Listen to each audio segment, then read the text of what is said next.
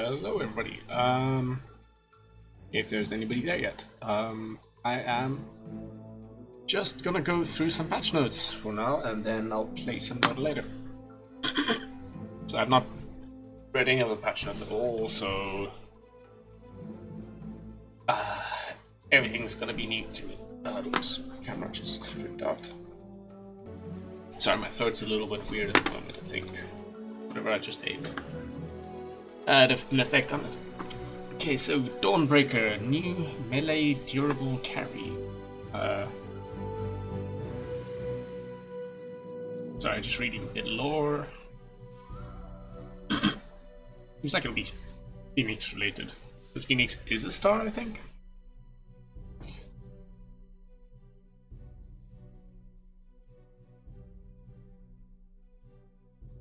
Okay, so here is Starbreaker. Dawnbreaker whirls her hammer around 3 times, damaging enemies with her attack plus bonus damage.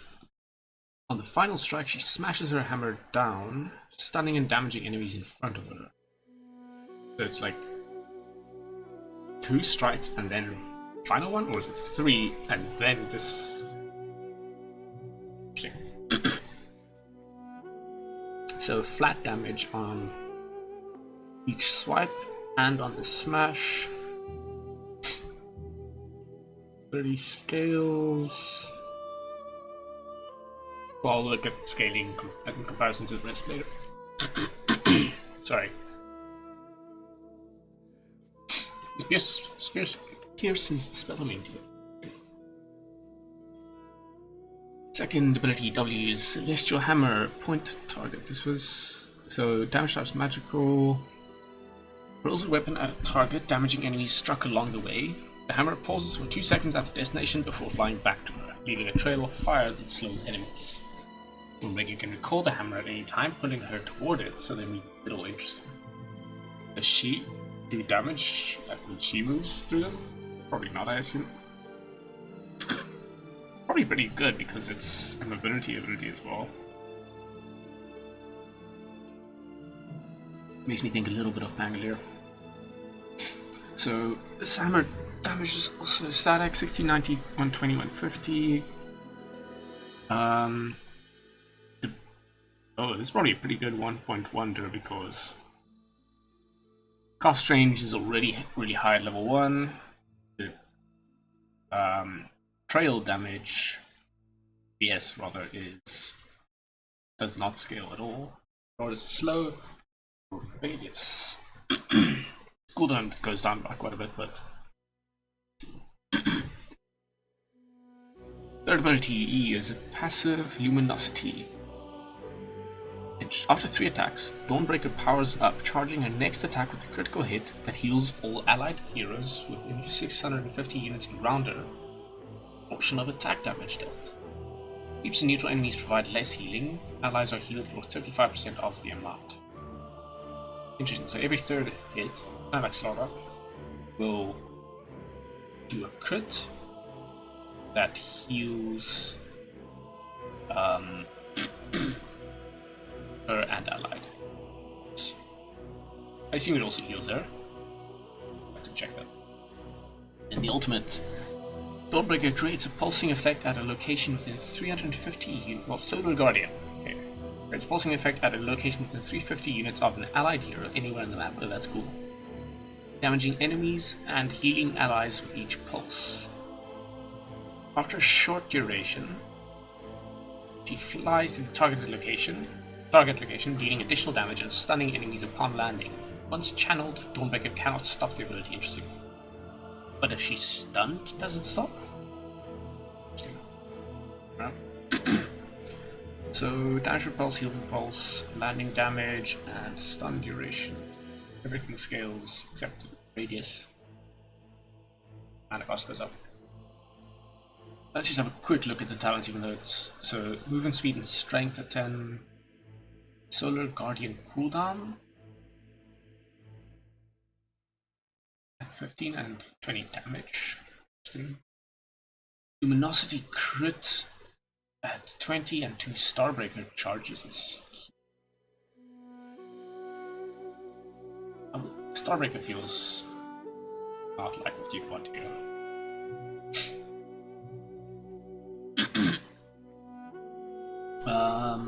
1025 is Celestial Hammer cost range.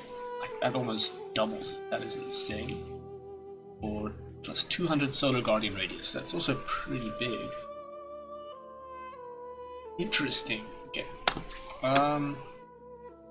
Let's not try her out immediately. We will first try go through the bastions. December to see. Wait. It's not here.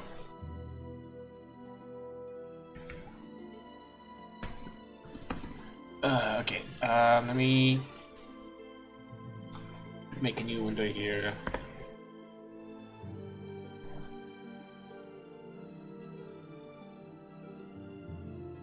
I'm really confused.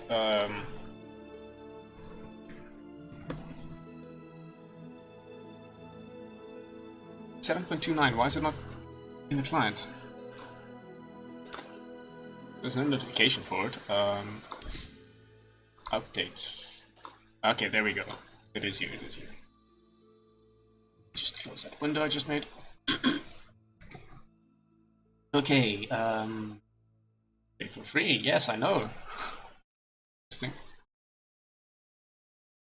Okay, so I have gone through this. This is where I should have looked at things. So you can see it's swing, swing, swing. Oh, swing, swing, smash. It's like during this third second.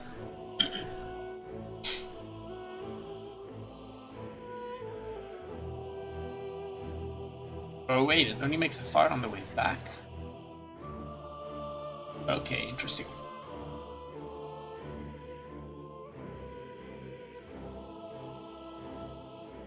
Yeah, okay, I see. I didn't read this part. Oh, but she also makes the fire. Okay, so...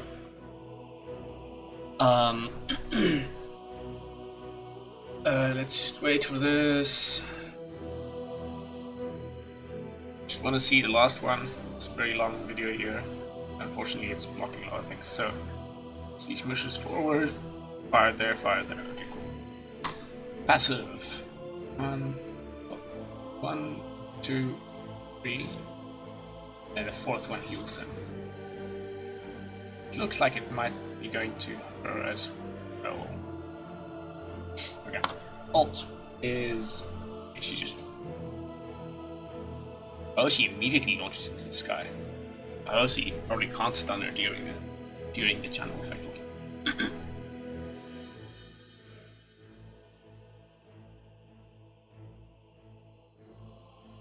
Okay, that's cool. It's pretty cool global presence. She can farm, and whenever her team gets into a fight, she can just join the fight. Detailed stats, I'll have a look at that later. My mouse wheel is broken. This is going to be a little bit tricky. I can use my arrow keys. Map updates. Oh, this is cool. Oh.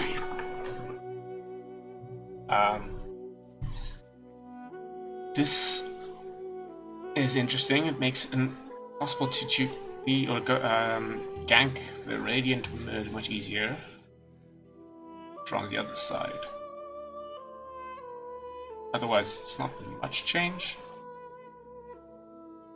Okay, Radiant's safe lane.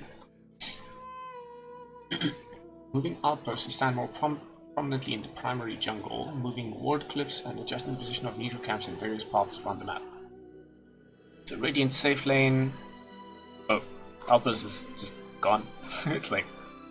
There? There? That's the stair. Okay, so... Outpost and neutral camp swapped. Small camps further away from there now.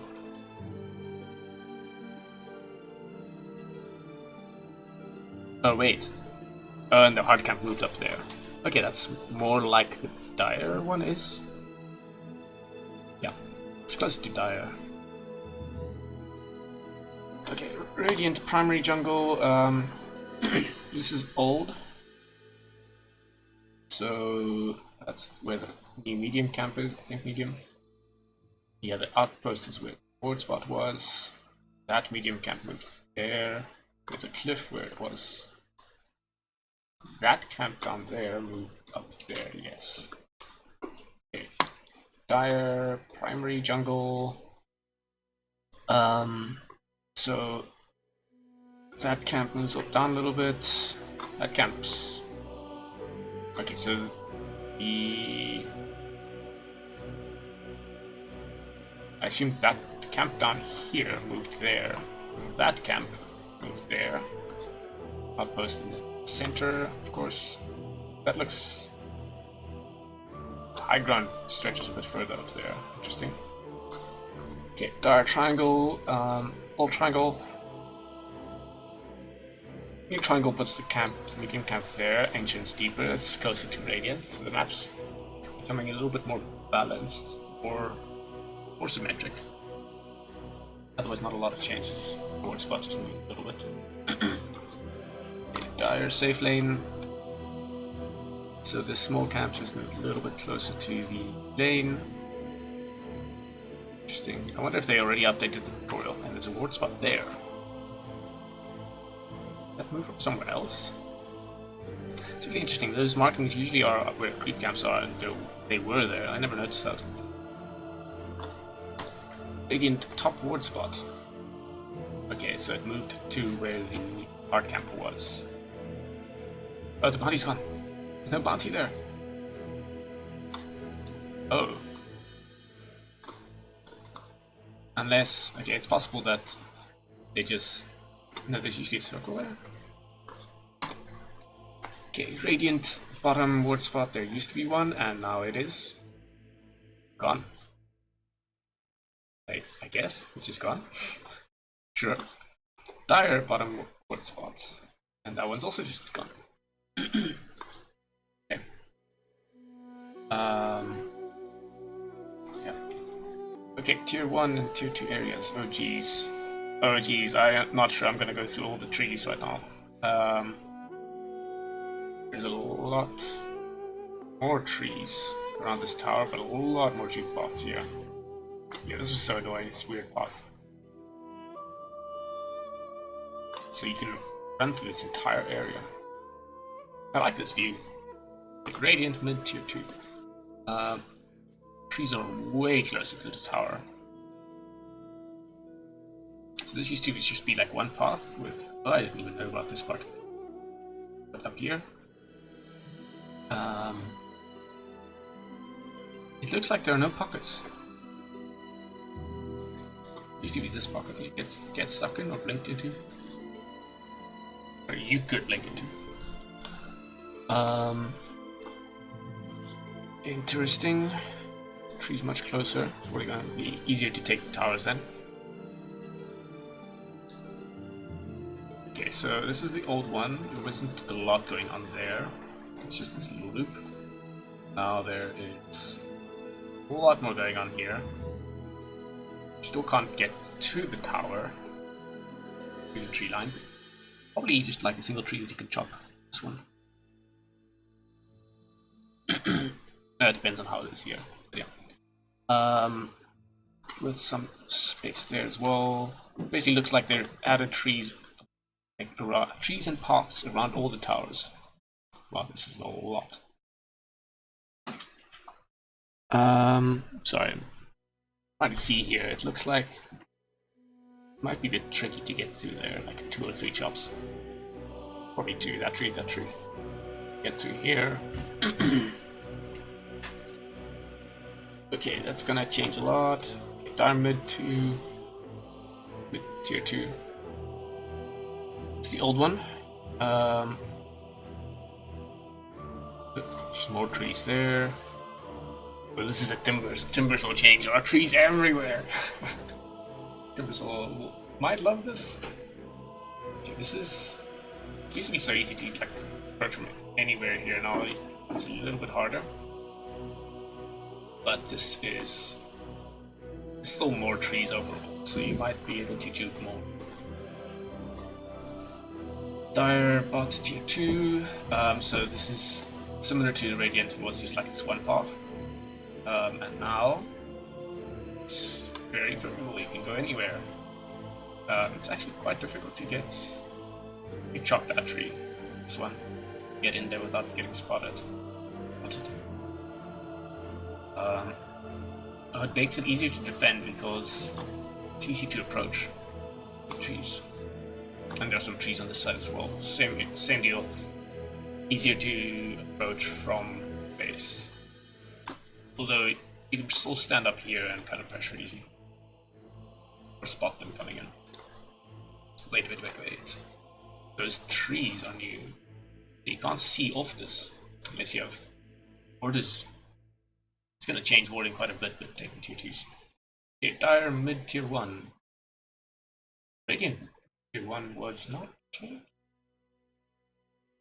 Oh, but there was that path added that was on the previous thing. So, previous version, so not a lot of changes here, just hard to move through here. You have to go around this hump instead, can't just go straight through. But there's more paths there. Automatic path there, you don't need to chop a tree. And another path there. Okay, cool. Okay, bounty and a new rune type. Okay, terrain update with various changes, yes. Added water power rune, yes. Spawns at both power rune locations only at minute 2 and 4. Okay, this balances out. Rune luck is no longer that big a thing.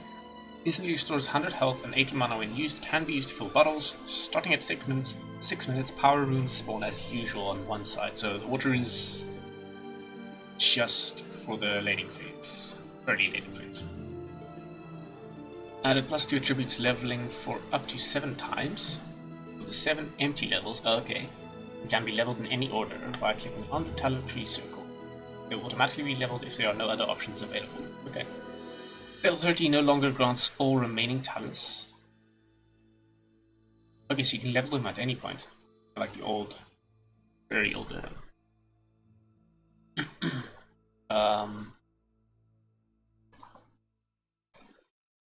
Level 30 no longer grants all remaining talents. Okay, cool. Instead, level 27 to 30 will grant you the remaining level 10 to 25 talents. Yeah, no insane spike at 30, but at 27 you already get something. That's really cool, I like that.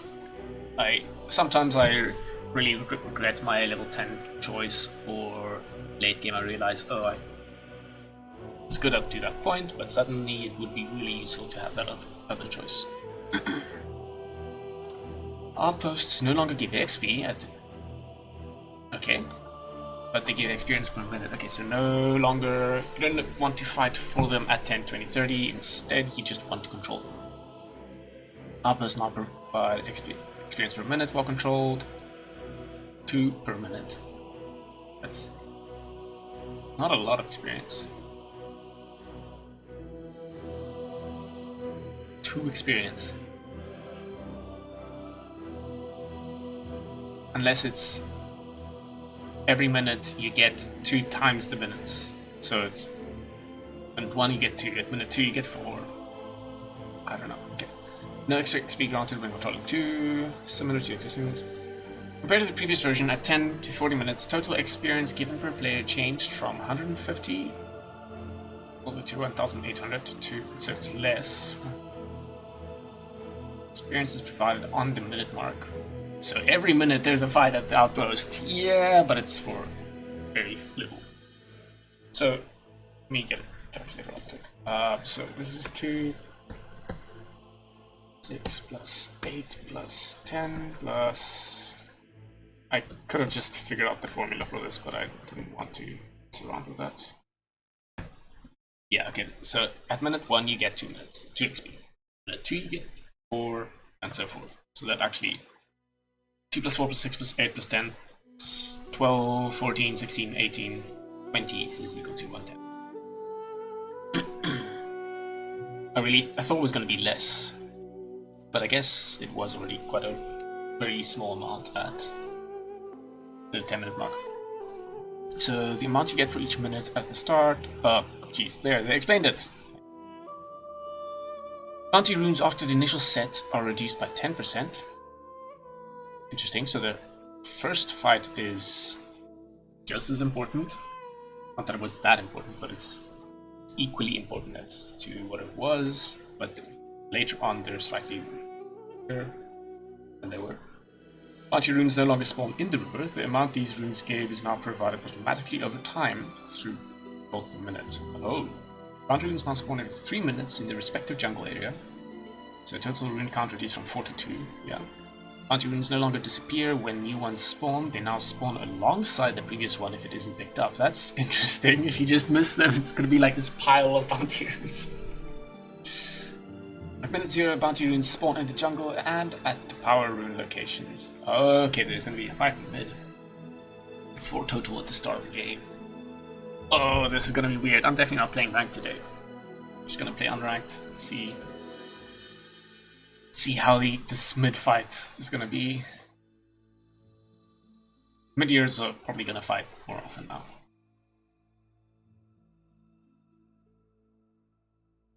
It's going to change a lot. Meta's going to be interesting. Just for the start of the game. Okay, so... Oh, I see.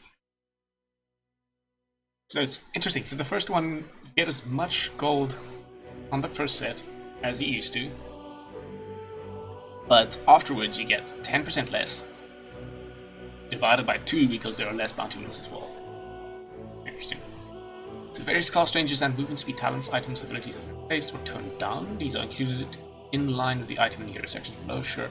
Your guild assist gold now adjusted based on the relative net worth difference between the two teams. For example, if your team is down 5,000 gold and the enemy has 50,000 total net worth, your assist gold will be worth 10% more.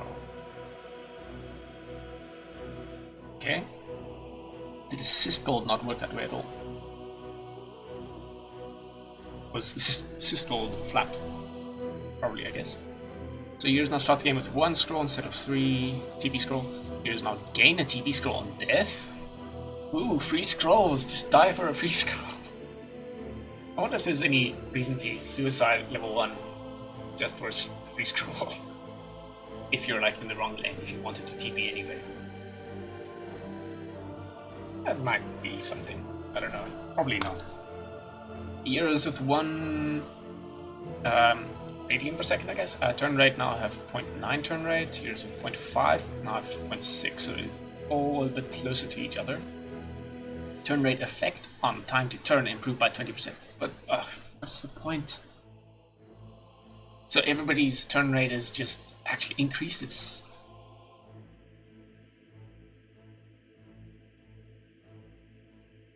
why not just say this is 1.1?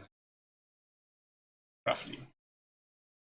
1.08? Why not just make this 1.08 and this 0.72? No, I guess it's slightly more readable, but still. Magnum Scepter, Roshan drop now requires you to activate to consume it. Has no effect until consumed. Okay, so you don't accidentally pick up. Steal the scepter when you want to give it to a teammate. Magnum Shard now drops on the second Roshan kill, and only that one. Okay. That's strange. I guess... I mean, you probably still could have attacked it. Increase building teleportation range. Ooh. You can teleport really far to your towers, but stand quite a bit away from them. It's cool. Outpost teleport base channel time reduced. That's nice. It's so annoying to teleport for 6 seconds. But it's probably going to change things a lot. Outpost vision reduced from 700 to 500. Interesting. Captain's mode has been changed. First, second, second. Okay. Hoodwink is added to Captain's mode. Couriers no longer have vision when inside Roshans, but okay, no more courier Rosh spotting. Scouting. Wards can now be denied from full health by any allied player if the ward is placed in a spawned camp box. Okay, that's good. I didn't realize he couldn't. Is it just the owner of a world that could have done it?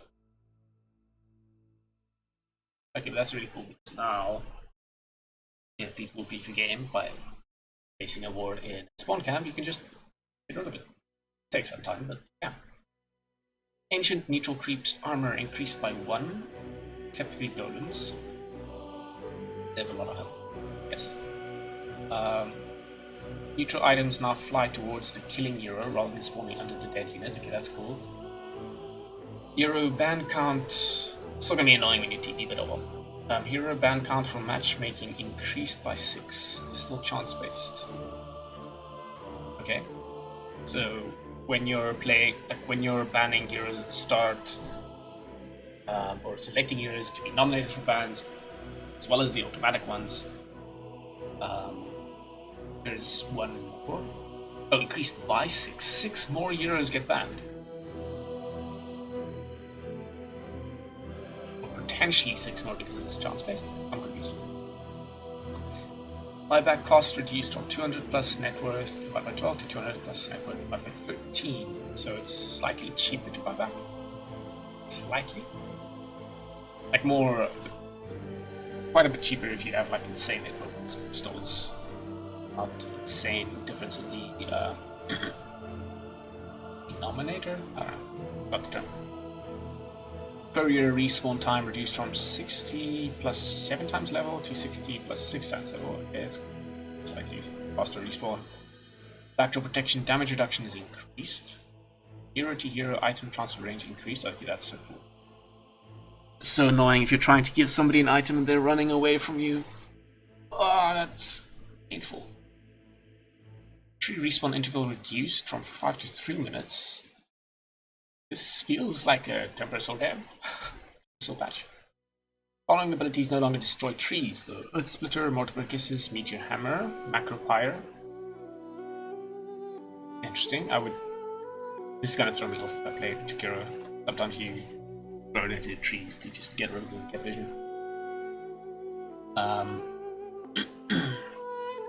Reduce the radius of tree destruction on the following abilities: Wild Axes, Gust, Power Cogs, Vacuum, Fire, Remnant, Relocate, Tether, Blinding Light, Skewer, Doppelganger, Telekinesis, Fire Snap Cookie, Spit Out, that's also the Snapfire Axe, okay. Spiderlings, Blast Off, Toss, Snowball, Power Shot, and Spear. But Mars Arena still gets rid of everything. Tango, Share Tango is now expire. Tango cooling has been removed from the strategy phase UI. Okay, it is changed completely. You don't wanna. You can't pull tangos to mid, basically. You have to TP there if you want to do that. If you want to give them a tango. Ha! Removed Necronomicon. Whoa, big change. Satanic cooldown reduced. Can no longer be dispelled. I didn't realize it could. And it dispels on cast. Satanic is really good. Really strong now, I believe. It's not like it was bad, but it did used to give status resistance at some point. Like, that's on 7.7, I think 7 to 8 it changed. But it got damaged instead, I think. I'm gonna check. I'll actually look at Battle Fury mana regen reduced by a bit. 5.5, it's not that much else. Key damage reduced, so no slightly Battle Fury, somewhat. Meteor Hammer stun duration reduced. Okay. Building damage per second increased. Okay, so there's more of a sieging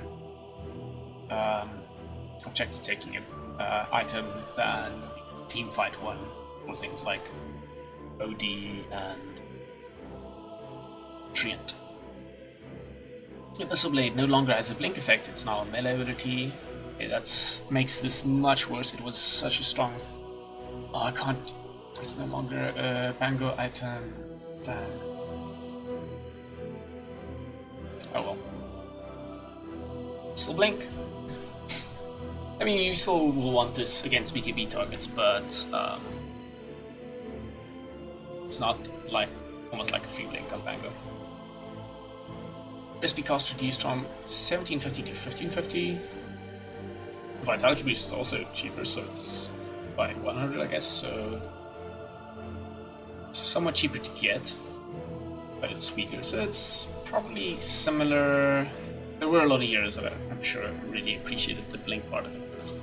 Well, Tranquil Boots, movement speed reduced by 5, Magnum Scepter, cost range reduced, as well as loot picker.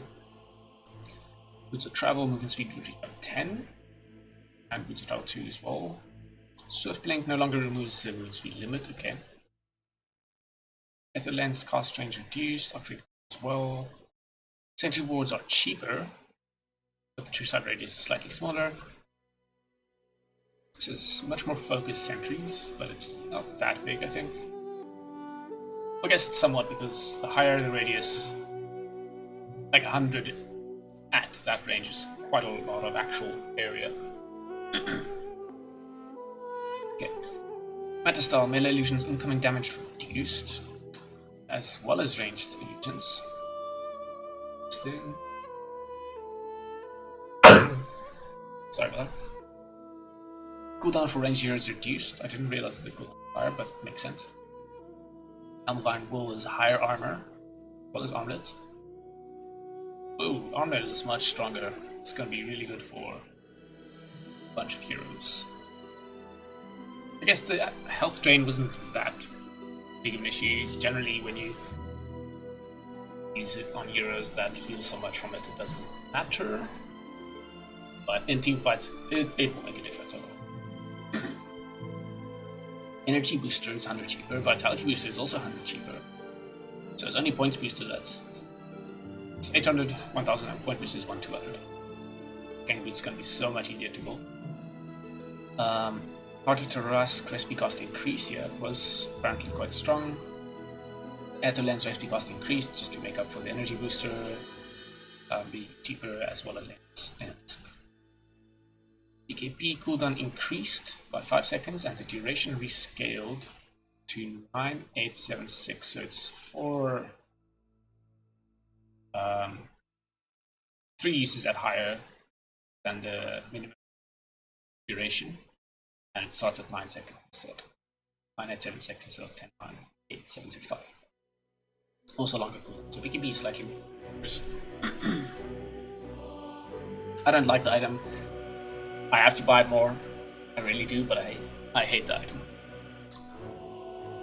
Okay, clarity duration reduced from 30 to 25, so it's 150 mana instead of 180. Damn, I use clarity so much. It's not that big, it's still pretty efficient, but I chugged this thing like there's no tomorrow. Bottle cost increased by 50, mana regen reduced by 10, and health regen reduced by 10.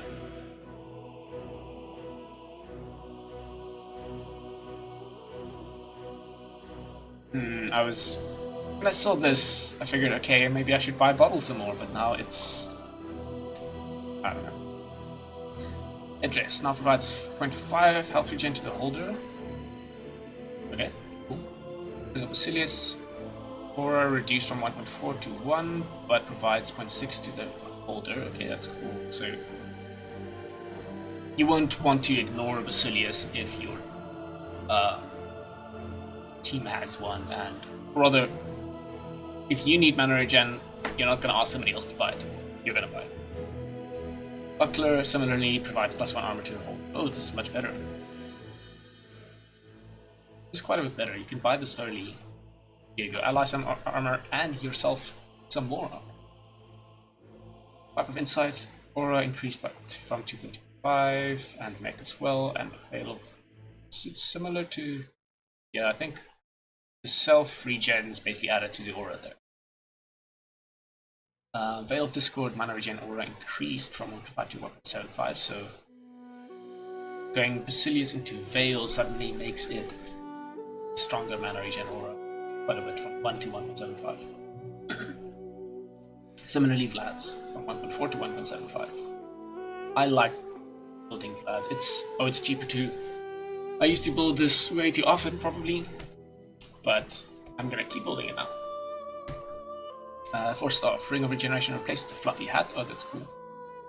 That's very cool. Sports like buying it, but the regen isn't that. It's okay, but often you'd have a Tranquil Boots and you'd need higher health as well.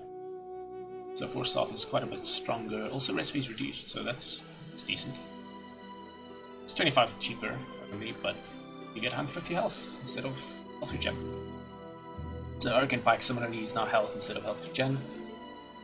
Intelligence increased. Cool. So this is slightly more of a int caster item now, but like not. Sorry, int right clicker, like silencer and that type of hero. But it's not always the best item. It's very rarely the best item. Diffusal Blade. Mana break, damage per mana burn increased. Well, mana break on melee illusions reduced. So, Nagasire and Phantom Knots are. They're still going to buy this Diffusal. It's not going to change, but it's less mana burnt. That's really good because it's so obnoxious, but you still get the damage. You still get decent damage out of it, out of the mana. But some heroes, so if there's suddenly a PL army on you, then you just don't have mana. Actually, come to think of it, they will do more damage to you overall if they end up burning through all your mana, but it will take them longer to do so. Agility increased from 20 to 24, and in 10 to 12. Solar Crest recipe changed to Medallion, Crown, Windlace, and a 900 gold recipe. It's 1,150 cheaper. Used to be an Ultimate Orb. Medallion, Ultimate Orb. Yes. And perhaps a recipe, I'm not sure. So the armor is reduced by 2 though. All stats reduced from 10 to 5, yes, because this was Ultimate Orb stats. This is Crown plus 1. Shine active armor reduced from 86, of course. And the attack speed addition removal reduced from 80 to 55. It's probably going to see more play now because it's cheaper, but this was pretty big. Vanguard, block chance increased from 50 to 60%, as is Abyssal Blade and Crimson Card. Slippers of Agility, Gauntlet Strength, and Mantle both be reduced by 5 cost. So all the Bracers, Wraithbands, and Null Talismans are going to be 5 cheaper as well as a result. Soul Ring is probably also cheaper then. That's interesting. Bracers health regen increased. I actually really like Bracers. They probably,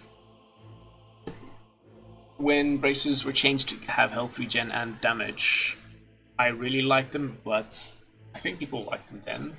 But shortly afterwards, people started saying that they're one of the weaker ones of those 3. So I like this. Dungeon Yasha attack speed reduced from 16 to 12. Yasha and Kaya mana regen amp increased from 24% to 50%. Jeez. 30 to 50, 30 to 50. This might be a way to get some mana on some heroes without, then they don't need to go for arcane boots or that type of thing, like Underlord. So Underlord usually goes Greaves anyway, but I've been thinking of like a Kai and Sanj build on Underlord.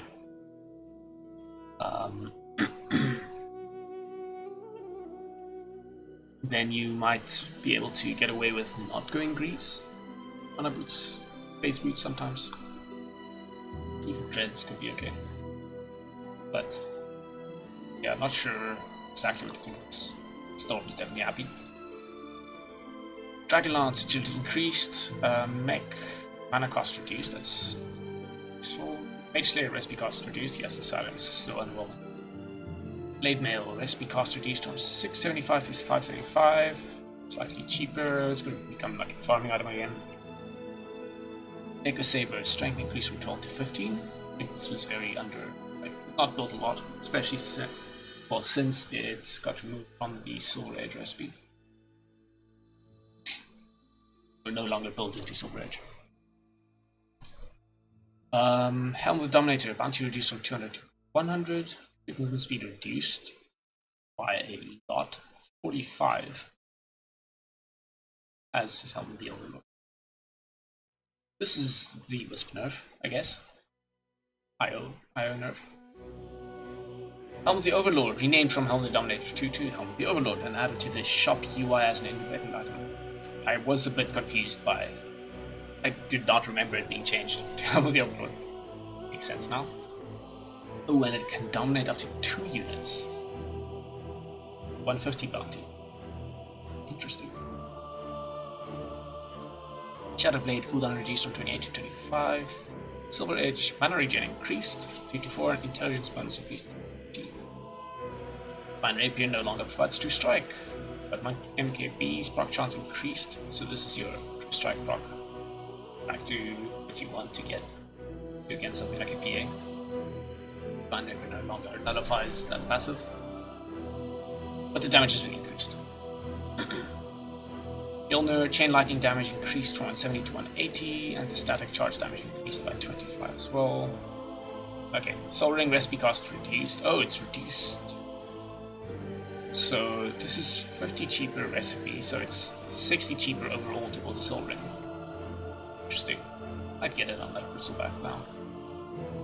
Especially since Bottle is more expensive. Oh, there's also less bounty rooms, so Bottle's gonna be much weaker. Probably mostly mid-heroes going Bottle now. Quelling Blade, bonus damage reduced from 13 to 12.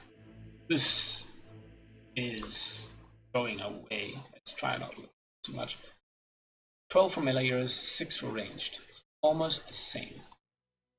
Well, it's not almost the same, it's like twice as much, but it's getting closer. Like, it used to not give damage to ranged heroes at all, or was just lower.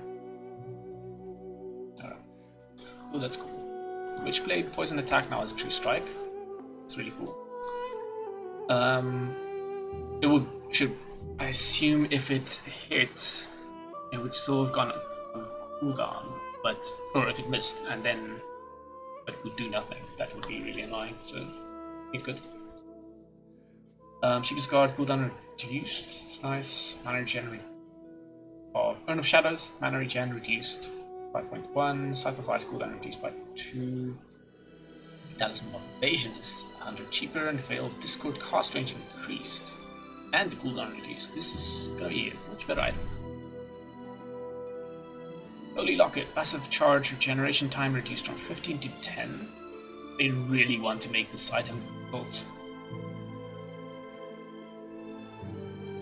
Nobody buys it. But I think it could be good. Like, in a fight this is not gonna matter, but you're always gonna have, whenever you start a fight, you can have a full Holy Locket. Or one. It's pretty good, actually. I think it might warrant buying, especially on heroes like Dazzle, if Dazzle's not bad. Infused Raindrops, minimum damage threshold increased. Okay, so it's a bit harder to waste some of these raindrops. Windbreaker cooldown reduced by 5 seconds. Aegon cost range increased by 100 at all levels, recipe cost reduced by 50. So Aegon 5 is 250 cheaper. Rather, Atos projectile speed increased, so that's cool. As similar for Gleipnir. It's really annoying when you try to do Atos and anti-mage and it just counters bolt. Bloodthorn, recipe cost reduced from 1000 to 800, and the mango can now be sold. Interesting.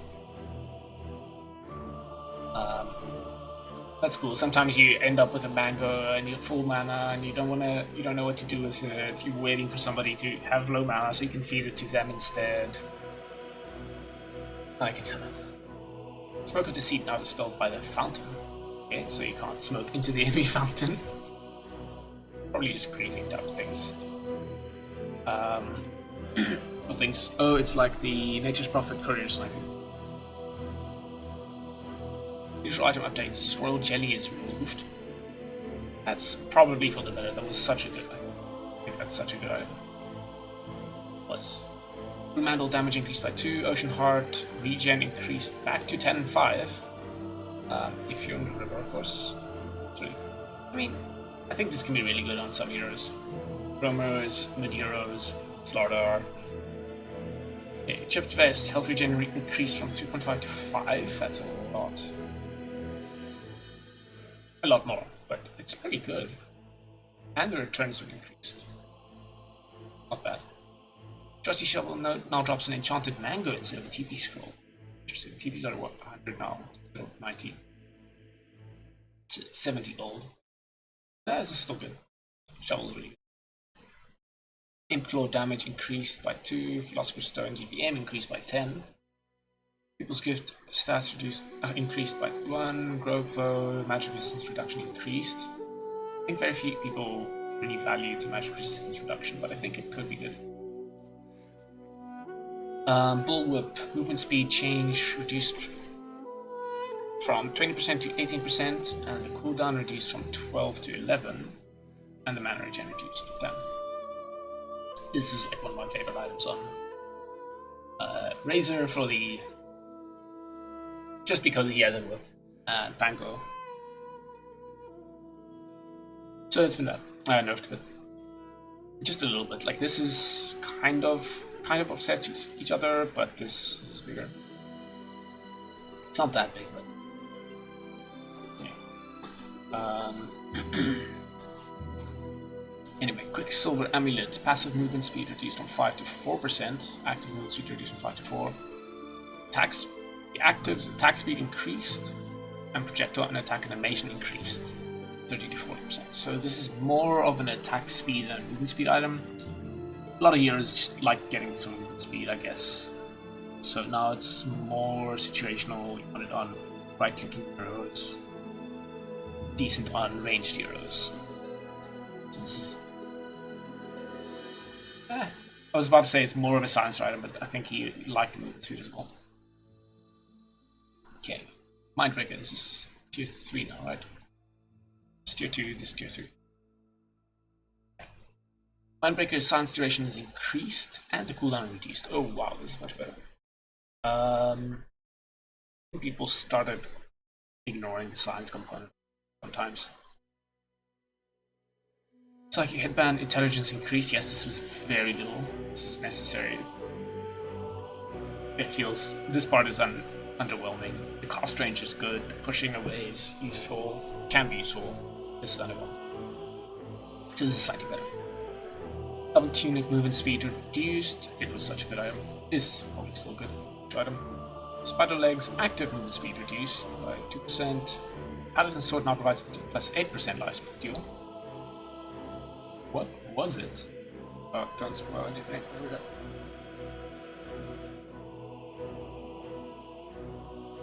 Was it just... oh, spell lifesteal. Oh, that's awesome. Okay, I'm gonna take this item on Underlord. I'm taking it. Okay, that's really good. Really cool change. I like that. Much less situational. Like you always the only people who would want it is the carries, typically, and if they don't want it, then because they want something else like Spiderlegs, then if you're a caster, you're kind of screwed. You can't take this; it's useless. Now, it is useful. Okay, Telescope. Attack and cost range reduced from 135 to 125. I do think people undervalue this item. Illusionist Cape. Illusion bonus damage reduced from 8 to 6%. Okay, so less extreme if you get it on PL. Something like that. Spell Prism stats reduced by half, 12 to 6.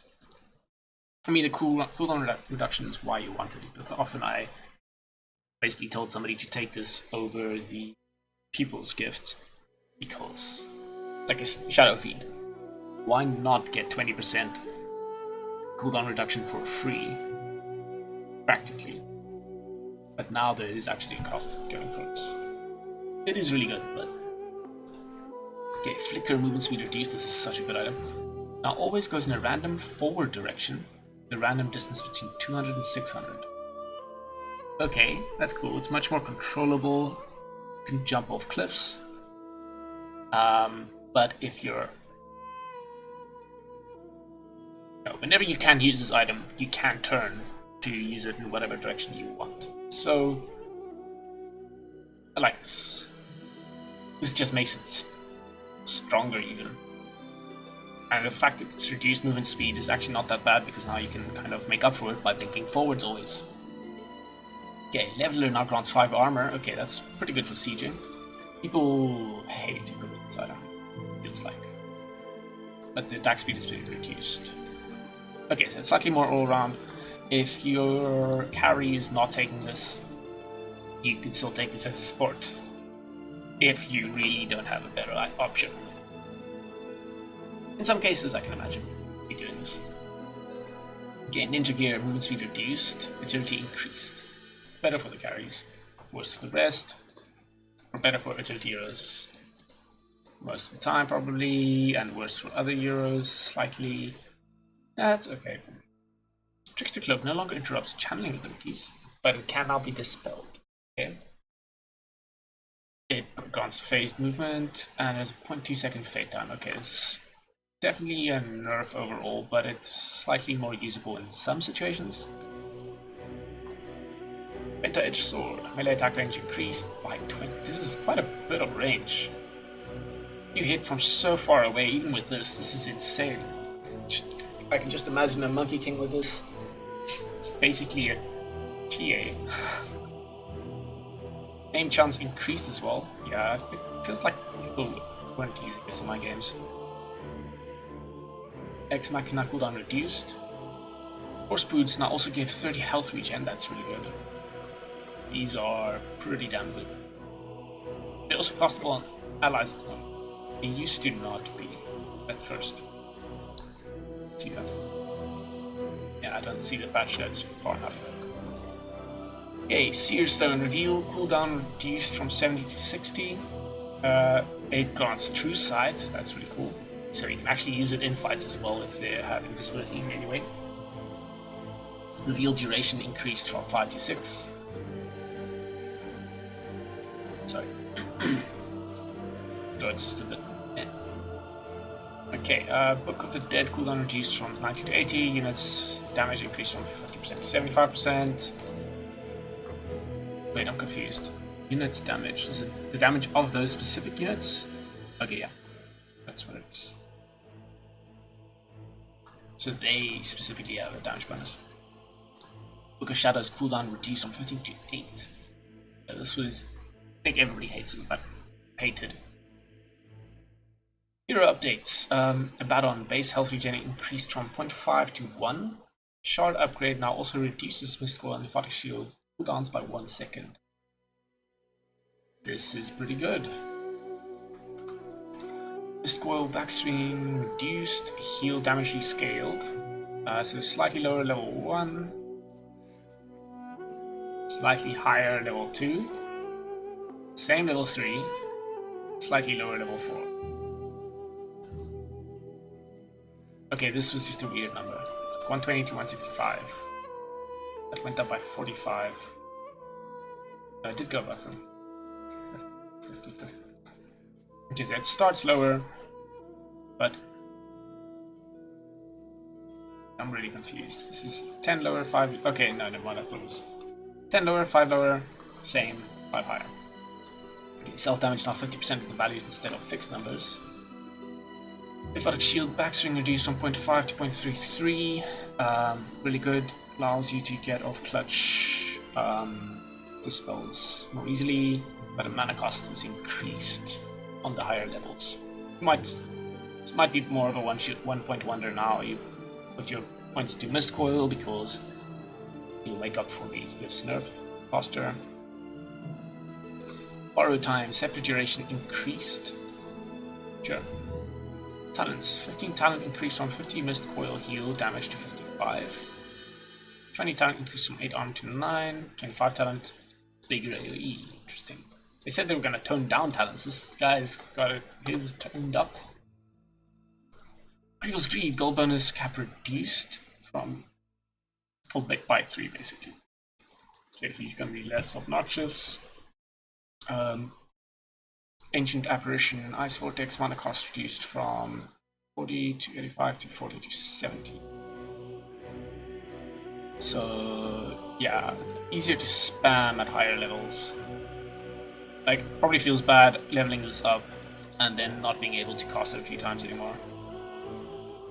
Like, it's was double, now it's almost doubled. Cooldown is increased at lower levels. Okay, interesting. Much more incentive to level this up. But not. You're probably still not gonna level this up already. Chilling Touch, Scepter now reduces mana cost by 50%. Oh, that makes this much more viable. You needed so much mana regen for this, I think. Anti-Mage. You work the Chard upgrade. Now causes Blink to have plus 300 range and reduces cooldown by 2. That's pretty good. Basically, it is the talent. The 15 and 20 talent. That's really good. What was the Chard? Is something to do with... I don't know. Mana Void cost rescaled. 25 less, same, 25 less. No, 25 more, okay. Blinked, the Scepter, Fragment, Illusion, incoming damage reduced, and outgoing damage increased. Okay, so basically Scepter is much better. New talents replacing the Blinks things. Oops. Oh, what have I done? Oh. How do I go back? There. No. No, there's no way to go back. Okay. This page is really good, but unfortunately, I want to go back there. No, how do I go back? Okay, there we go. Okay, lesson learned. Don't click on the arrow.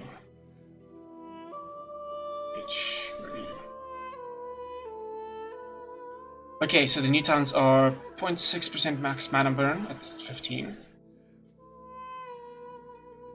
That could be good. Damn it, now I want to go there, but I'm gonna go this way. The magic ends here. 0.6. It's almost one level on skill point. Probably really good in certain situations, and really bad in most. Like against a Storm Spirit or something like that. OD. Against an OD, this might be good. But yeah. Okay, level 20 talent changed from the Blink cooldown to 1 second mana void stun. What do these compete with? I fear no vile sorcery. Armor or mana void damage. So you basically pick damage or stun on mana void. So if you're against low mana heroes, you're probably just gonna go stun. That's nice. Gives it some change around. But most games you probably go for the armor instead of the mana burn thing. Okay, Arc Warden, Magnetic Fields, Chard magic resistance increase from 20 to 40%. And the Chard now also slows enemies by 20%. Probably. It's probably worth getting. But maybe not on a core Arc Warden. I guess unless you're against a heavy magic damage lineup. Might be still. Level 10 talents are no longer flux cast range. Oh, it's reduced by 25, and the health is increased by 25. Axe. Attack point reduced. That's pretty decent if with the like right click thing. Yeah, so Chard now also increases proc chance by 10%. Scepter upgrade cooldown reduction increase from 2 to 3. So the cooldowns. The true path. So Axe's cooldown is 16 to 10 seconds. Let's say it's 10 seconds at level 4. Now, instead, Scepter, it would have been 8, now it's 7 seconds. Pretty good. But this Chard seems much stronger now. Yeah, level 10 talent, mana regen reduced, and changed from attack speed to strength though, so you don't no longer get that. But The Chard does give attack speed, so it's not too bad. Bane, reworked Chard upgrade, probably because it's buggy. Causes Brain Sap to become a 550 target AoE spell. Secondary units heal for 25%. Reworked Scepter upgrade. Okay, I was about to say, like, if you could combo those, it would have been insane, but reduces Fiend's Grip cooldown by 45 seconds and causes Fiend's Grip to create 2 uncontrollable illusions that channel Fiend's Grip on the target. Okay, so it is still there. Hopefully they fix the bugs with cast range. That's cool, because you can now cast Fiend's Grip. You've got 2 illusions that are channeling it. But they're probably going to be on either side of you, so probably easy to stun all 3 of you with like one chain stun. Like a Earth Spike or something like that. But single target stuns. You get a Scepter, it counters single target stuns, and you can still cancel it yourself because you've got 2 illusions doing this. It's actually pretty good. It's very expensive, but might be good. It does reduce the cooldown by a little. Brainside backswing reduced by a lot. Okay, that's cool. Unfortunately, the old Scepter's gone. Enfeeble attack damage reduction increased by 20, 15, 10, 5%. Health restoration reduction increased by the same amount. 20, 15, 10, 5%. Cooldown rescaled to be longer level 1, 1 second shorter level 4. Cast range reduced to 800, scaling back up to what it was. 4 and duration increased 8 to scale to 11 instead of staying 8. Level 15 talent changed from 12% spell amplification to -3 second brain sap cooldown. Oh wow. Okay. Let's see. What is this cooldown? 11 seconds. So that would become 8 seconds. 8-second cooldown. This AoE thing. It could be good. I don't know. Okay, this level 15 talent changed from 100 cast range. Oh, that's usually you'd get, I assume. To 5% Fiend's Grip max mana drain. Situational, probably pretty good most games. I would think you don't go for this unless you're against something with insane mana. Or that really values its mana.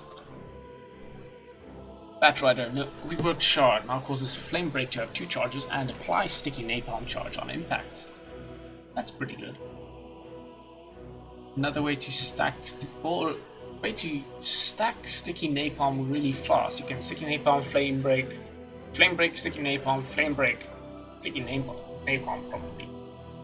You've got 4 stacks immediately and 2 Flame Break dots on them. Backswing reduced from 0.63 to 0.4 on Flame Break. Probably making this easier to execute. Range reduced though. And debuff no longer stacks at multiple instances, but instead adds stipulation. Okay, so you don't have 2 charges, 2 dots on them, but you have a long dot on them. So it's slightly worse than I thought. It's less burst, but I'm not sure if it slows. I don't think it slows or does anything like that. That swings his blade. There's no taming me. Yeah, there's no slow. Okay, lasso backswing reduced to 0.4. That's good. Damage per second increased as well. This is just like a cherry on top, really. This is mostly to proc napalm. Level 10 talent increased from 4 armor to 6. Level 20 talent changed from 2 flame break charges to 20% magic resistance. Could be good in certain games. Beastmaster armor increased by 1. Dive-Bomb Shard no longer grants free hold control, okay, but has a huge cast range. Stun durations increased. Okay, so it's more like TA traps. You set these birds up in certain places, and if you're fighting underneath them, it's stun. Or you cast the bird as a stun and immediately use it. Damage is increased, and it can target couriers. Okay, that's cool. You can. How much health does the max level courier have? I assume it's supposed to always one-shot them. Otherwise it's a bit weird if at some point you just can't do this. Okay, Hawk Shard also lowers the cooldown by 15 seconds. Okay, that's not bad.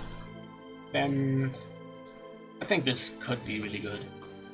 It's a bit annoying that you don't have this free flying vision constantly. That was probably pretty good, but I think overall it's making your team fight much stronger, in a way. Okay. Especially if you set up birds in location, then you set up a few birds. One bird in Roche or close to it, and in a Roche fight you've got this free 2-second stun, and another one if you just cast another bird. Well, the Magnum Scepter now also increases damage by 40, mana cost reduced by 15. The Scepter is becoming viable, I feel. Primal Roar, I don't know for sure, I'm not that knowledgeable on the meta, but I feel like it could be viable.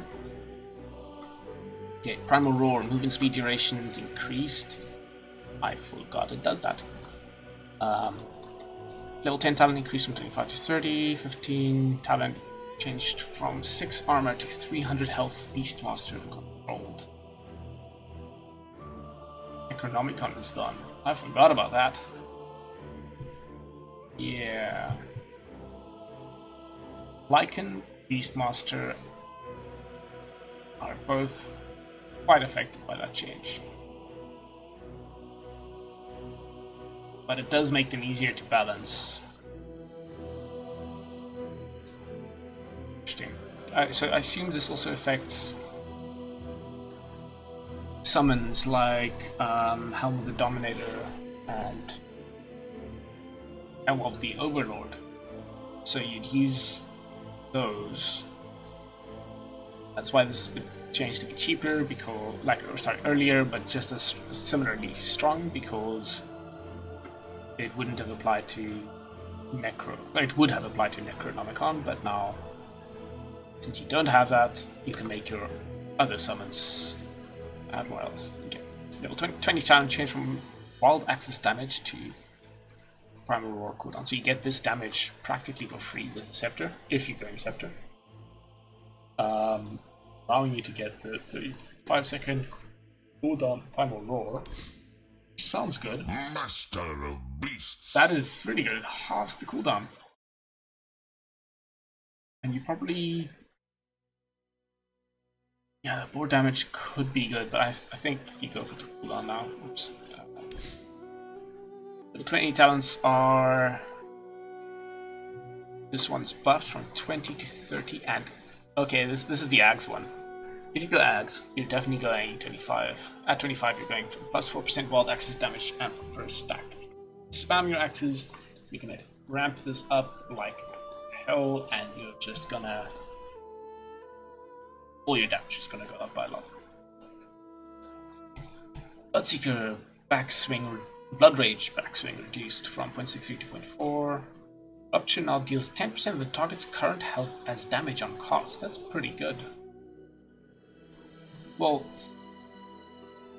could be good if you open up. Yeah, this could be really good. The damage reduced though from 36 is getting to 60 to 33 is getting to 55%. Level 10 talent increased from 6 armor to 7, or 15 talent increased from 75 to 85 blood right damage.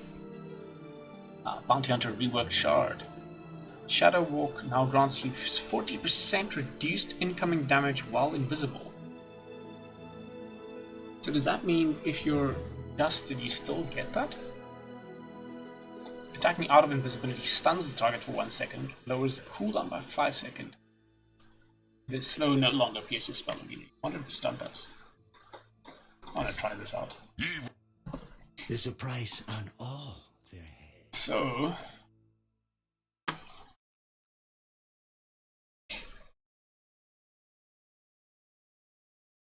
how do we do this? Easiest thing, I guess, is get some Galaxy boosters. Selecting who has it. I guess we just give Axe to Dagon. Oh, come on, how about you? There we go.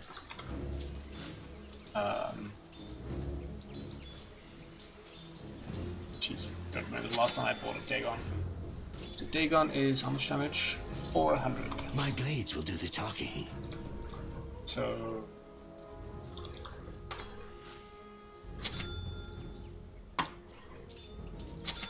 okay, so Shadow Walk. Fight what you can't. Dagon, this does that about 800 health. Fresh. Buy him the Chard. Yeah, okay, that's cool. So being invisible, as long as Shadow Walk's active, you get 40% reduced. Take 40% less damage. And he's stun going out of invisibility. But it does not pierce me, maybe. Where did the axe go? Okay, there's a 1 second stun. Fresh. There's no stun there. Okay, interesting. I'll take the job. No longer pierces spell immunity. Okay, so this is scrolling much faster now. Why? Okay, so Brewmaster base movement. So well, on this, it feels. I thought the old Chard could have been good, but apparently people didn't like it. Well, I heard at least one person say they don't like it. This could be really good. 40% reduced damage makes this... Like, you can have this invisibility up 100% time.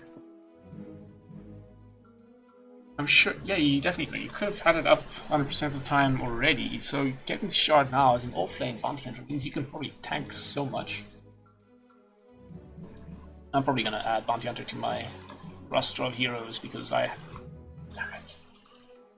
Because I did do like bounty hunter, but haven't played him in a while. I haven't played him since I tried to narrow down my hero pool. Okay.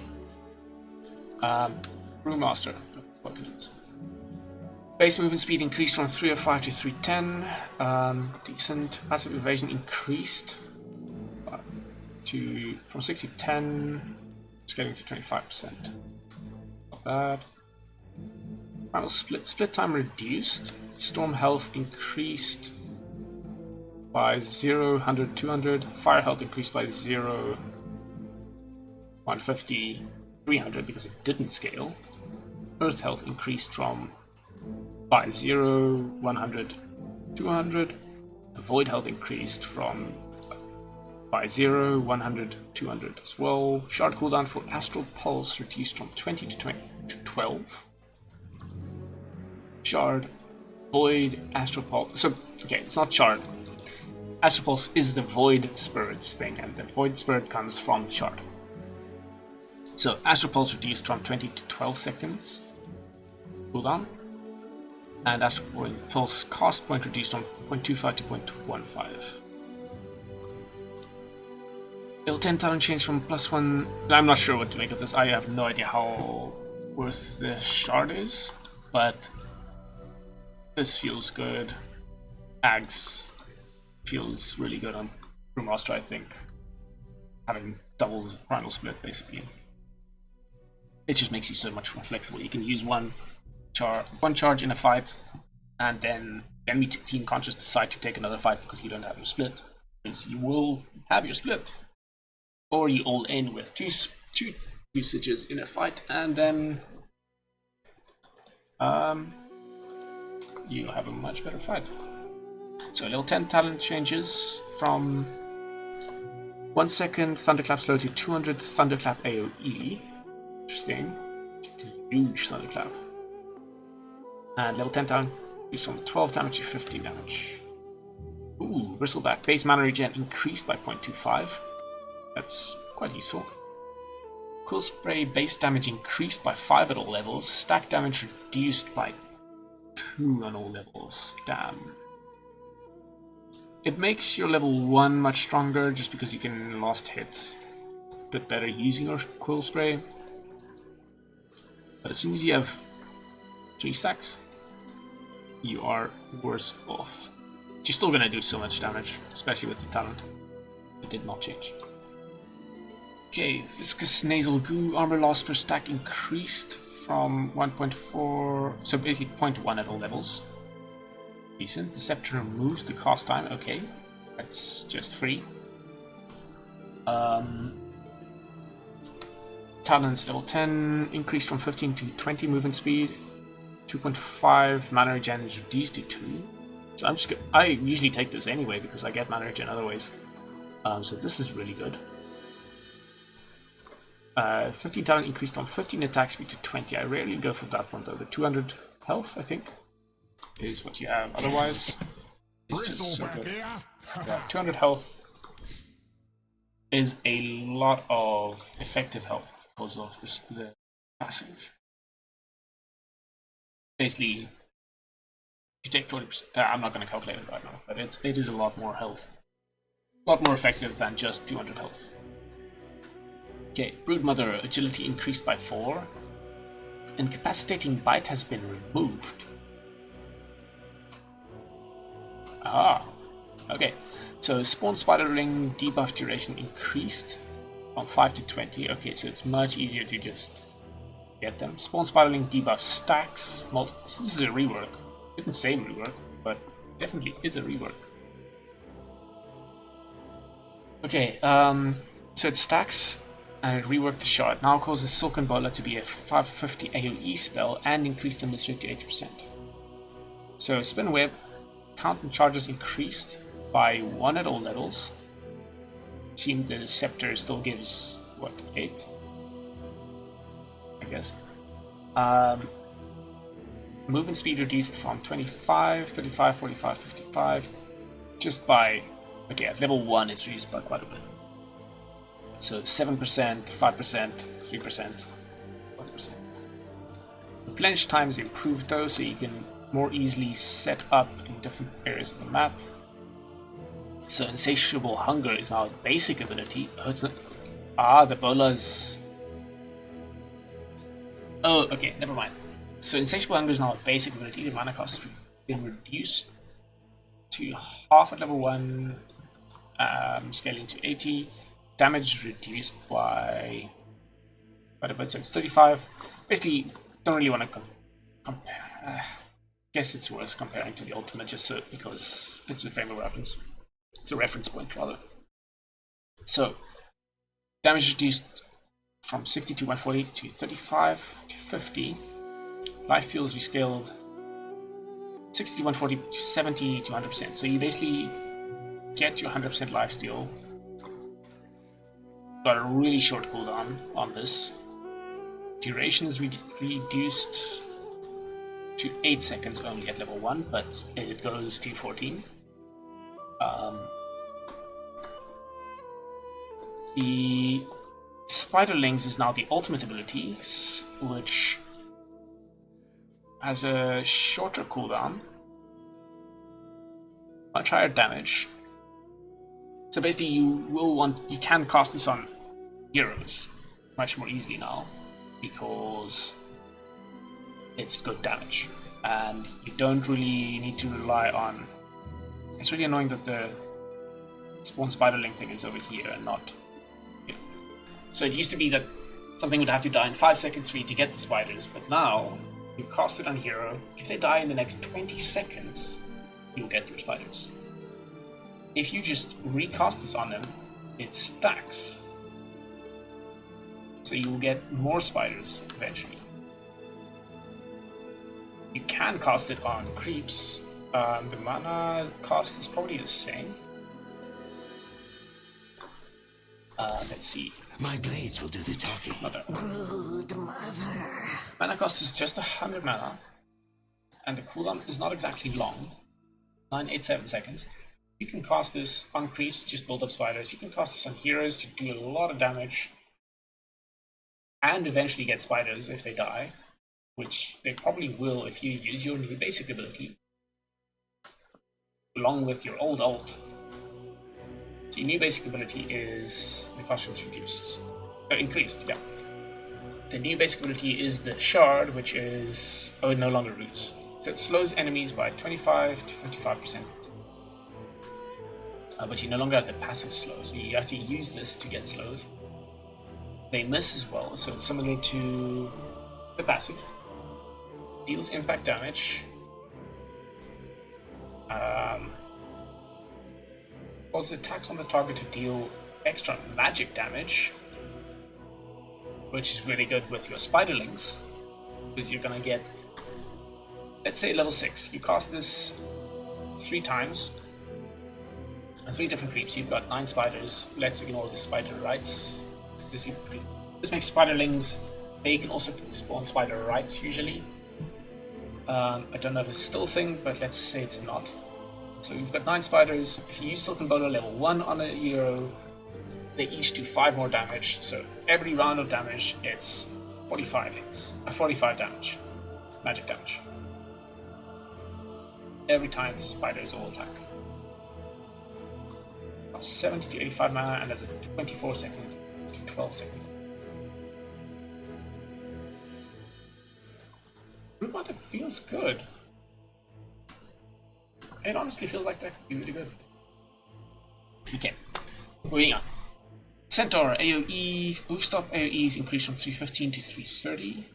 Makes it just a little bit easier to land it when you're running at people, and blink stuns could just land extra people. Double edge, cast point reduced. It's so annoying to cast this, just slow animation. It feels slow. Maybe it's not that slow. It just felt slow. Shard slows increased to 25%. That is pretty big. Duration, the buff duration is increased from 12 to 15, so it's much easier to keep stacking this up. Or to keep it rolling. Retaliates damage. Retaliates return damage. Increased from 20 scaling to 35 to 20 scaling to 38, so it's more of a late game increase. Stampede cooldown reduced to 90 at all levels. Damage reduced from 200 to 300% to 150 to 300%. This is such mediocre damage. It's basically like you hit them once.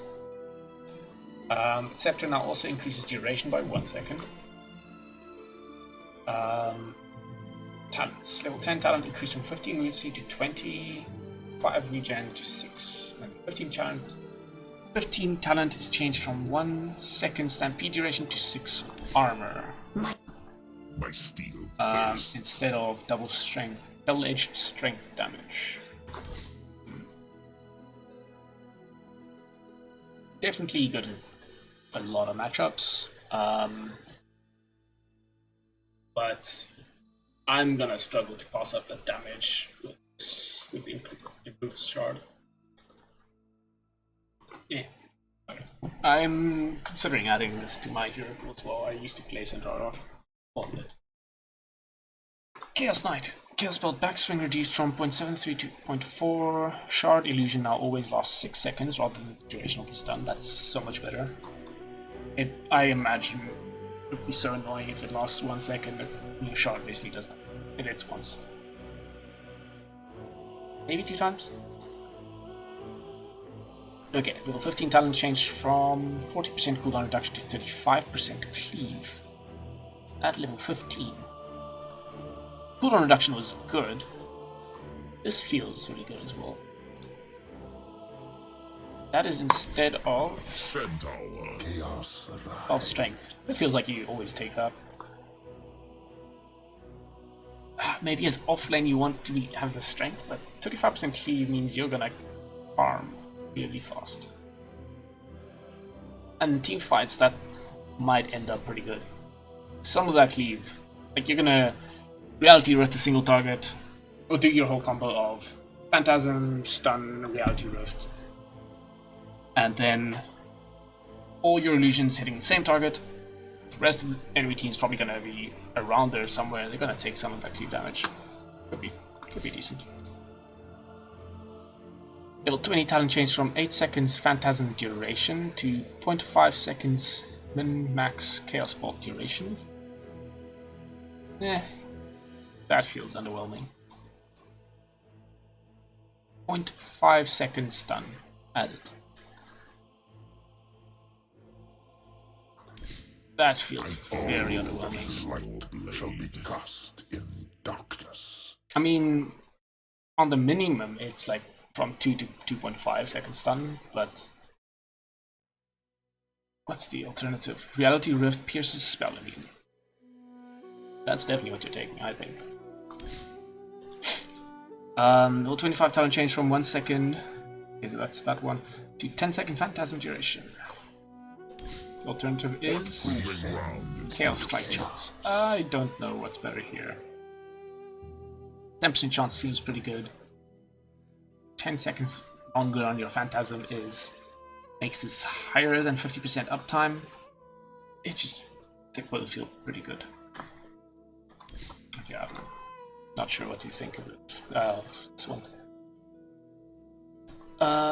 Okay, Chen. Base mana regen increased from 0 to 0.5. That probably makes his life a lot easier. I don't play Chen, so I'm not sure. But I imagine it does, especially as a plus 5. He probably just has so much more mana. And I've got heal increased by 25 at all levels. Sure. Yes. Divine Favor Shard, mana cost reduced from 200 to 100. Cost range increased from 500 to 600. Cooldown reduced from 35 to 25. I need to know what this shard actually does. The Inquisitor has arrived. Oh, it teleports them home. It's no longer the teleporting to him. The towers moved to. But cannot target spell immune allies. Okay. I mean, it can be really good. Level 10 talent changed from 175 cost range to Penitence deals 250 damage. Test your face.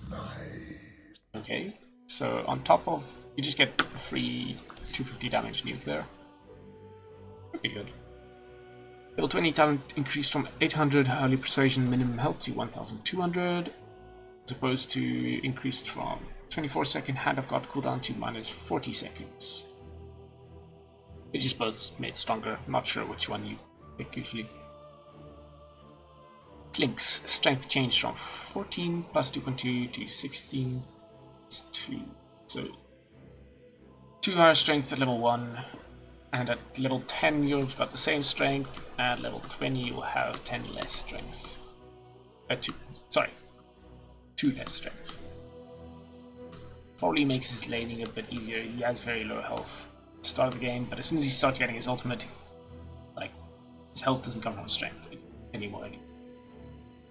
Strafe mana cost is increased to be 70 at static. Shard skeleton duration reduced from 60 to 45 seconds. Shard made this skeletons appear when you exit. Probably when you exit invisibility, it creates 2 burning army skeletons. Okay. Scepter's spawn interval reduced from 0.7 to 0.5. Scepter cooldown reduced. So the Scepter more viable, I guess.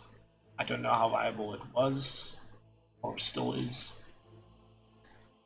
Level 15 talent increased from 25 to 30 damage. Clockwork, Jetpack, Shard movement speed bonus reduced from 22 to 20%. And the cooldown is reduced from 20 to 60. Don't know what to think of that. Of the faith. This'll gum your gears. Costs up to 6 seconds until you cast Hook Shot. Well, it gives you... I think that's probably pretty good, because you can just use it for the flying vision in trees more often, more easily. Yeah, probably a slight buff. Power buff and speed buffed as a Enchantress. Crystal Maiden reworked Chard now allows you to move, cast, and attack during freezing field. The movement speed is reduced by 75% during this, and the freezing field follows your movement. Interruptions and silences will still interrupt the spell. Okay, so it's like it's a channeled spell, allowing you to still move at 25% of your movement speed and still cast and attack. Cast spells and attack. Probably also use items, I'm guessing. Maybe not, I don't know. But this feels really good. Sometimes it's just so annoying sometimes you just don't want to commit to casting Freezing Field because you're not going to be able to cast your other spells. But you can now cast your ult and then keep casting your other spells. Okay, level 10 talent change from 75 cast range to 125 Crystal Nova AoE. That's probably pretty decent. But my guess is the other talent, yeah, 200 health, probably. It's gonna be so big though. It's already a big AoE. Plus 125 is probably huge.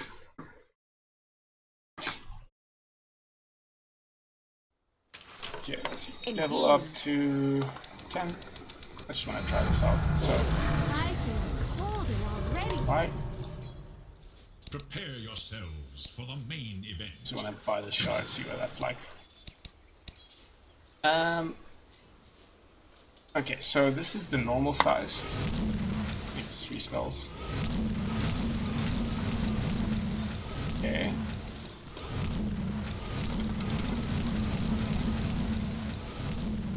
And then this is the increased size. That's pretty damn big.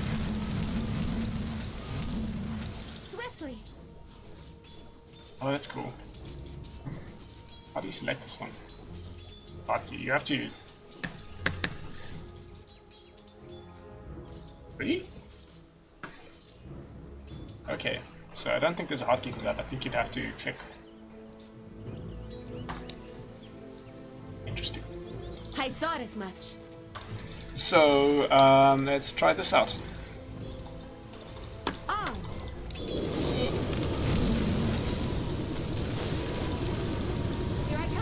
Can you use items? I need to test that out. Force Staff, Glimmer Cape. Let's do this. Okay, if you're a really rich CM, well, it's not that rich, I guess, but it's a pretty well off CM. You start vaulting, Force Staff yourself in Glimmer Cape. I like how the graphics are over there. Okay, interesting. Let's move on. Learn tab. That is really big, but 200 health is also good. Dark Seer, Iron Shell, damage interval increased from 0.1 to 0.15. Damage increased from 24 to 30 at level 1, scaling to 90, just as it was. So the damage intervals increased, so it does damage slower, but I'm assuming this is damage per second. So it's damage per second is close to what it was. It's not like it suddenly changed by 50, but it didn't get worse. Probably mostly means this is an ability to often nerf sticky napalm. I don't know what else I care about being this much like damage in short intervals. Like maybe Invoker's Cold Snap, but 0.15 is still so short enough for that to not really matter that much. Okay. Mana cost increased by 10 at all levels. Scepter max health reduced from 350 to 300. Scepter is basically was just so strong. Vacuum backswing reduced from 0.7 to 0.4. Normal punch shard max distance required reduced from 1500 to 900. It's much shorter to get the max stun out of it, or maximum effects. Shard illusion outgoing damage increased from 40 to 80%. The incoming damage reduction from 300 to 200%. Maybe it's good. I have no idea. It still seems most like a mean thing. Level 10 talent change from 60 vacuum AoE to 6 armor. We'll swap with this one. So 15 times 6 armor to 100 vacuum AoE. 20 talent change from 1 second wall of replica slow to minus 30 seconds wall of replica cooldown. I never know what to think of wall of replica. I used to like Darkseer, but this alt's weird. You never see the impact that it has. Slow might have been good. I'm checking every year. Slow duration 1. It's a pretty short cooldown.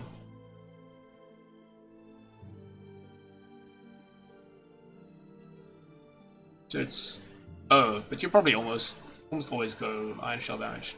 Apparently, higher win rate. Iron shell damage just feels good. Dark Willow, base health regen increased by 0.5. It's not bad. Shadow Realm, cooldown reduced from 32 to 26 at level 1. Scaling down to 14 as it was. That'll help a lot. You could squeeze more damage out of it, or if you did use it for harass, you can escape more. Use it defensively more often. You're more likely to have it up to use defensively. Bramble Maze, damage rescaled. 5 less, 10 more, 15. Sorry, 5 less, 10 more, 25 more, and 40 more. That's a lot more damage. If you get multiple costs of multiple routes out of a single one, it's a lot more damage eventually. But level 1's obviously weaker. Cost range reduced by 100. Terrorize cost range reduced by 100. First Crown Chard also reduces delay by 1 second. Okay, so it's 3 second delay instead of 4. Or something like that, whatever the actual delay is. let's see. Who calls the Crystal Maiden? Jax. Yeah, instead of 4 seconds, 3 seconds. The Chard does look good. Level 15 talent change from 125 cost range to 160 Cursed Crown AoE. That could be good. Get the Chard. And it's much more likely that people wouldn't have something up in that 4 second window, because basically if they use this spell, they have to use this spell, then you have to cast it. So if they use it and you cast it sometime shortly afterwards, it's like they have 4 more seconds to react. 3 seconds to react might mean that a lot of them get stunned. Get like a mini damage out of it. Not sure if it's worth it though. It used to be cost range. Cost range was probably good. It's competing for Bedlam damage. Which is also a lot of damage. I don't know. Dazzle. Turn rate improved from 0.6 to 0.7. Okay, I'm not sure if he used to be 0.5, then was made 0.6 by the general notes, and now 0.7, I don't know. Reworked Shard upgrade now causes Poison Touch to hex affected targets for 1.25 seconds. He now has a hex. An AoE hex. Which is not instant though. I don't know what to make of it. It's some disable that he doesn't have usually. But Poison Touch already slows hex slow.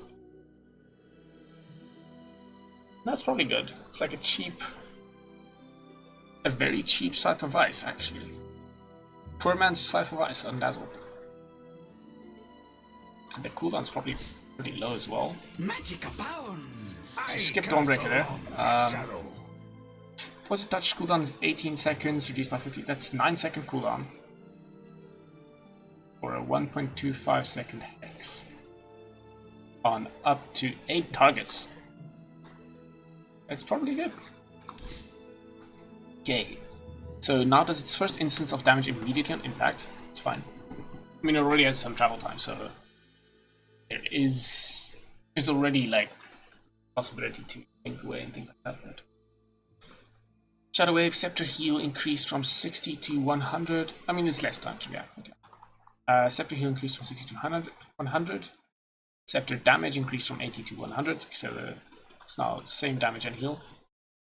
Seems really weird, that's different. Shadow Grave cast time improved.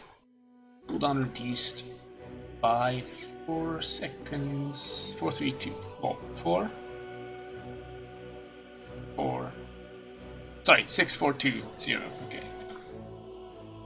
So 15 talent change from 150 cast range to 250 heal on Shadow Grave, and this is actually really good because 250 heal.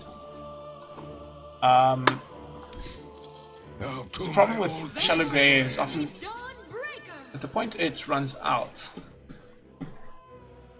The target might still be on like 1 health, or you mistimed it and you healed him just a short time before it ran out and they did damage. This way, it's 250 free health for all your Shadow Grave targets. It's another way to heal, even. It also just uses it to heal.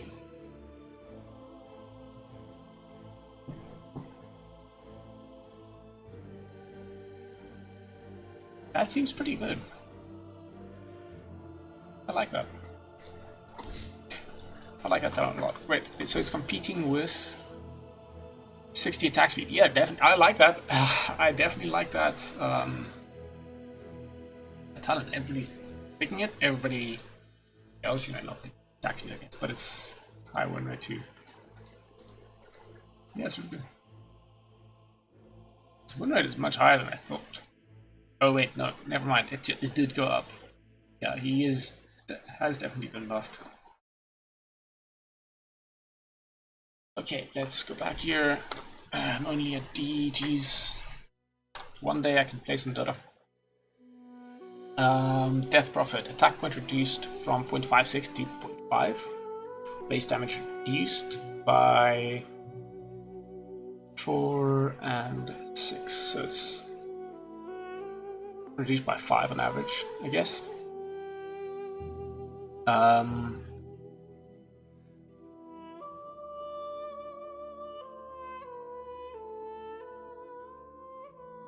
Yeah, 5 average damage lower. Chard to be met with then. Movement speed reduced by 15. Okay, she's definitely been enough. Rework Chard. Increased Spirit Siphon charges by 1 and causes enemies to be feared for 2 seconds if they are siphoned for 4 seconds consecutively.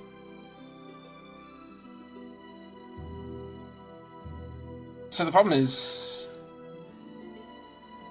Oh, actually, this is not bad. Like, if you're chasing them down and they don't manage to break the thing, then they're continuing running.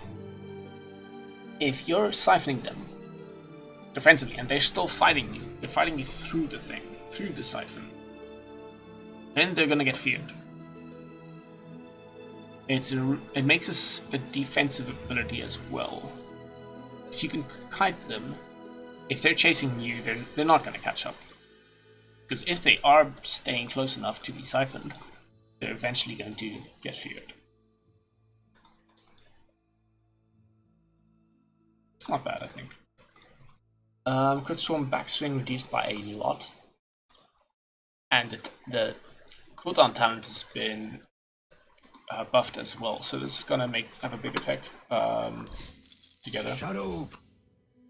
So the cooldown is 5. It'll be a 1.5 second cooldown. 0.5 second backward swing. Yeah, that makes a big difference.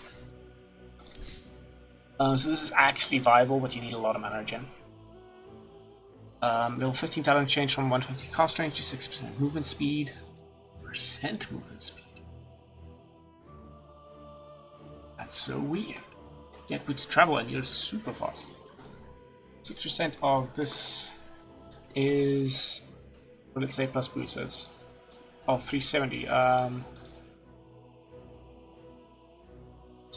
18, it's about 20, let's say 25. And 6 times 7 is 42. So it's 4.2. Yeah, it's 22.5 movement speed if you've got basic boots. 20, 22.5. If you've got boots of travel, then it starts getting really strong, because then gives you about 3 more. Actually, it's not that much. I don't know. This feels weird. 6% movement speed feels bad. Oh, it's just low. Okay, Disruptor, Thunder Strike, Chard radius increased from 500 to 650. That's pretty huge. Chard now always increases radius rather than only on allies. Okay, that's good. It felt weird. Otherwise, you always want to use it on an ally, but sometimes you have to use it on an enemy to keep track of them. Chard allied bonus duration increased from 1 to 1.25 seconds. Okay, you do prefer to cast on allies, but there's a bit of a trade-off. But not as big of a trade-off. Glimpse cooldowns reduced by a lot at level 1. It's gonna help so much. So 48, 10, down 10 once, 10 seconds each level instead of 6 starting at 60. The level 2 glimpse cooldown is basically the same as level 1. Or level 1 now is basically what level 2 was. Okay, level 15 talent change from 1.5 seconds static storm duration to 2. And 125 cast range to 275 glimpse arrival damage. So when they arrive at the location they were glimpsed through, they take some damage, which prevents blinks. That's not bad, actually. It's not a negligible nuke either, but it's decent to prevent them from just immediately blinking away. Level 20 talent change. The cast range was probably okay, given... I kind of like this. I like this against heroes heroes that would buy a blink. Level 20 talent change from kinetic field grants to true sight to plus 2 seconds kinetic field duration. That competes with Dazzle! I'll ride you down. Thunder Strike hits. Yeah, that's interesting. If you went Chard, you definitely go for the Thunder Strike hits, I assume, but 2 seconds kinetic field duration can be pretty good as well. Especially if you catch people outside of BKB times when they don't have BKB available. They're stuck in that area for quite a while. Level 25 talent increased from minus 8 seconds glimpse cooldown to minus 11. So you can glimpse every 9 seconds. No, every 7 seconds. That sounds hilarious. 4 seconds ago, so they can barely move. Back to turn. Level 25 talent change from 3 second kinetic field duration. That's to 275 static storm AoE. That I feel like this feels like it could be really good. But this makes the year so much easier because you don't. If you miscast this slightly, it's still huge. It covers way more than a single kinetic field, and slowed heroes will take ages to get out of this thing. If you've got like a. Sorry, even like a CM as your other support, or a warlock or something like with a strong slow, they're never getting out of it. They're sitting in it for the entire duration. So sorry, I need to mute my what's up?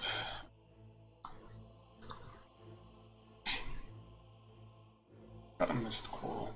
Just respond to that quickly. Sorry about that.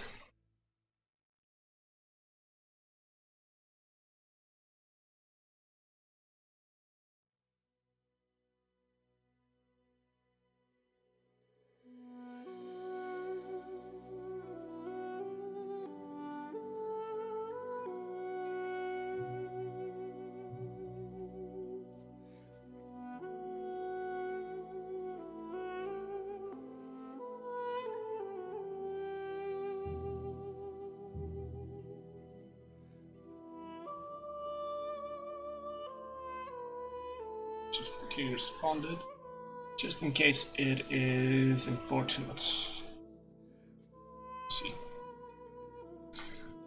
Okay, so I kind of like a lot of these talents. Let's move on. Doom. Okay, so it's not good. Doom base armor increased from 0 to 3. That is huge. Base damage increased by 4 to 2, so that's like a 3 base damage increase. He already hits pretty hard. Base attack time improved from 2 to 1.9. Like, that's his downside. You can't really get a lot of attack damage. You can't do a lot of right click damage late game because you don't scale well. Devour no longer provides health regen. Action reduced by half, but the gold bonus is increased by 10 to 40. Scorched Earth backswing reduced from 8.3 to 0.83 to 0.5. Backswing reduced on Doom from 0.73 to 0.4. Scepter no longer reduces cooldown. Scepter now also increases Doom duration by 6 seconds. This is a big this part is a big nerf, but more gold. This doesn't feel like as strong offlane anymore, but 3 armor. He has so much health to start off with. Getting 3 armor for free. Now you buy regen items instead of expecting Devour to do that for you. Maybe it's really good. Maybe it can be really good. Level 10 talent change from 3-second Doom duration to 12% magic resistance at level 10. That's not bad. Or 10% Scorched Earth movement speed to 20 Scorched Earth damage. 15 talents from 30 Scorched Earth damage to minus 10 seconds Scorched Earth cooldown. Or Devour can target Ancients at that point already, instead of the bonus gold. And at level 20 you get, instead of Devouring Ancients, you get the Scorched Earth movement speed. Okay, that's very jumbled around. I need to look at this. So at level 10 you pick either magic resistance or that's increasing Scorched Earth's max damage by like a third. That is a huge difference. I think it says it doesn't pierce spell immunity, but I thought it does even. Targeting Ancients at level 15. Sometimes you just don't want an Ancient anyway. Then you get minus 10 seconds Scorched Earth cooldown, which means it's 25 cooldown for 15-second duration. That's pretty high uptime. At level 20 you get the Scorched Earth movement speed if you've got the reduced cooldown. That could be really good. I very rarely get the 2 DPS. It feels weird. It doesn't feel like that strong to me. This feels strange. Win rate has dropped. In Divine Plus, at least. The ban rate has increased, and the pick rate. Interesting. Okay. Dragon Knight. Fireball Shard can now be used in melee form. Okay, that makes it much better because you can always use it. But 600 cost range when used that way compared to 1,400 twice. Mana cost reduced on Dragon Tail from 100 to 70, scaling to 100. Cooldown is increased by 4, 3, 2, 1 seconds. Damage increased by 20, 25, 30, 35. I mean, you don't care about the damage on Dragon Tail, but sure. I guess at level 1 it can proc. It can still proc raindrops. Okay, level 10 talents. Increased from minus 24% breathe fire damage reduction to minus 30%, or 2 mana regen change to 15 damage. Level 15 talent change from 25 damage to 0.5 second Dragon Tail stun duration.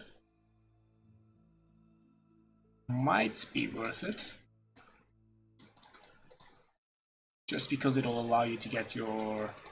Like, Meteor Hammer combo could be really good. Then again, Meteor Hammer's been nerfed for use that way. I know I kind of I think it's the Chaos Knight one where I hated on the 0.5 seconds stun, but that's on at level 20. Dragon Knight gets us at level 15. So it's reliably 3.75 seconds stun then.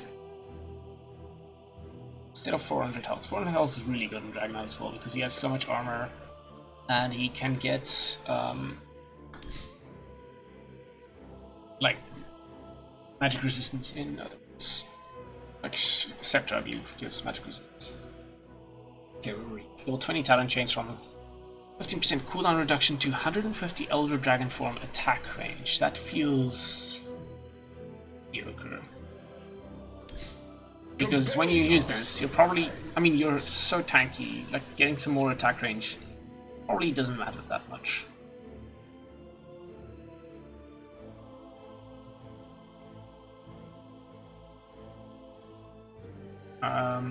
The problem here though is you lost the cooldown reduction, which could have been pretty good. Probably was 60-second duration. Yeah, it's already 50% uptime on Elder Dragon form. Having that cooldown reduction made it much better. 20 strength also really good, so you could just go tank up, take the health, take the strength.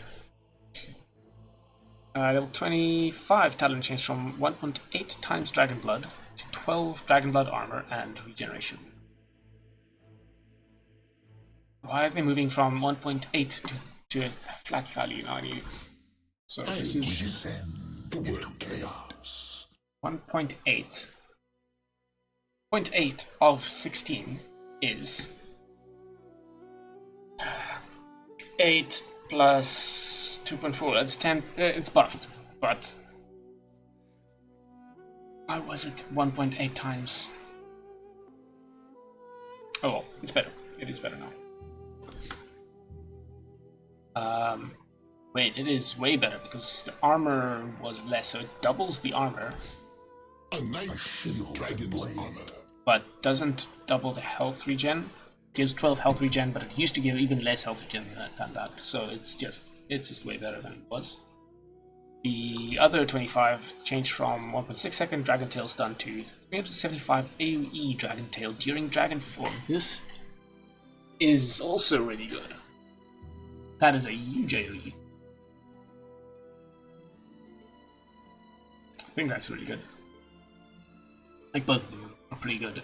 Like tanking, team fighting. Okay, Drow. Attack point reduced from 0.55 to 0.5. Frost Arrow's Shard burst slow increased from 25 to 40%. Shard now affects creeps. Oh, interesting. So you can burst creeps. You get slows on other people. That's pretty useful. Gust mana cost reduced from 90 to 70. Level 15 talent increased from -6 seconds multi-shot cooldown to -8 seconds. Not sure what that's competing with even. I quiver with anticipation. Agility, probably go agility usually. Although this could be good. Earth Spirit, Boulder Smash Stone, slow, reduced from 60% to 50%. It's such a strong slow. Geomagnetic Grip, Remnant Pool Speed reduced from 1000 to 900. I mean, still strong. 1000 to 900, same speed as Boulder Smash, okay, sure. Stun Remnant, Vision Radius reduced. This is only with the Shard, you don't get Vision with Stun Remnant normally. Enchant Remnant is Scepter. Scepter damage increased from 300 to 450, and the radius increased. I think it does damage in the area, including the target. No, the target, I think it can only target allies. Through conflict, one's nature is revealed. Oh, it can target enemies. Or at least it doesn't say it can only target allies. Interesting smooth curve over here. Okay, Rolling Boulder distance reduced from 800 to 750. Stone distance reduced from 1600 to 1500. Damage increased by 0, 10, 20, 30. Mediocre. Like, it's not a very big change, in my opinion. It's 50 shorter, 100 shorter.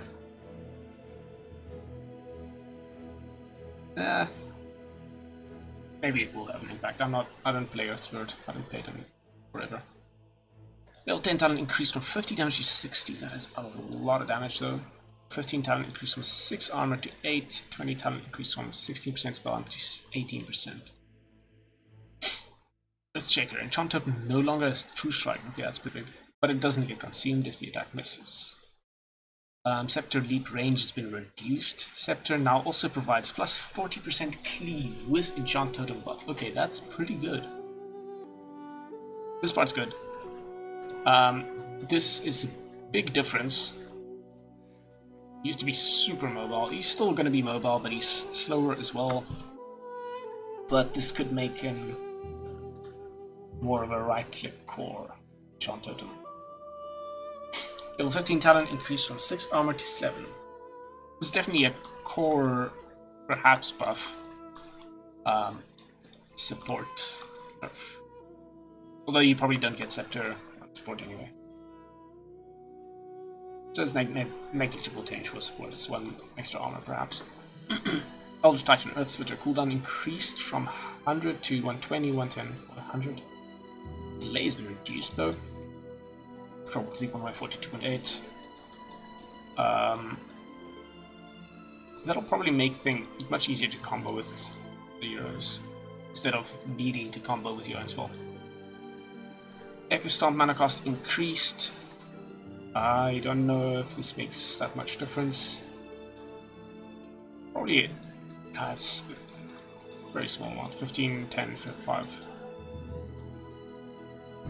Ember Spirit. Backswing reduced by 0.87 to 0.5 on Searing Chains. That's probably pretty good. I don't know how the backswing applies, whether it applies during Sleight of Fist. No idea how that interaction works. But good for new players. Flame Guard, backswing reduced. That was a huge backswing. Definitely better for new players. Duration increased on Flame Guard. Duration increased from 20 to 11 to 20.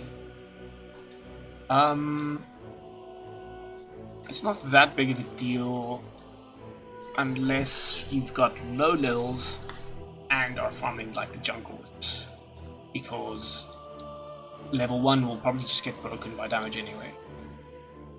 So maybe for farming it's good, otherwise kind of mediocre or negligible. Fire Remnant Chard now provides you with a charge when killing enemy heroes rather than spawning a Fire Remnant. Oh, okay. This is much better. So, except in the case you die. So if you die, you still drop a remnant for free where you are. But when killing an enemy hero, it won't spawn a Fire Remnant there, you'll just get a charge. Which is much better than making random remnants where you want to fight instead of allowing you to remnant where you want to. Cast range reduced from 1,500 to 1,400. This is not with... yeah, so... this is irrespective of the shard. Scepter cast range reduced from 4,500 to 3,500. Level 15 talent increased from 0.8 second Searing Chains to 1 second. Somewhat good. Like, roots are already good in the current meta with all these elusive heroes. Enchantress. Untouchable attack speed slow increased from by 20 at all levels. 100 to 120, all the way to 180 to 200.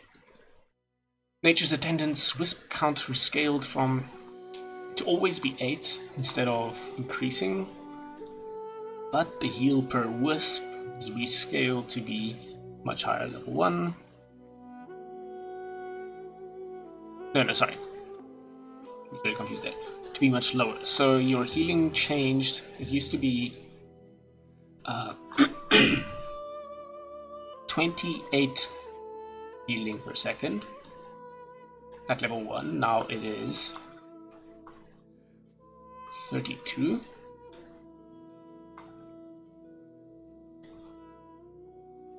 Okay, so that it's much better level 1. It used to be 130 at level 4, and now it is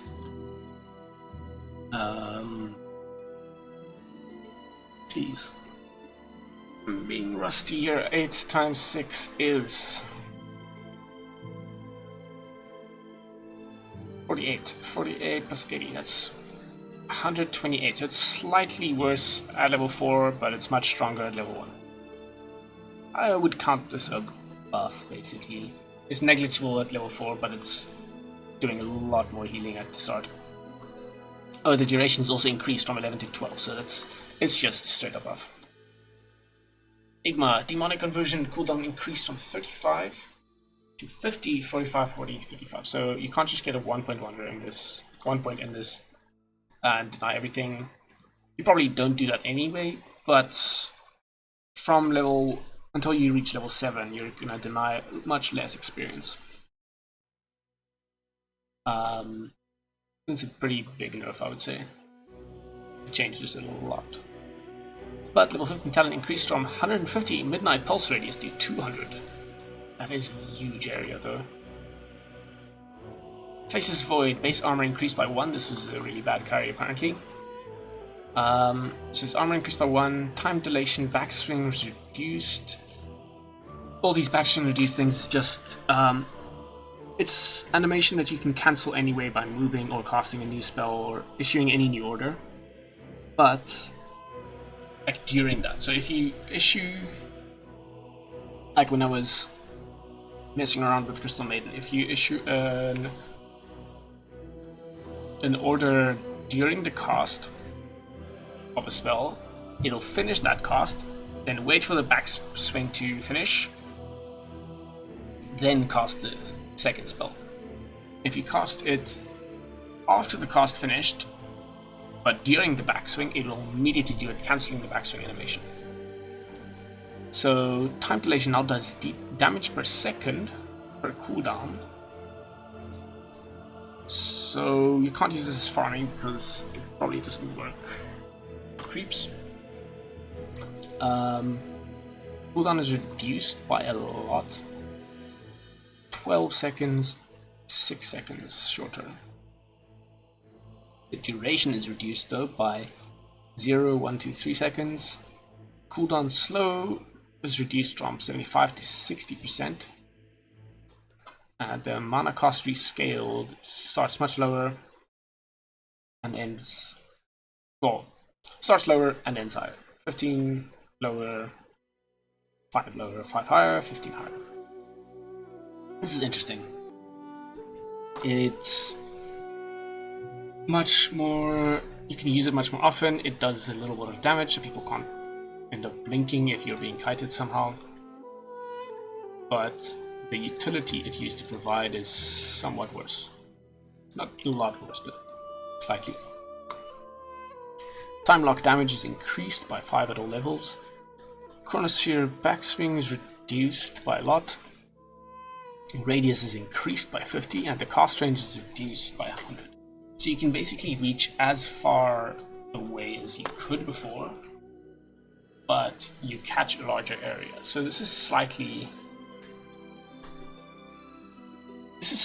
bad in that poor Chronosphere placement is going to be easier now. It's going to be easier to screw it up and chrono like your team, but the skill ceiling for this is much higher because you can trap a lot more of the enemy team, but you need to get closer.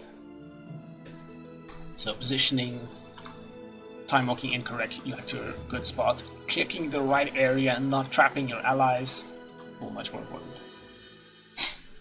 Time walk, cast range reduced from 675 to 650. Slight nerf.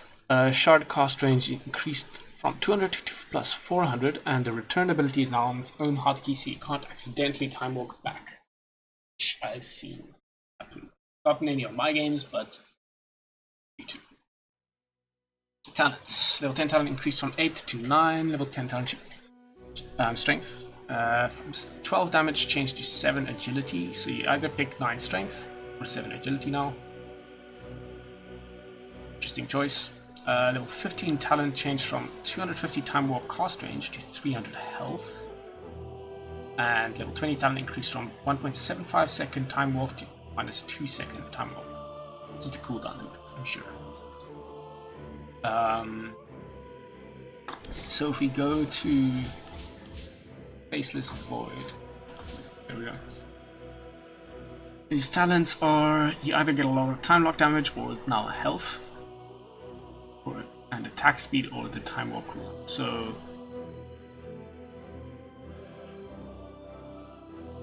his win rate has gone up quite a bit. I think the one armor change probably made a huge difference. The fact that they can't blink away from you after this makes a big difference. Better players can place the chronospheres better, but as you can see, lower ranks, the win rate change is not that big, it's 2%. 5%,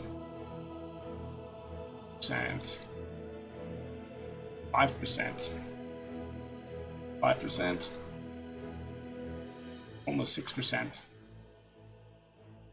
almost 10%, it's 9%, please.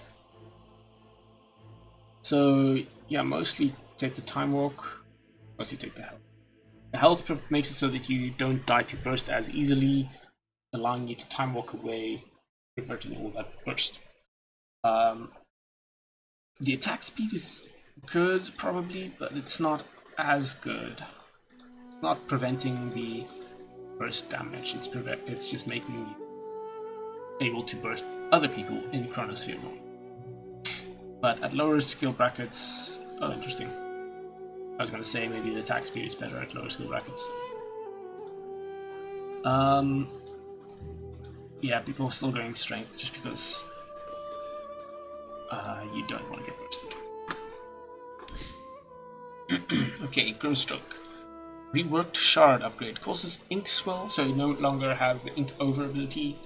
Instead, causes ink swell to deal 50% more damage and heal the target for 50% of the damage ink swell deals.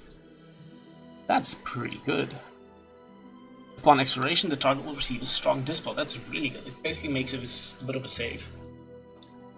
Gives some healing from the damage that it does. Oh no. Oh no. Okay, let's go back. Where's Grimstroke? There we go. At least I reached it. Oh no. Okay. Oh, the mouse wheel doesn't work in here anymore, but the arrow keys still do. Okay, so what's next? Where was I? So it's a bit of a save. It allows you to heal the target from the damage that this does. It does more damage now, so it's also somewhat usable offensively. And the strong dispel is big because now you can't use it to just instantly save somebody that is stunned or but if you know that something is coming. So it's a difficult to use save. Or it makes initiation much easier because you cast this on the initiator, they go in. If he immediately gets attacked, he gets healed by it, by this. And if he gets stunned or some strong negative effect's been cast on him, he'll just get removed eventually. I like this shard. Okay, Phantom's Embrace. Damage per second increased from 6 to 10, scaling to 30 to 40. Just slightly more DPS from this. The Soulbind latch radius has been increased. That makes it much harder to avoid getting somebody latched. 50 is not that much more, but I think it's going to make a big enough impact. Level 10 talent increased from -4 second ink swell cooldown to -6. It's really good along with the shard. But the cost range has been removed to +50 Phantom's Embrace DPS. That turns this into a pretty strong nuke. Collapses into being. 50 DPS, so it lasts 5 seconds. If you can prevent them from breaking it, from destroying it, then That is 250 more damage from the talent. It already does 5 times 4. Is that 200 damage? So 450 damage over time, plus 360 rend at the end. So the core Grimstroke will definitely love that Phantom's Embrace DPS, I think. But otherwise, or in a team that can somehow disarm opponents. Otherwise, Inkswell cooldown feels real good with the Chard.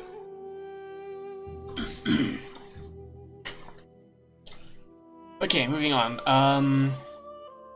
Gyrocopter. Flak Cannon. Attack count increased by 1 at all levels. Cooldown increased at level 1 substantially. It's increased by 6 seconds. 6420. Probably slightly better. Can't use it as often in main, but I don't know how much you would. Just need to make sure you level this up early enough for when you want to start farming things like ancient camps. Okay, here we go. Hoodwink gets a scepter and a shard. Let me just quickly scan over this. Okay, nothing. Okay. Magnum Scepter grants new active ability, Hunter's Boomerang. Tosses a boomerang in an arc at the target enemy. Upon contact, it returns to Hoodwink. The boomerang will deal 350 damage as it passes through or hits enemies, and apply a Hunter's Mark that causes affected enemies to be slowed by 20% and take 25% more spell damage, and have 25% reduced status resistance for 7 seconds. That is a lot of stuff. This one thing does. I wonder what this cost range is, because if you can do that with your ult, it's gonna do a lot. 25% more spell damage. It's not reduced magic resistance, it takes more spell damage, so if you take the pure damage talent, it buffs that as well. Would be really good with heroes like Temper's Soul that does pure damage. 20% slow is good. This feels like it does so much. Only 18-second cooldown. Added Aghanim's Shard grants new active ability, Decoy. Hoodwink sends a decoy illusion with Scurry to the target location. When the illusion is attacked or hit by a targeted ability, it is destroyed and plants a tree in its place that applies a lesser pushback to enemy heroes around it. So it's like a free combo. Just get everything done there. The illusion lasts 12 seconds, cooldown 60, mana cost 50. Okay, so you can't be obnoxious and spam it. I wonder how much damage the decoy takes. Oh, it is a... But does area affect? How does area abilities work? What's that? Let's read the rest and then I might demo it. I want to demo both of these.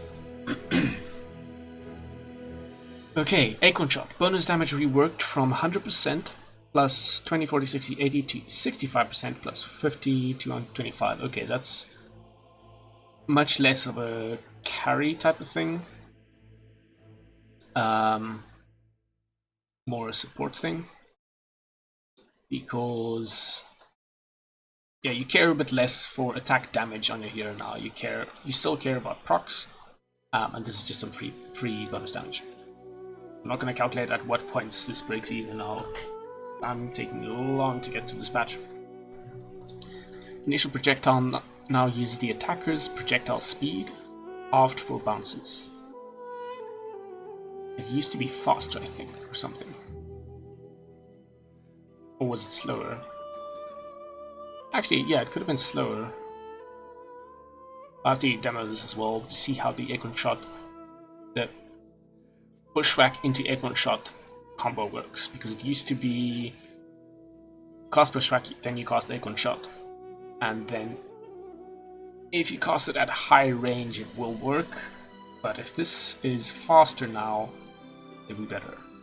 Planted Tree is no longer considered special for tangle usage. Damn, I always I really wanted to use that so much, but I'm guessing they thought it was obnoxious. Because you can basically double your tangos. Just buy clarities to make up for it. Or some mana regen. May now be placed on autocast to always use ground targeting. Oh, that's so much better. I always accidentally clicked heroes or units. But it's going to be really annoying to switch. Not sure if I'm going to use it. Okay, Bushwhack. Radius decreased from 275 to 250. Okay, harder to use. Damage is decreased as well by a lot. It did do too much. So it's down by 15. 15, 30, 45, 60 damage. A lot less damage. Stun duration is increased. Maybe I should consider this. If you do 100 damage, then you would do 35 less damage, but 30 bonus damage. Yeah, so at level 1, this is pretty similar. Basically, I think they probably wanted to be somewhat similar, unless you start doing a lot of damage, in which case it's slightly worse. So Daedalus, that type of thing, is probably going to be less good on Hoodwink. So Bushwhack's stun duration is increased though. So if you land it, you do less damage, but you stun for 0.1 second more. And it fixed units dying during Bushwhack, sometimes destroying trees and freeing other units from Bushwhack. Okay, yeah, that sounds really annoying. Scurry, active speed reduced from 25, scaling to 40, to 20, scaling to 35, just 5% at all levels. Charge replenish time reduced though, by 0, 1, 2, 3 seconds. Okay, so slightly less elusive, slightly... You can use this more often though. Sharpshooter max damage reduced definitely by 50, 100, 120, 150. Now has a minimum power level of 20% and scales normally from there. Okay, so you can actually instantly cast it and you don't do 0% of this damage. Mana cost is rescaled to be lower at level 1 by 25 and 75 higher at level 3. Movement slow is reduced though. Be 30, 40, 50%, and the max debuff duration is reduced. Yeah, it actually lasted way longer than I expected it to whenever I cast it. And it no longer grants vision alongside. This was actually really strong. You could just scout so easily with it. Now, that's no longer there. You need the vision before you do this. I think it was way too strong. In Finicky, you had to like scan it over the area, then you scout that way, and then yeah. Okay, Hoodwink demoing. So there's so many things I want to try. The scepter is the boomerang. Let's get some normal items. Hardly see nothing down here. Let's say you get scepter. I'm actually gonna get the Lightning too. You really just wanna play around with these things. Just follow my trail. Yeah, I've got Chard and I want Scepter. Pretty neat sceptery thingy. Let's just max out all the skill. Oh, okay, let's max out all the skills. Doesn't mean I don't want to level up. Let's do this. I'm keen. Select an enemy hero. I want something with AoE and single target. Let's pick CM. This way. Give her some heart and levels.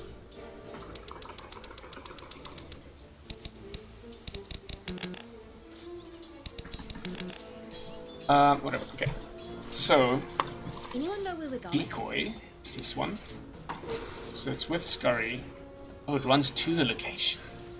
Uh-huh. It's actually pretty cool because you can. Scurry out of it. Let's refresh. Oh, I can't really Scurry in there. Okay. Kind of make it run not straight. Got any scrog? It takes similar damage. And it attacks too, that's cool. It takes like 50% more damage, it looks like. Always wanted to go this way. So you can do this, and against melee heroes, that's probably pretty good. Wait a second. Your middle tower faces a attack. Now you tell me. Yes! It lasts shorter. I'm under attack! Oh, it's a 1 second duration pushback. Okay, I see. Then there's... Okay, you have to click on somebody. That lasts a long time. But let's give her some... Let's travel too. Let's see... I want to see how this tracks. Nah, yeah. Interesting. Uh-huh.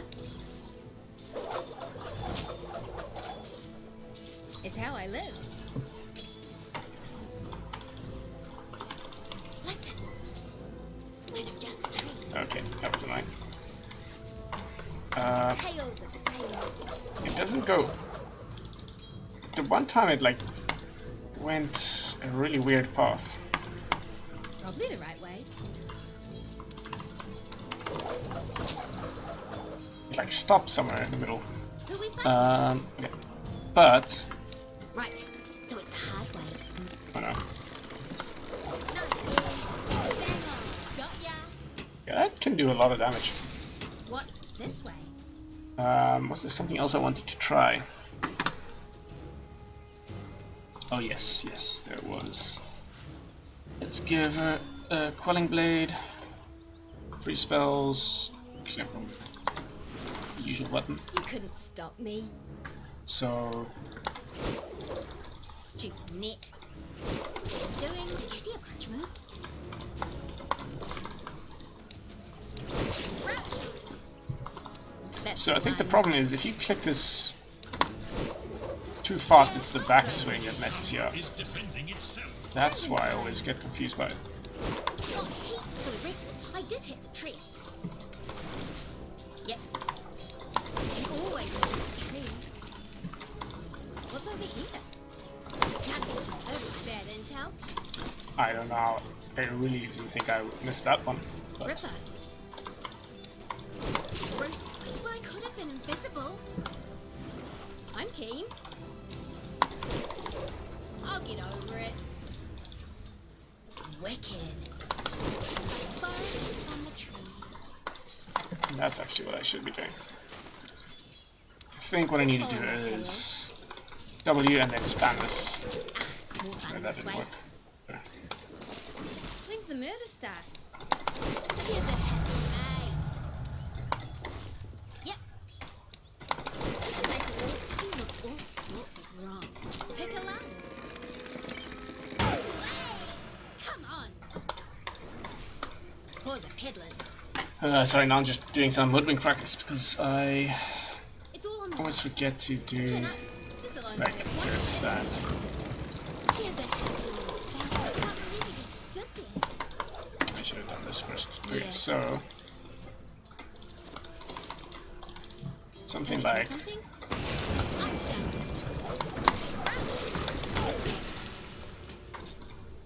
Look at this clown. yeah, okay. Let's get back to the action patch.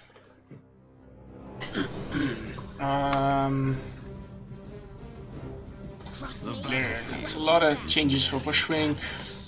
Waiting. Changes things up a lot. There's a Scepter and a Chard. Okay, us. Oh no, what have I done?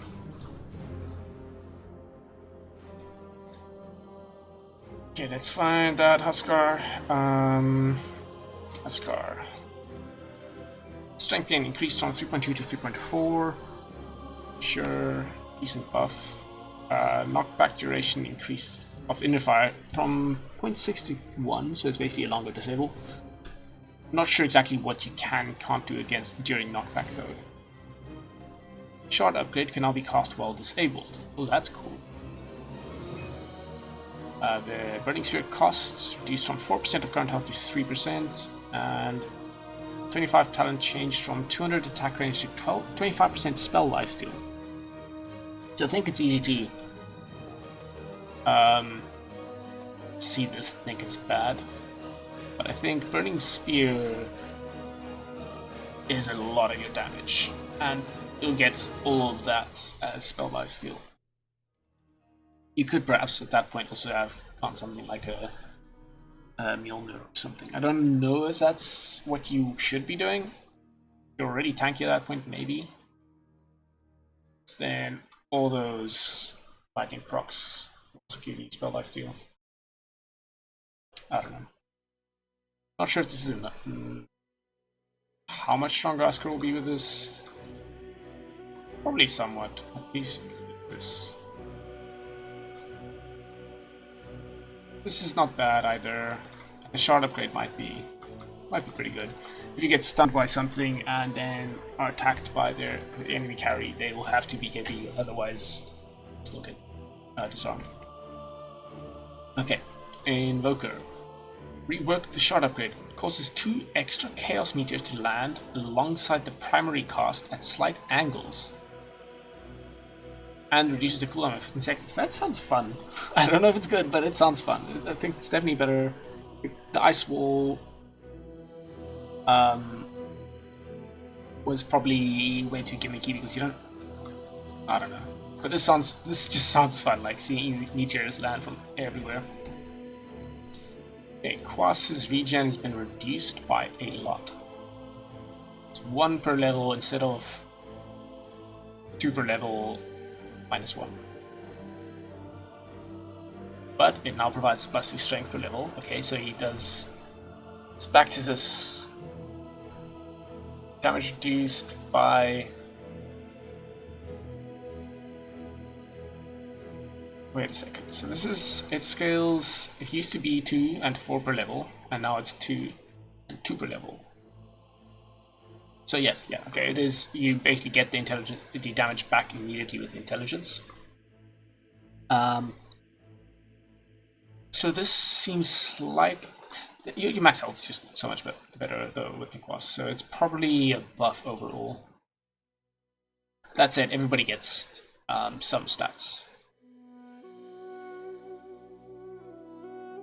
Okay, level 15 talent increased from plus 40 DPS Ice Wall to +60. It's a little bit mediocre since the shards changed, I think. I don't know if people will do this or use this. IO, level 25 attack talent now only attacks if IO is capable of attacking. Makes sense, and it's probably a fine nerf. That way, if IO is the one that actually does a lot of damage, you might want to stun him and not the source of the attacks, of the free attacks. Otherwise, tether cast range reduced from 1800 to 1600, so it's harder for him to escape. Like, it's still somewhat easy, I guess, but yeah. It no longer unlocks max movement speed. That's definitely a welcome change, I would think. Although it's kind of weird. If you ever play something like IO plus Bloodseeker, then you can't keep up with your tether target. I guess it's a sacrifice they have to make core IO less viable. Chard, though, now stuns upon connecting with the tether rather than on break. I did not realize that was on the break. That is interesting. Upon connecting, oh, so it's not... Is that... Oh, this is probably so that you can't... No, okay, I'm really confused here. So the Chard stuns upon connecting with the tether. But what is tether's cooldown? 12 seconds. Okay, it's touching the tether. It's not I thought they meant casting tether and connecting the two heroes, not the enemies touching the tether. I think that makes more sense. So stuns them whenever they touch the tether, but you can't get stunned more than once every 7 seconds. Also increases movement speed bonus, but that's all. Spirits, max distance is reduced by 50, and collision damage is reduced by 0, 5, 10, 15 damage. That is a lot less collision damage. Like it was like 5 spirits, I think. So this used to be 200 damage, and now it is 125 damage. Much less. Level 10 talent reduced from 35 to 30 damage. Level 10 talent increased from 4 health regen to 5. So more support, less core, or less damage dealing core at the very least. Level 15 talent reduced from 325 spirits max range to plus 300. I don't know if people even this. Maybe they did. That is a bit bigger actually. Yeah, they probably did. Level 15 talent increased from 10% spell life steal to 15%. You don't do that much spell damage. This feels weird to me. Level 20 talent increased from minus 25 seconds relocate cooldown to minus 30 seconds. That. And level 25 talent increased from 700 health to 900. Just okay. So those two talents compete. Run along then. Wow. Compete for 60 euro damage, spirits euro damage, and attacking tethered allies target. We're definitely trying to make core less viable. It'll be what's currently the meta core bio. Okay, moving on. Jakiro. Agility increased from 10 to 15. That is pretty good. It's almost 1 armor, I think. I think 7 agility is 1 armor. Something like that. Almost 1 armor, 5 attack speed. Probably makes him much better as boss 5. Trading. I don't know if this would suddenly mean you be a core. Delay between waves reduced from 0.3 to 0.2. Okay, easier to get these both waves. The shot now also stuns the target initially for 0.4 seconds. That's really good. It's a free TP interrupt basically. The shard, well, not free. The shard slow is reduced though, 30% to 20%, so it's kind of overall probably similar slow in a sense, but it actually interrupts things initially. Macropyre's Scepter no longer increases damage from 100. Okay, so this is what the damage is. It's really weird looking. Scepter now causes it to become pure damage and pure spell immunity. Okay, so your 25 talent is replaced with something else. That's pretty good. Allows you to get this if you ever need it from your Scepter, the pure damage thing. Waiting for level 25 to deal with enemy BKBs is not ideal. Otherwise, level 15 talent changed from minus 1.5 second ice path cooldown to minus 50 liquid fire attack speed. And the deal breath damage has been replaced by 325 health. So you can either get tankier or get tankier indirectly if the enemy stuff right click cores, if you don't get stunned, but you can also affect multiple people with this, or you could make your team survive longer against those people. So this is potentially pretty good. Sorry, sorry. Okay, this is your choice between more attack speed slow or more health. Level 20 is changed from the attack speed slow to 0.5 second ice path duration and 325 deal breath range to plus 30 macropyre damage. So if you're gonna go Scepter, this is probably pretty good, or if you do have it. Otherwise, stun is really good. Ice path is just so good.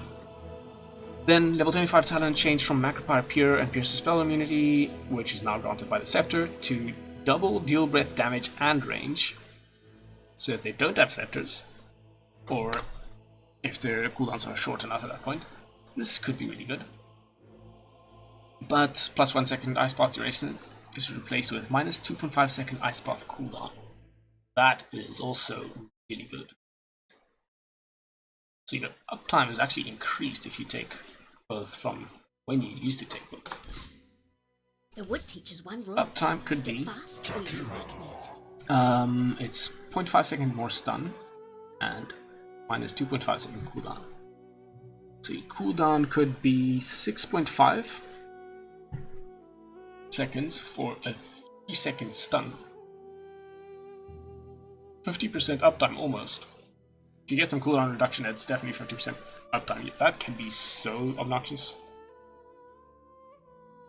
But double deal breath damage can also be pretty good. It does a lot of damage. 80 times 5. It's double the range, not the duration. 80 times 5 is 400 damage. So it's 400 extra damage on top of that. Could be good. Unfortunately, both 25 talents are kind of require the enemy team to not have BKBs. Anyway, moving on to Juggernaut. Omni Slash now provides spell immunity.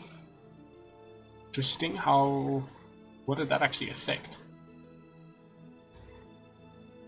You still be affected by auras that pierce, that don't pierce. Maybe, I guess so. And the attack rate multiplier is reduced from 1.6 to 1.5. Okay, slightly, probably prevents some weird counter and slightly nerf to compensate. Swift Slash mana cost is increased slightly and the cost range is reduced slightly. So it was basically this free mini blink thing. Slightly more expensive, slightly less far. I am tired of playing it against Juggernaut, so I welcome this change. Keeper of the Light base strength is increased by 2. The Chard upgrade now grants you recall during spirit form instead of what it used to do. Did the Illuminate heal thing, I think. I don't know. But spirit form no longer grants recall, but it does the heal thing. So if it did do the heal thing, they basically swapped the two. This is what it used to be. Spirit form originally. Then level 15 talent changed from 200 cost range to 2 solar bind charges. That could be pretty decent. And the other one changed from minus 8 seconds blinding light cooldown to minus 4 second chakra magic cooldown. That feels good with certain teammates. Like if you can just permanently chakra magic people, it seems really good. Obviously it's not permanent, but yeah. Level 20 talent changed from minus 4 second chakra magic cooldown to chakra magic dispels. That feels really good as well. And level 25 talent increased from 160 illuminate damage to 180. Okay. I think if I play People Light, not that I do, I would take these two. That seems so good to have another dispel. Dispels are always good. Almost always good. But shorter cooldown, this is really good. Kunkka, base health regen increased. Jeez, I'm not even halfway through the Euros. What time is it? I've not played a single game today. Like 3 hours, it feels like. How long have I? Yeah, almost 3 hours.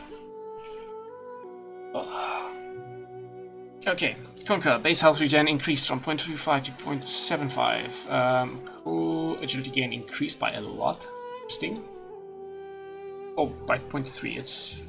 He has a really low agility gain, but 0.3 makes a little bit makes up for it. Not that he cares that much. It's more armor, I guess. That's probably the biggest thing he cares about, because attack speed on Kunkka isn't that great. Torrent cost range reduced by 200. Tidal Wave, this is the Chard ability, now causes affected units to be unable to attack for the pool duration. It's more like a stun. I don't know what you still can do, but yeah. Chard now starts 900 units behind you instead of 600 though, so you can more easily tidal wave people from like backwards. If they're outside your base, you can move. You can stay on the ramp and probably still pull people in by casting it backwards. Shard cooldown reduced from 14 to 12 seconds. Shard damage increased by 25. Level 10 talents changed from 150 cast range to 0.4 seconds. Torrent, knock up / stun duration. Level 15 talent change from 8 health regen to 14 strength. 20 talent change from 20 strength to 70% cleave. Plus 70% cleave. Tidebringer cleave, specifically, sorry. Level 25 talent change from 140% Tidebringer cleave to -2 second Tidebringer cooldown. Okay, so you can, this core try to crit the enemy team thing might come back in because you can do it more often. Not sure what these are comparing or competing with, but I am gonna try and go a bit faster. Okay, Legion Commander, reworked the Shard. The old Shard was like automatically cast overwhelming odds while you dueled, I think, if I remember correctly. So this one causes press the attack to apply spell immunity for 1.75 seconds. Reduces cooldown by 3 seconds. I mean, this short duration of spell immunity is almost the same as a dispel, and it's already as long as a spell. But it also reduces damage from lingering effects, like a Macropyre, for this duration. And it might cause some chaos. Oh, you can cast this before a spell hits, and then negate the spell. Okay, so this is actually really good. Also reducing the cooldown by 3. This is like a support thing almost. Otherwise, overwhelming odds radius is increased by 0 to 30, scaling to 30. Dual Scepter no longer grants spell immunity though, and Scepter damage immunity from non-dual participants changed from 100 to 50%. Okay, I think this is much more balanced. Like if a Legion Commander gets strong enough to win duels automatically, Scepter was just so strong. It would be impossible to deal with without a Lincolns, I guess. Then Jin could get Emblem or something. Otherwise, the Scepter reduces the cooldown by 20 seconds instead, so you can deal more often, but you're not just plain immune during the duel. Okay, talents. Level 15 talent changed from -9 second overwhelming odds cooldown to +75 overwhelming odds damage per hero. Overall, I'd like to change this obnoxious, like whenever an LC is too strong, things been nerfed, and as a support or having some more stronger utility is pretty interesting. Okay, less Shrek. Cost point reduced from is Lightning Storm cost point reduced from 0.4 to 0.3. Just easier to cast. It's quite a big difference. Pulse Nova radius is increased by 50. That's not bad. Split Earth Shard pulse count increased from 2 to 3. So it has 3 procs, so it does 4 stuns overall. I really like this. I want to combo like a support Lesh with my Underlord. It feels like it could be so fun just keeping people in this area, stunning them, then they get rooted again, then they're probably going to get stunned again by the larger thing. Might be rooted again. Jeez, it could be really good. It might not line up perfectly, but it still feels fun. Seems like it would be fun. Okay. Level 15 talent changed from 12 strength to 100 lightning storm damage. That's quite a bit. Lightning storm normally does 210 damage plus 100. That's quite a bit. Oh yeah, so the issue is 5 seconds between you split Earth. Repeat is a bit too long. I still want to try it though. Okay, so level 20 talent change from plus 1 second lightning storm slow to 20 strength. 20 strength is pretty useful to have on him because you do want to tank up. If you're just tanky, you just have your spells automatically do damage as you stand there. Then level 25 talent changed from 175 lightning storm damage to 30% magic resistance. Really tanky. And this allows you to get the Agnums earlier and actually do a decent chunk of damage. Okay. Moving on to Lich. Frost Blast. Mana cost reduced from 115. So reduced by 0, 5, 10, 15 mana per level. And primary target damage reduced from like 10, 20, 30, 40 each level. While the area damage is increased by 5, 20, 35, 50. Okay, that's... The area damage actually starts outscaling the primary damage. This is pretty cool. It makes it... You could actually start pushing waves with Lich. This will make a big difference. Like a position 4 Lich can actually push waves now. Usually the cores should be doing it. But having a support be able to do it is so useful. Sometimes your team just doesn't want to push the lane, and then you go up there as a Lich, cast Frost Blast, and Ice Shield or whatever it's called on yourself, and just sit there right-clicking the creeps. Like, it doesn't work. So you get ganked and you die. Now you can Frost Blast once, and then wave's probably gonna die pretty quickly then. So 280 damage. It actually does more damage single target as well. It normally at level 1 it used to do 125, and now it does 120, slightly less. But at level 4 it does. It used to do 350 and now does 360. Okay, so it's kind of similar. Primarily this is a push. It allows you to push. Mana cost reduced also makes it easier so you can push. Might actually make Core Lich more viable too. Anyway, Chain Frost. Mana cost increased from 200, 325, 500 to 200, 350, 500. It's just this weird... At level 2 it's 25 more. It just makes it more... like, this is weird. It increased by 125, then by 175. Now it's by 150, by 150. Ice Spire. Sorry, 1 second.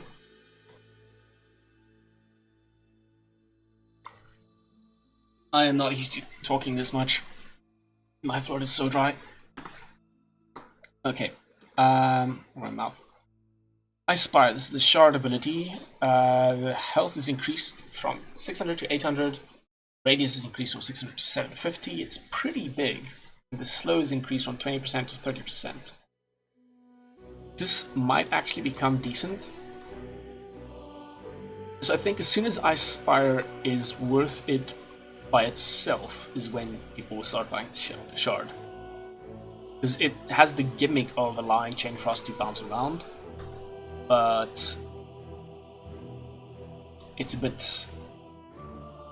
I don't think people should buy the Chard just to allow Chain Frost to bounce between the Spider and a single target. This, however, might start making it kind of like a Warlock upheaval. If a Warlock... If you can pay 1,400 gold to get kind of like a Warlock, like a small Warlock upheaval that you don't need to channel, then, and by small I mean it's less slow, not smaller AoE. This is huge AoE, I think. I think this is starting to become viable. Not that I play Lich, but maybe I can try it sometimes. Okay, level 10 talent changed from plus 90 Frost Blast AoE damage to 125 Frost Blast radius and damage. Okay, that's how you push waves. That's 325 damage AoE. That's almost enough to kill a wave by itself. Guess you'll have to Frost Shield as well, or Ice Shield, whatever it's called. Frost Shield. From frozen waters. Okay, other level 10 talent is changed from 100 cast range to plus 10% Frost Shield damage reduction. Okay, I like this. So you generally would go with this if you're against a heavy physical lineup, which you might be if you picked Lich in like the second phase. If they didn't go like high physical damage, then you just go for this, and then you can push waves and get gold. I like this. Okay, Lifestealer. Base damage reduced by 3, but Feast now does a percentage of the target's max health as damage. We're back to Lifestealer. not just healing, but doing damage. So, and level, okay, it does a third of the lifesteal as damage. Okay, interesting. Which makes sense. That's why they reduced the base damage, because effectively as damage goes up, you're gonna get this at level 1 anyway. I don't know how much health does a Keep have. If it shows here anywhere. Units. Thing creeps, yes it does. 550 health. I really thought they had less health. Never mind, Lich's AoE will kill the range creeps and a single melee creep that is cast on. Because they don't have magic resist, yeah. Okay. So going back to updates, so 550. 0.6%. Let's just say it's 1%. 1% is 5 damage. Yeah, actually it's basically 3. So it's pretty much at level 1, base damage is offset if you go to Feast level 1, which you probably are. And you will just do more damage as you leveled up. So this is actually a buff. Even though usually reducing somebody's base damage is seen as a strong nerf. Anyway, Open Wounds, which is currently the Chard ability, now also causes all hero attacks on the target to deal 2% of the target's max health as damage. That's also really strong. So Lifestealer is definitely the high health hero counter. Wonder if this is magical or physical. Let's see if it shows here. Feel my cold embrace. I have no idea. Probably physical.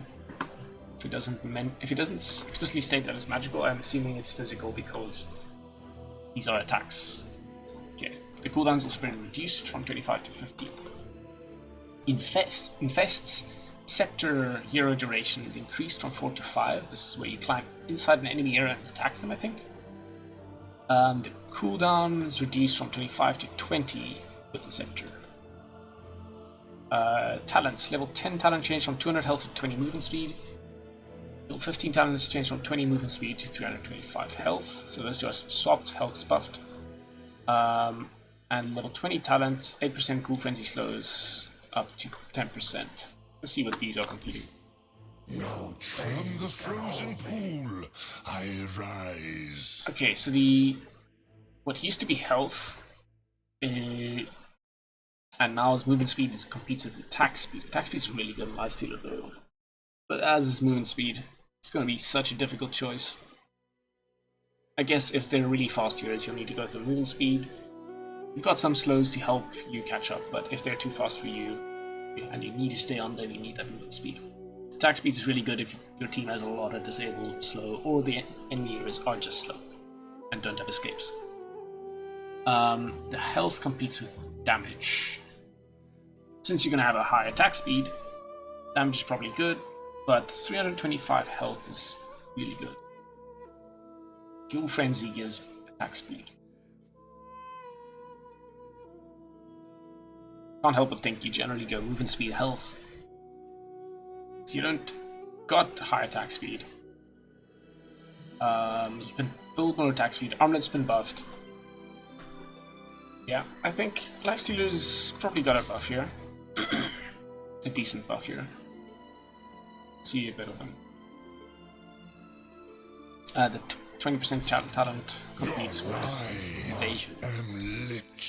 Guess it makes sense. Okay, Lina.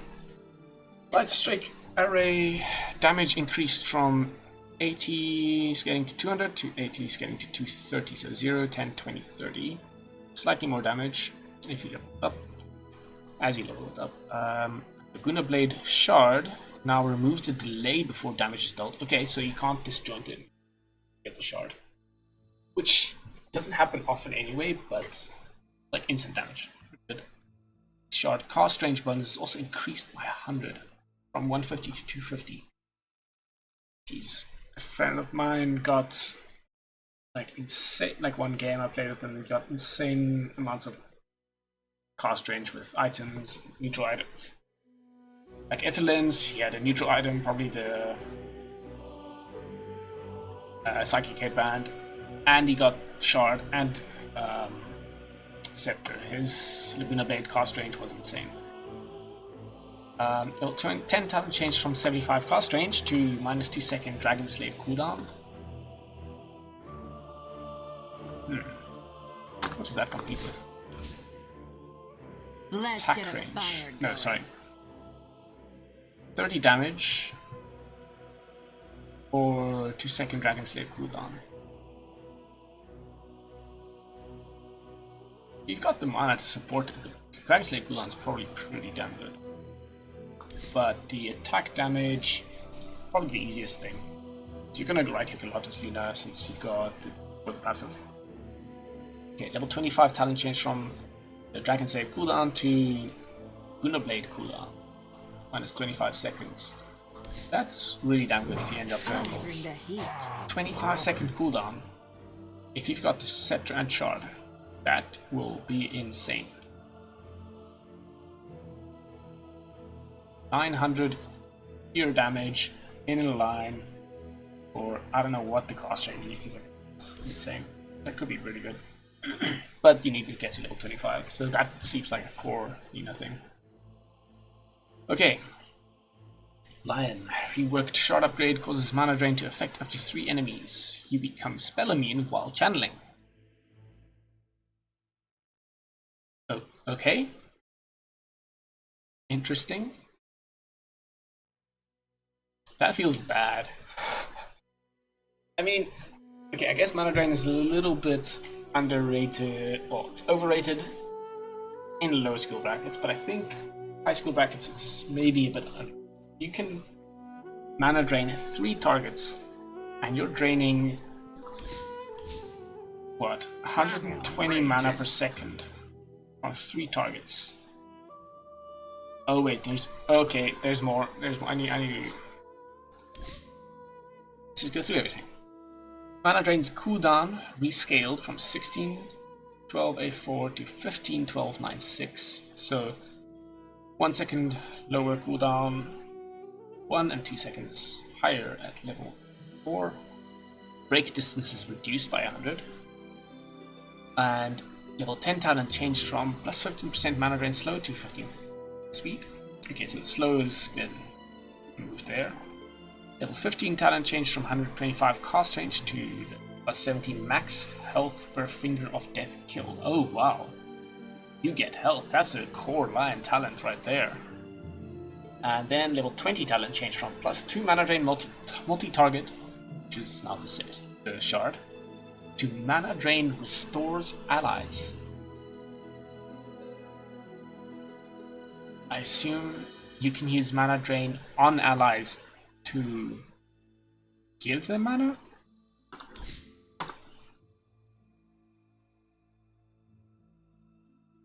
I was thinking when I looked at the talents on the hero page, I thought it meant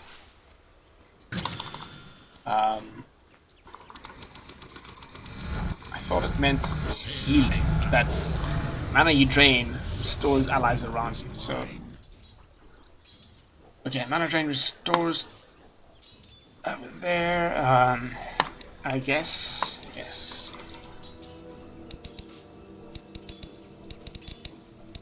Okay, and I got 2 to all attributes twice. So let's add some enemies there, and I need great yellow axe, I guess. More axes. Level enemies to max. Oops. Level bots 25. Okay, now they're all 30. So, okay, so you can. Oh, yes. Come on. Let's. Oops. No, this is wrong. It's not what I wanted to do. Okay.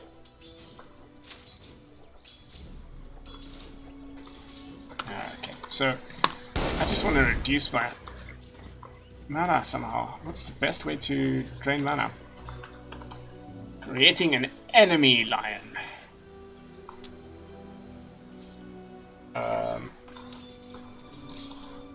Level bots. Okay, so does this... What? Yes. What? Okay, that's interesting. I think it interacts weirdly with this mana drain. So... let's just drain a lot of mana there. So if I drain this, I'm restoring mana there, and I'm pulling mana from those two. Onward. So if I cast this here, it won't heal his mana. Spell mean thing is kind of weird. It feels like maybe it could keep you alive against like casters or something. Something like Magnum Scepter. Okay, that dispels it, damn it. You can dispel things with that, I suppose. Yes. Like... oh, no, wrong one. Oh, wait, this doesn't get dispelled, yeah. Wait. Verily. I don't know, what's this thing that I can dispel? Atos, I guess. Atos. Okay, so you can't dispel. Okay, this is kind of weird. So... Oh, hell yes. okay, so it restores mana. But this is... okay, this is weird side note now. There's this weird interaction where if you mana drain a target that is being mana drained, it's not costing them, but it's actually really strange. So I drain mana here, and I wait for this to be ready. Okay, so drain mana. Okay, there's a lot of weird interactions there. I'm not gonna unpack that further. Let's just go back here. Bring the heat. I have no idea whether this shard is worth it, but it looks interesting at least. Lone Druid, ranged base attack time improved from 1.7 to 1.6. Savage Roar Shard now also applies a basic dispel on you and the Spirit Bearer. Shard now also causes a roar to happen on both locations regardless of the casting state on the other side. Okay, interesting. This was really strong that this could happen, so maybe Shard is good? I have no idea. Lunar. Eclipse cast point reduced from 0.6 to 0.5. Recent Beam Shard no longer increases stun duration though. Yeah, that looked obnoxious in one game I saw. The Shard no longer provides you with movement speed, but the Shard now releases an attack at up to 2 random targets within 500 radius from the target location. Its attacks bounce like blades normally do, and it lowers mana cost by 50. This is actually... it went from you're going caster Luna to you're going right click Luna, and you buy the Shard because it gives you free attacks. That sounds fun. In the right situation. Okay. Level 10 talent changed from 350 cost range. The cost range is gone. 0.4 second. Using the beam stun. So you get the stun here. If you're going support Luna. But this cost range was insane. Interesting. Okay, Lycan, agility gain increased from 1 to 1.4. That was real bad, now it's just bad. But remember, he lost Necros, so he needs buffs to make up for it. Attack backswing reduced from 0.55 to 0.25. Mostly good good for new players. Summon Wolves mana cost reduced from 145 to 125, scaling to 140, so it's always lower.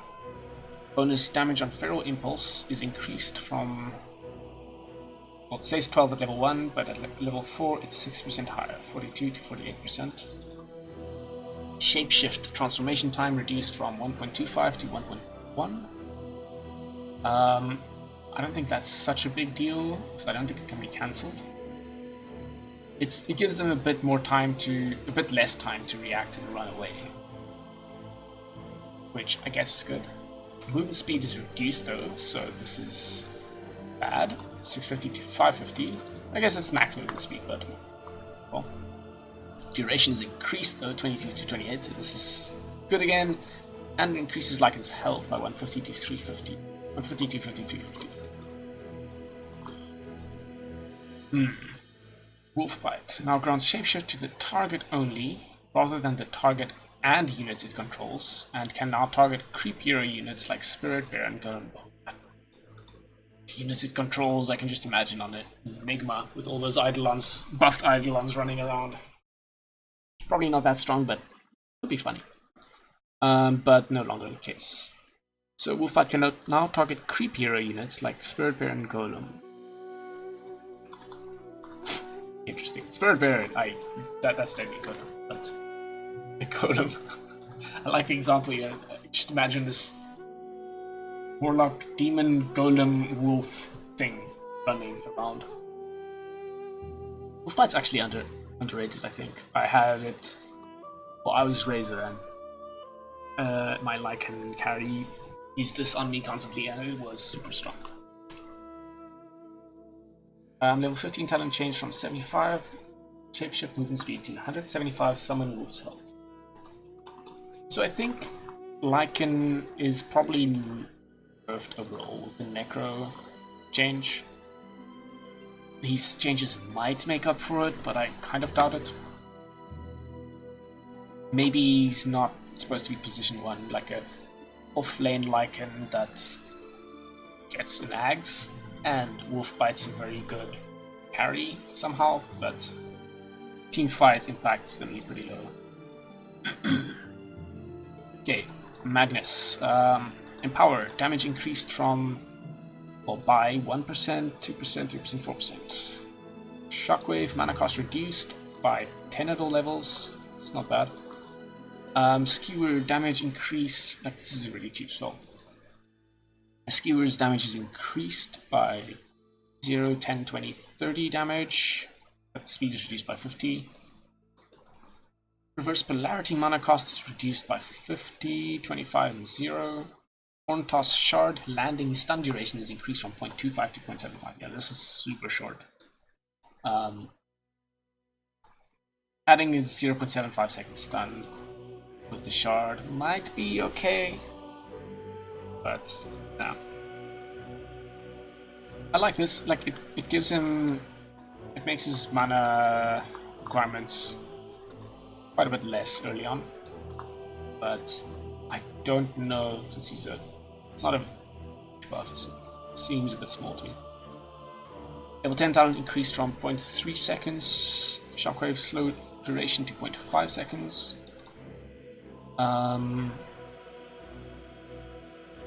It's a strong slow. Slow is 75%, so it's 0.9 seconds slow normally. Pushing that to 1.4 seconds is pretty strong. Might be a good talent. The alternative is 20 damage. Yeah, the slow is tempting. 20 damage, of course, if you're going like mid or carry, you'll probably want the damage. But as an offlane, that slow seems pretty useful. Or it could be. Level 15 talent increased from -5 second skewer cooldown to -7 seconds, and the other one's 10 strength to 12 strength.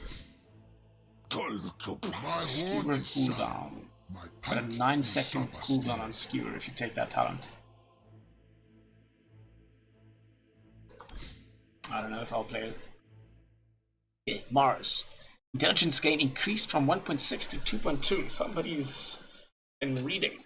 This guy's been reading the books. But his agility gain reduced from 1.9 to 1.7. Not that it was that great in the first place, but it was okay. So this seems like if you want to do physical damage with him, you're gonna have to go Chard, I think, is it? That makes bulwark attack. Oh, sorry, that's Scepter. Scepter makes bulwark attack. But he's definitely gonna have his mana pool now. God's Rebuke's damage versus heroes reduced from 35 to 20, scaling to 35. Bulwark Scepter attack slow increased from 20% to 30%. And Arena of Blood damage from 100 scaling to 250 to 100 scaling to 220. So his ult combo is less about the ult. Early levels, his God's Rebuke does less. Scepter is slightly buffed. I mean, you're also slowed while you're using ult. A wolf in man's clothing. To those behind! Sorry. That's speed penalty when active is 20%. Okay, so you're actually slowing them more than you'd be slowing yourself, and you can toggle it. Creates invulnerable soldiers around Mars' front while Bulwark is toggled on. They move alongside Mars, dealing his full damage plus 75 and applying procs. Attacks slow enemies by 30% for 1 second. An enemy can only be attacked by one soldier at a time. Doesn't say what their attack rate is. I think it's 1 second, so you can toggle it on, off, on, let them attack, off, keep running, on, let them attack, off, keep running. And you can probably right click in between that as well. That it looks like they're trying to make him play around this Bulwark Scepter. Or at least not be this one-trick pony of spearing in Arena of Blood. Then talents, level 10, talent increased from 15 movement speed to 20. I don't know what it competes with. 15 damage. That feels really good as like an offlane hero. But if they're trying to go in this direction, the damage feels better. You might need movement speed. I don't know. Probably damage because you'll get movement speed if you go thing. But that's setting up for this. Level 15 talent increased from 6 armor to 8. And level 25 talent increased from 120 health regen in Arena of Blood to 180. So the armor competes for the God's Rebuke cooldown, while health regen competes with God's Rebuke crit. Kind of feels weird. They're like incentivizing the right-click build in a way. Right-click build using Scepter. Definitely not otherwise. But buffing the alternative talents. I guess this talent just wasn't picked. Maybe this one wasn't either. Okay. Medusa. Base health regen increased from 0 to 0.25. Intelligence. That's pretty useful. Somewhat. I think it's not that much, but it's a little bit. Intelligence gain is reduced though from 4 to 3.6. It's not great for this hero. It's still high, but you really want high mana pool. But Mana Shield now passively provides 100 to 1 to 250 mana, so okay, I know why. This is probably this nerfs things like going for the Witchblade. While you still get the mana pool. Now just through Mana Shield instead of just levels. Mystic Snake Scepter Stone Duration rescaled from 1 plus 0.3 seconds per bounce to 1.5 plus 0.2. Okay, this is much better. Scepter, I don't think people ever buy this. Like, it's a stun, but it's so short if you cast it on just a single target. This is a little bit better. It's a TP cancel, I guess, but 2 TPs away from Medusa. Guess people. This is definitely better. Like, it needs to bounce so many times for this to have been better. 5 times? If it bounced 5 times, that's 1.5, that's 2.5 seconds stun. This is, yeah, 5 bounces. It doesn't bounce that much, does it? Bounce 6 times? 5 times? 6 times. Okay, I guess it is just better. One target, maybe, gets stunned for a shorter time, but yeah. Level 15 talent increased from 32% Mystic Snake mana gain to 35%. I think they're trying to make it more like regenerate your mana as opposed to have a high mana pool. That competes with attack speed though. Attack speed is really good. So, okay, Meepo, collision size reduced from 24 to 8. That makes sense, I guess. Reworked Chard now allows you to poof to allies within a max range of 2,000 when directly targeting them. That sounds fun. Not that I'm gonna play Meepo just for this. Poof radius is increased by 25, damage reduced by 10 at all levels. Big Scepter duration is increased from 3.5 to 4. Oh, the Chard was the Geostrike thing. Scepter health restored increased from 25 to 40%. Interesting. Stick thing feels like it will make me really difficult to kill, but he's out of the meta at the moment. This could be interesting. You don't need a blink anymore, you just need an ally to go in. For 1,400 gold, it's a free blink in a way. That actually could be really good. Okay, level 10 talent.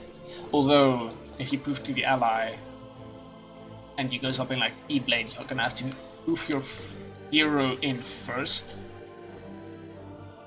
And before your main Meepo, and before the other Meepos hit, you need to cast your E-Blade immediately. That could be fun though. Okay, level 10 talent increased from 15 to 20 damage. 15 talent change from 35 poof damage to 50. Level 25 talent increased from 325 health to 375. Just small increases. I'm not gonna look further into that. Monkey King base health regen reduced from 1.5 to 1. Okay, I forgot his regen was so high. Wukong's command soldiers fixed to no longer ignore the attack cooldown when they miss. Oh. Oh, oops. That seems broken. Counter tree range reduced from 1,000 to 900. Okay, so it's a little bit harder if you jump away at the very start. Thunder Strike cast range reduced from 1,200 to 100. Wukong's command: Scepter soldiers no longer attack Roshan. Scepter soldiers now die when Monkey King dies. Okay, that seemed really obnoxious. If you died on like racks or something, it would just take them. Take the racks anyway. Level 15 talent changed from 475 tree dance cast range to plus 450. That's so small. Everybody probably takes it, and I assume they just want to disincentivize it a little bit, but it's such a small change. Level 20 talent changed from 350 primal spring damage to minus 7 second boundless strike cooldown. What is that cooldown? Oh, there were no Mirana changes. Interesting. Boundless strike's cooldown is 22. So it makes it 15 seconds. I could make it... might be good. Instead of the crit, so it's more reliable. Is your damage overall higher, though? It's a question. It's less burst. So 15 sec. I don't want to calculate. I'm not going to calculate this. I don't have time for that. My assumption is that your overall DPS is better if you go Boundless Strike cooldown, but your burst is lower. That way, if you want to burst people down, you go for the crit. If you want to farm more or fight prolonged fights, you'd go Boundless Strike cooldown. I guess in a 15-second fight, Boundless Strike cooldown is better. But in a 22-second fight, the crit is better. This is such a... I don't like that talent choice. It's very finicky, like which one's better. Level 25 talent change from 200 armor to 0 cooldown Primal Spring. 200 armor in Wukon's command, of course. To 0 cooldown Primal Spring. That's interesting. You can just jump around the map pretty damn fast. Oh, there'll be stories about this fight. Interesting. Nobody was picking this, the armor talent, I guess, because they buffed it. It started at like 100 or something. Slowly buffed it. Nobody picked it. Go for something completely different.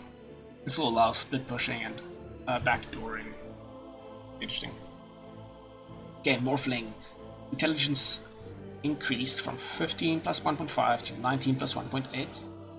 But attribute shift now has a 10 mana cost per second to shift attributes. Okay, this will make Morph more like it was in the past. The attribute shift interval is rescaled though from 1, 4, 10, 25 to 3, 6, 12, 24. So it's faster at level 1. Still gonna spend a lot of mana. Slower at level 4. At that point the mana cost shouldn't really bother you. Adaptive Strike mana cost is reduced from 80 to 50 to scale from 50 to 80. Adaptive Strike Chard no longer removes 3-second Chard cooldown. I'm a bit confused by that. Oh, shared cooldown, not Chard cooldown. It's a typo. Adaptive Strike Chard increases stun duration by 1 second. Okay. I don't know what else this Chard does, but I'm not sure. I want to check now.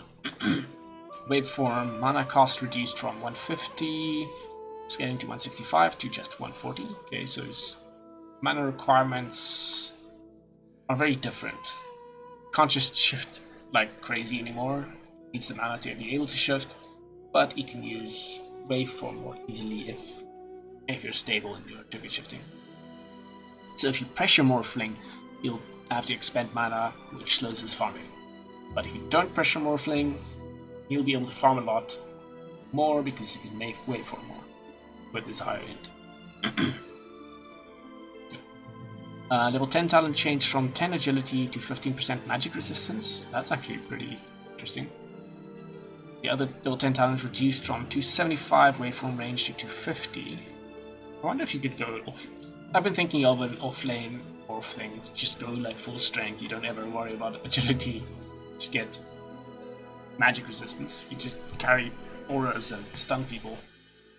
And you use your ult to steal spells practically. It's kind of like a off-lane Rubik.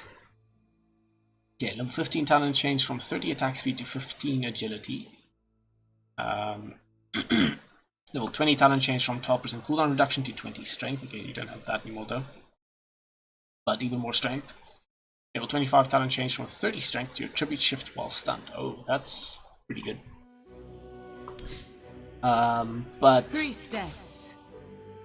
most Morphlings probably see the stun coming and then they start shifting before.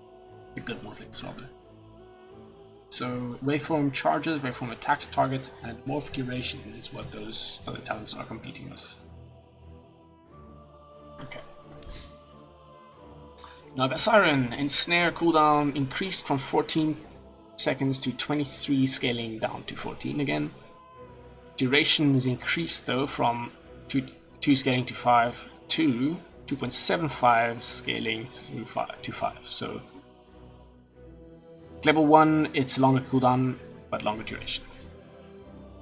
Cast range is reduced from 650 to 575, scaling to 650, so the cast range is also shorter at level 1, and the Scepter cooldown reduction is increased from -5 to -6 seconds, so at level 4, with Scepter, you're actually going to be able to cast it more often.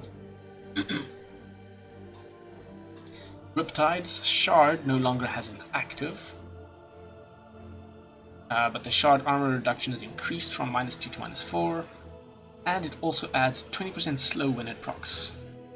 So it's more about helping you chase down enemies. I'm not sure what the active was supposed to do. Just give you single free proc or something. I don't know. Okay, level 25 talent change from 25% evasion to minus 10-second mirror image cooldown. Interesting. Probably spam that quite a bit. Time to sink. 18 seconds with a 26 second duration. That is pretty interesting. You have a lot of illusions fighting at the same time. If you prep them beforehand. A little bit like a almost Phantom Lancer. Okay, Nature's Prophet.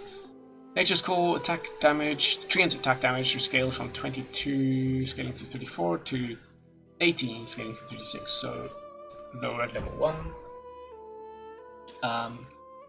Teleportation cooldown, just 1 second. Okay, where was I? So treants do less damage at level 1, but more at level 4. But just a little bit more at level 4. 4 less, 2 less, same, 2 more. Teleportation cooldowns increased from 15 seconds, 10 seconds, 5 seconds, 0. Okay, so makes low-level Nature's Prophet much less obnoxious. You need to get like both of these maxed to be as annoying as you used to be. But then you don't have the Sprout, so you can't gank. Okay. The Wrath of Nature base damage increased by 5, 10, 15 damage, and the increment per bounce is reduced from 11% to 10%. So less. It makes it less like unlucky to be hit by the last charge, the last bounce. I don't really like that mechanic, to be honest, but it's overall probably a little bit more damage. I don't know if it'll actually hit. It might end up doing more damage to overall, like even for the last hit. I don't know. I'm gonna calculate this now. I'm going too slow. Okay. Scepter root duration increased from 1.6 or 3.4 to 2.8. I'm confused.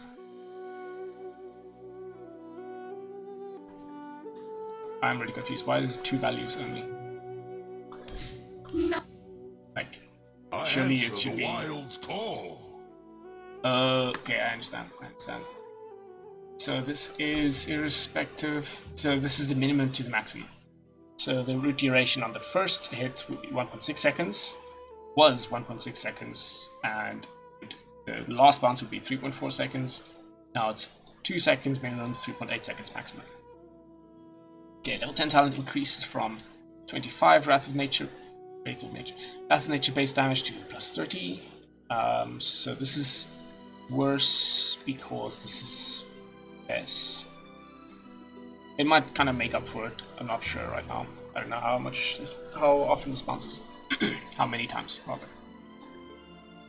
Level 25 talent increased from double treant health damage to 2.5 times. That will be quite annoying though. As opposed to move teleportation. Spirit. Okay. Necrophos. Attack animation time reduced from 0.4 to 0.3. Attack projectile speed increased from 900 to 1200. Interesting. It's a bit easier for him to right click. Generally not right clicking hero though, but he does have a talent that adds damage. In fact, he's level 10 talent. 25 damage. Might make it a bit better. Chard has been reworked. No longer does 50% more damage or heal. Instead, it applies Decrepify on the target enemy or ally for 2.5 seconds. But Decrepify is Pugna's spell. Against enemies, it reduces magic resistance by 25%. Okay, so you can... Oh, that's really good. Basically gives him Decrepify. Cast it on an ally that's being attacked by a PA or something. And they live. Or you can cast it on an enemy just as they're about to get killed by a Reaper's Scythe. And it does a lot more damage. Okay, Ghost Shroud slow increased from 6 to 12, but still 24% at level 4. Unstoppable Aura's regen increased from 3.5, scaling to 6.5 to 4, scaling to 7, so just 0.5 at all levels. And the durations increased from 7 to 8. So this is when you kill an enemy. When you get the last hit on a creep or enemy hero, then you get health and mana regen. This is that regeneration it's talking about, and the durations increased as well. Reaper Scythe's cost point has been reduced. Just makes it a little bit easier to catch somebody. Night Stalker. Hunter in the Night. Chard is no longer restricted from player units, but it cannot affect special units like golems or spirit bears, so it can eat like a Treant, Nature's Prophet Treant, or a Beast Monster's Boar. The Shard can now be cast during the day on non-ancient units. Could it eat ancient units in the night? I did not know that. That's insane. The Shard healing is increased from 25% to 35%. Level 10 talent increased from 4 armor to 6, and level 20 talent changed from 30 movement speed to minus 4 seconds cooldown. This could actually be really good because Crippling Fear is such an annoying thing to deal with on some heroes. Some heroes, that's why Night Stalker owns them. Okay, Nyx Assassin now provides plus 50% attack animation. Vendetta now provides attack. Okay, so when you've got Vendetta, you don't have that slow like attack animation. You'd be like, wow, which would be really good. Allows you to get those attacks off more easily, and probably it also reduces the backswing animation. So if you mistime it a bit, your follow-up stun will not be too slow, or will be a little bit faster. Burrow is the Scepter spell. Damage reduction increased from 40% to 30%. Talents. Level 20 talent reduced from 150 impale damage to 130. The other one is changed from plus 75% spike carapace damage to minus 3.5 seconds spike carapace cooldown. That's really good. I like that. This felt like okay, you time it well, you do a lot of damage, but this makes it so you're going to be really annoyed to deal with. What is the actual cooldown level? I see your fear. 10 seconds at max level. So that's a decent uptime. It lasts 2 seconds. 2 out of 6.5 seconds. Pretty good. Okay, Ogre Magi, Fire Shield, Chard incoming damage reduction is increased from 70% to 85%. Chard mana cost reduced from 75 to 50. Really cheap. Ignite cost point reduced from 0.45 to 0.35. Easy to get that off. Bloodlust mana cost reduced from 65 to 50, scaling to 65. So not maxing this out is a bit better than it used to be. Level 10 talent changed from 75 cast range to minus 1 second fire blast cooldown. So the other talent is the Ignite DPS. Okay, so it's basically, do you want fire blast more often, or do you want Ignite to do more damage? Interesting trade-off. I think that's a per game decision. You can always pick one. Like, it also used to be that, but I think the cost range was very good. It used to be, but I think this is probably a better choice. Okay, level 20 talent reduced from plus 40 bloodlust attack speed to plus 30. And level 20 talent reduced from 30 strength to 25. So these level 20 talents are just slightly worse on both sides. Omni Knight, base strength increased by 2. Base movement speed increased by 5.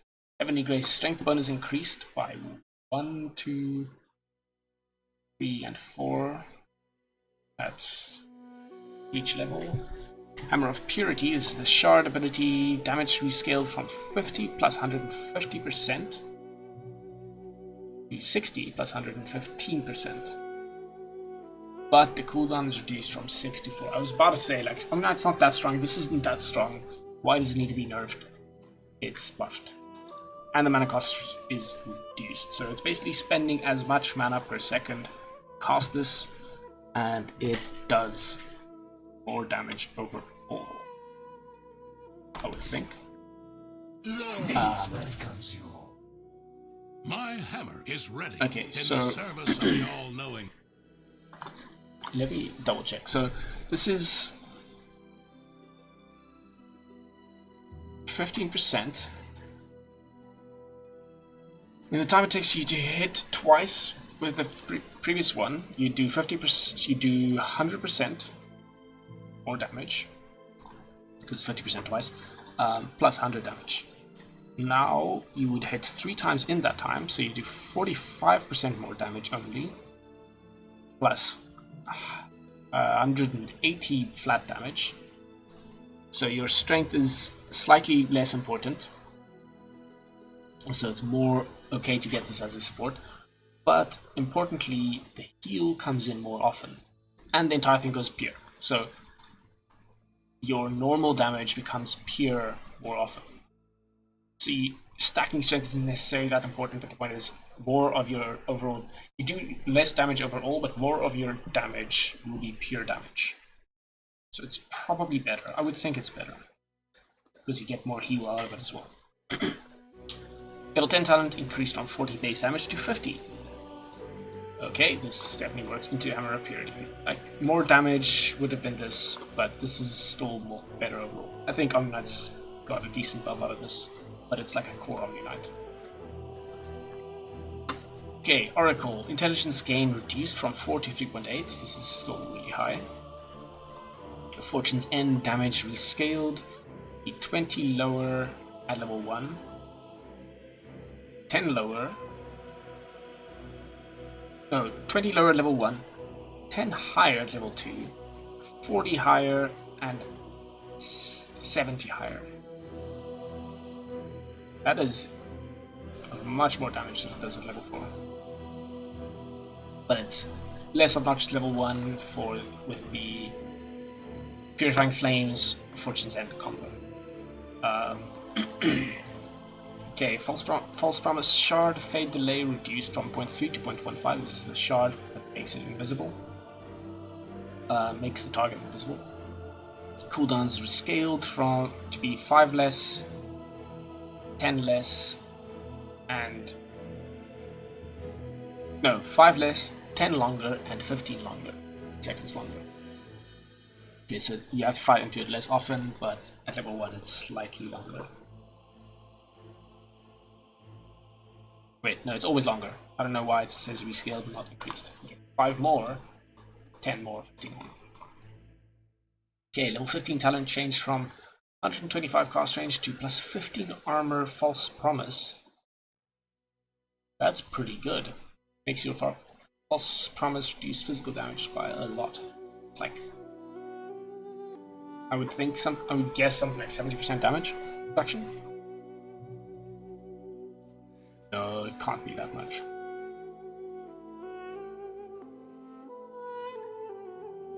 Okay, I don't know, but 15 armor, pretty good, I think. Yeah, it's definitely not 70%. Like, I'm not sure. I don't have a good feel for how much armor equates to how much damage reduction. But the other level 15 talent increased from -1 second Purifying Flames cooldown to -1.25 seconds. You can spam it more often during, like, False Promise. So against physical lineups, if you really need to save people from physical damage, otherwise you go for this, probably. Okay, level 20 talent changed from -50% Purifying Flames allied damage, plus 30% Purifying Flames enemy damage. So this makes sense because on allies you can very easily just Fate's Edict, I think. Yeah, Fate's Edict, then spam Purifying Flames. They won't take any damage, so you don't. This talent does nothing then. While on enemies, it's not that easy to dispel the heal component, so this makes it more worth casting on enemies. Still want to try and dispel it when you can, but yeah. You definitely have to. But this allows you to kind of burst at the last little bit. Level 25 talent change from minus 1.5 second Fortune's End max channel time to instant Fortune's End. Whoa! That is a big difference. Instant, I assume. Okay, so instead of being a 2.5 second channel to root for 2.5 seconds, it's just a 2.5 second root. It's not bad. I think the... Oh no, they changed... What? I didn't know they changed the Magnum Scepter to this. Fate's Edict no longer causes allies to be disarmed or enemies to be magic damage. I did not know this. It's really good. Okay. Could be really good. Updates. OD! Chard now has a 0.75 second cast time instead of a 1.5 second channel. Okay. Not sure exactly what the difference is. Does this mean if you start it, it already puts it on cooldown or something? Does it have a cooldown? I don't even know anymore. Darkness advances. Yeah, it does. 45 second cooldown. Never mind. It does. It now transfers 100% of the health mana instead of 75%. I forgot what it does exactly. So Essence Flux becomes castable ability with 0.75 second cast time. I'll destroy. Jeez, that was a long voice message. So swaps OD's current life and mana totals. OD used to do so at like a premium. Turn your 100% health into 75% mana. And vice versa. 100% mana into 75% health. But now it just swaps. Which could be really good. Imagine if you have... When do you use this? If you're low in health, you can cast this to get your max mana back. Your most likely maximum mana into health. Then you cast a few spells and your mana will get back. Okay. Astral Imprisonment's cast point is increased though by 0.05. Scepter no longer increases cast range, but it also increases the damage instead, and also causes it to do damage in AoE. So the carry OD is back by allowing him to farm Scepter. But you need a Scepter before you can do that. It seems a bit hard. Get Meteor Hammer into Scepter again, and then you can start farming. It seems a bit weird. Pango Swashbuckle cast range has been reduced by 50. Rolling Thunder's speed has been reduced by 50 as well. Duration is increased though by 2 seconds. That's really good. I keep expecting it to last longer, but this is bad.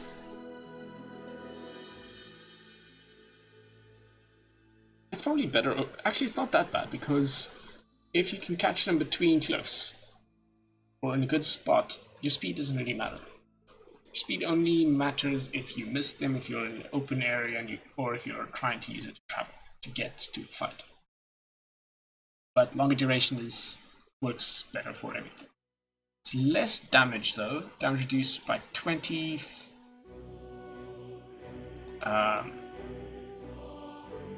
Wait, 20, 15, 10. So it's slightly less damage. I'm not that bothered by that. I think the stun is what you're really after anyway.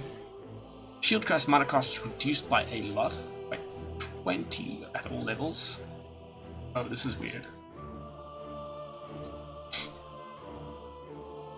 It was 80, 90, 110, 110. So it's 20 less, 20 less, 30 less, 20 less. I think that might be a typo. Damage reduction is increased though from 9 at level 1 to 12 at level 1. scaling to the same 18% at level 4. Okay, level 10 talent reduced from 2% mana, 2 mana regen to 1.5. Mana is going to be a bigger issue on him, but you probably just get a little bit more mana items. Like, I tend to get Vlad's anyway. I don't think everybody gets that. Maybe you start with a Basilius. Not start. Get a Basilius somewhat early, so it delays your other items by like 500 gold. So, but you'll get more mana regen out of it. Overall, I think I'm happy enough with this. This is the biggest issue. Harder to escape. Not that I always use it at max distance anyway. Okay, Phantom Assassins. Stifling Dagger range rescaled to be 25 less at level 1, but 50 higher at level 4. It's not much of a difference. A Fan of Knives, the Chard abilities damage increased from 12% to 16%. Is that percentage of max health or something? Of current health? Phantom Assassin. A victim's max health and impact. That is much more damage than I thought it does. I didn't realize it does damage of max health. Okay, Shard mana cost reduction is reduced to 50. And the impact time now matches the projectile visuals. Okay, this is a really good ability actually. Like break is good in a lot of situations, like it's the bristleback especially, that type of thing. I'm sure there are other heroes where you want to break him too, like OD for example. If you break him, you can't get his mana back. Does much less damage. Max health as damage is really good against a lot of heroes, like Centaur, Bristleback, Underlord, Purge, a lot of things where it's going to be really good. Okay, level 10 talent increased from -1 second Stifling Dagger cooldown to -1.5. And level 15 talent reduced from 300 Phantom Strike cast range to 250. So that's competing with health and lifesteal. Yeah. Increased cast range on... No, it's reduced cast range on Phantom Strike. That might like make it a bit more harder to escape as PA, but she's not as elusive as like Ricky, because she only has the one charge on this. I don't know if he'd go for the Stifling Dagger cooldown. I have no idea.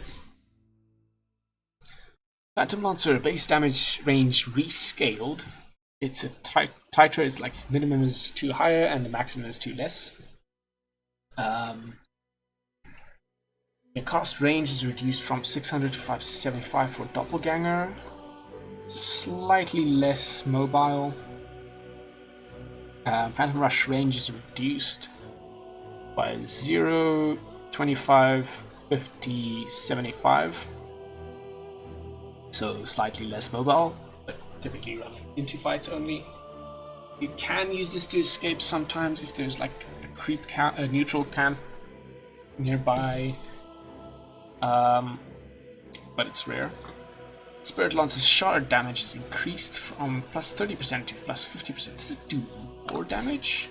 The Phantom. Destruction for home, for peace. Oh, it's the illusion damage. Okay, it's not the... Yeah. So it bounces once, does the exact same amount of damage, but it creates another illusion.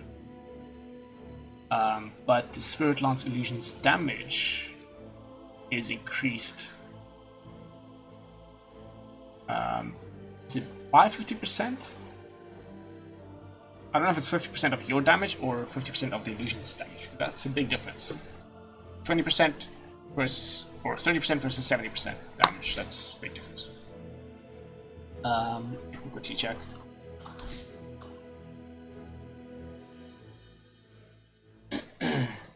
Basically, if the illusion's damage does, if the illusion does more than twice the damage, this is gonna be a really easy test actually. So, Prepare for 10 damage.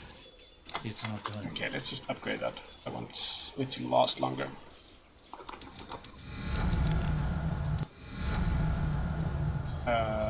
Level up enemy as well, just so I don't kill him with a nuke.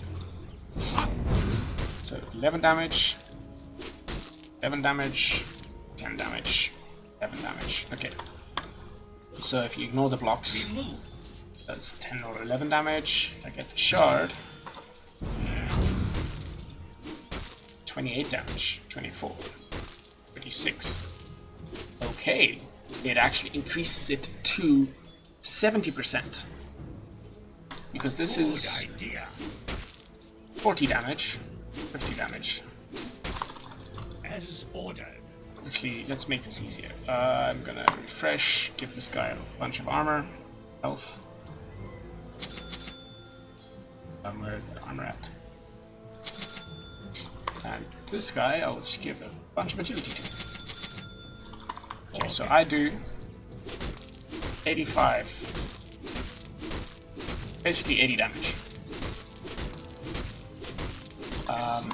The illusion should therefore do 7 times 8 damage, which is interesting. Why is this automatic? Oh, okay. 7 times 8 is what? 56. Yeah. That's actually from 20% to 50 to 70% damage. Easily.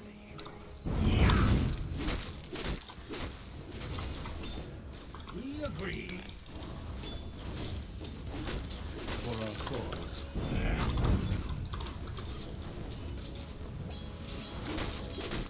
Interesting. Okay, that's actually a lot of damage that illusion does. I definitely underestimated that. Okay, so level 15 talent increased from -2 second Spirit Lance cooldown to -3. Could be really good if you do go for the shard. Otherwise, you probably don't go for it. I would guess. In the blink of an eye. 200 health is not bad. But if you got the shard, okay, level 20 talent reduced from 350 Phantom Rush range, so 50 less range if you go for that. But the juxtaposed damage is increased from 4% to 5%. Phantom I'm assuming, Assassin. yeah, that's from the 22 increasing to 27% damage. Pretty good. I think people underestimate, like this looks like such a low number, but it basically gives 25% more damage to your illusions. Okay, Phoenix. Shard has been reworked, now causes Sun Ray to slow enemies by 12% and to be castable during Supernova. Okay, the Shard used to be the Fire Spirits are on permanently, like kind of respawn every second. Sun Ray max health damage reduced from 1.5 to 1. These are percentages, I believe. Scaling to 6.75. 6.25. So it's down by 0.5 at all levels. So 1.1 it is no more. Every level you get 1.75 out of it, but level 1 is only 1%. Fast range is also reduced. Supernova radius is also reduced by 100. Level 20 talent reduced from 1,100 Icarus dive cast range to 1,000. The other level 20 talent was the Sun Ray during Supernova. It's now 0.5 second more sun on Supernova. Fuck. Phase shift cooldown increased by basically 1.5, 1.5 or 0 seconds, depending on how far you've leveled up. When in Rift cooldowns increased from 16 to 19 seconds, much higher at level 1, scaling to the same amount at level 30. This is what I like leveling up first anyway, so I'm not a big issue. I don't have a big issue with when you Rift. Phase shift cooldown is a little bit more annoying, but it's not that big a deal. Okay, talents. Level 10 talent changed from 150 cast range to 0.75 second waning rift silence duration. That's not a lot. The alternative is damage. This 30 should damage. be less tiresome than another age in Chrysalis. So, interestingly, if you reduce the cooldown by 6, We're left with 7. It's not that low. That's not that much increase. From 3.5 to 4.25 silence. You need a lot of cooldown reduction to make that permanent. But maybe that is worth trying to go for. 0.75 seconds silence in the right games will be good. But I think you'll probably go for the damage unless there's some, unless it's pretty important for you to silence enemies. Level 20 talent changed from 50% illusory orb distance speed to -4 seconds illusory orb cooldown. That's interesting. It'll make you quite mobile in a sense. If you accidentally use your illusory orb offensively and then realize you need to use it defensively, it'll be ready sooner. But otherwise, it does offset the cooldown further from your Waning Rift cooldown. Although, I guess it doesn't matter what you pick, it's offset. So 10-13, it'll be 6-13, so it doesn't offset actually, because you can cast it twice in this time. Whereas your Waning Rift cooldown will be 7 and 10. You can't combo them well, if you care about comboing. I might actually go for the illusory orb one, unless silence is important. I guess that's the trade-off here. But it used to be a... I would never pick this. Always pick the other one. Now it's a if silence is important. Level 25 talent reduced from 275 Waning Rift AoE in range to 250. Okay, I guess people pick this one over the attack thing. I think it's still big. It's probably still good. You probably want an Ether Lens this year if you're going support, since you can't get the cost range anymore here. Okay. Anyway, Purge. Base armor increased by 1. That's really big on this hero. He has a lot of health. Attack range increased. That's not bad. Especially trading in lane as support, that's going to be good because he has pretty high damage, level 1. Meat Hook cooldown reduced by 3 seconds, 3, 2, 1, 0. Probably not the biggest deal, but it does make it so that if you missed your hook, your next hook will not be that long off. Won't feel as safe for as long. Then the Chard. Dismember's Chard cost range on allies is increased from 160 to 400. Okay, so you can eat them from further away, save them. You don't need to be like right up in their face. And the Scepter radius is increased from 450 to 475, and the damage is increased from +80 to +100. This is finally a good Purge buff. I don't know if this will make him great, but we'll see a lot more Purge. Bugna base damage increased from 43 to 51 to 45 to 52, so it's up by 2 minimum and 1 maximum. It's 1.5 damage increase.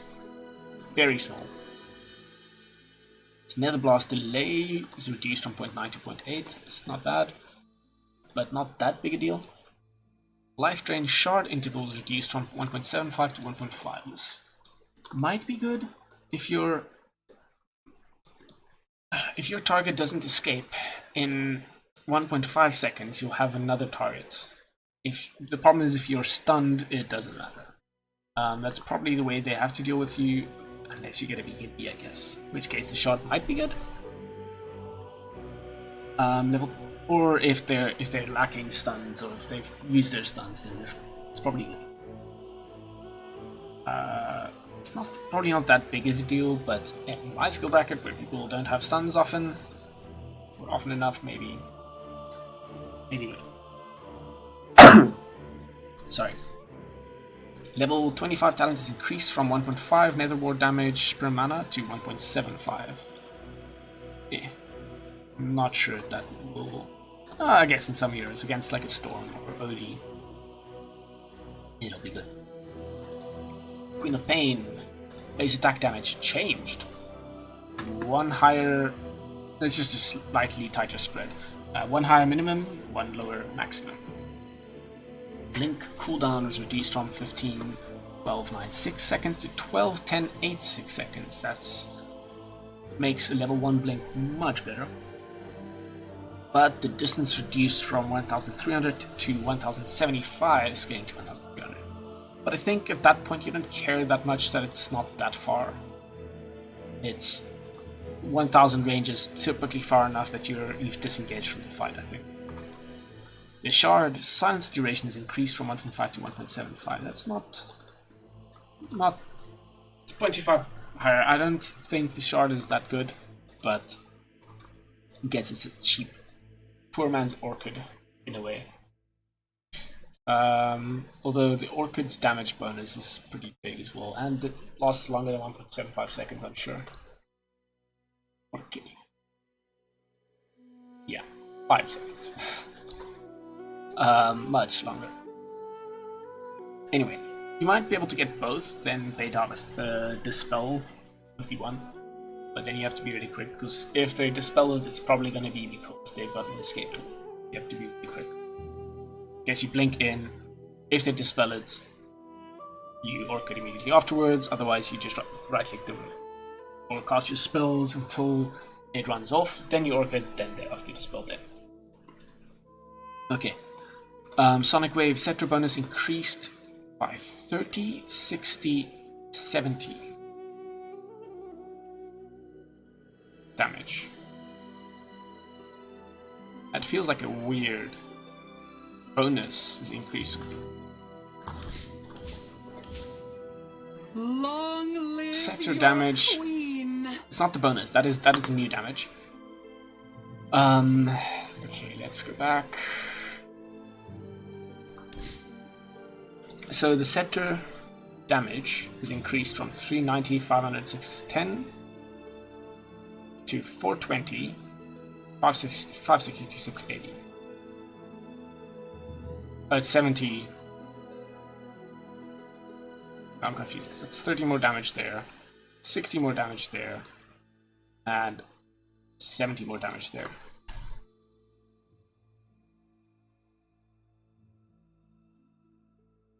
This is what's confusing me. It's like there's a 140 difference here and a 120 difference here.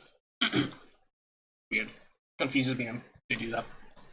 Okay, level 20 talent increased from 25% spell lifesteal to 30%. Quite a bit. Maybe that Maelstrom thing will start. Maelstrom Corp will get back in to the meta. That's, compared to the AoE Shadow Strike though, that's a pretty tasty talent. Level 25 talent changed from 200 Sonic Wave damage to minus 2 second blink cooldown.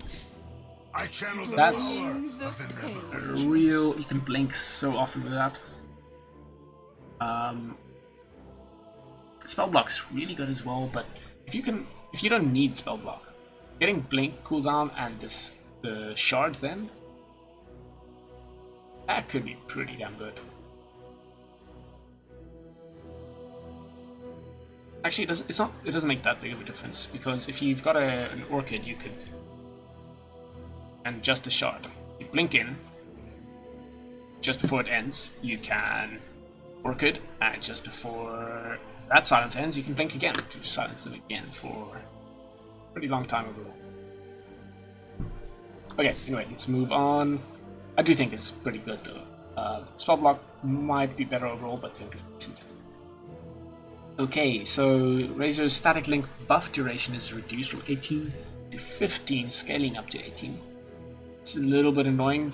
You like scaling this up, but sometimes you might not go for the third or fourth point, depending on what's going on in your lane.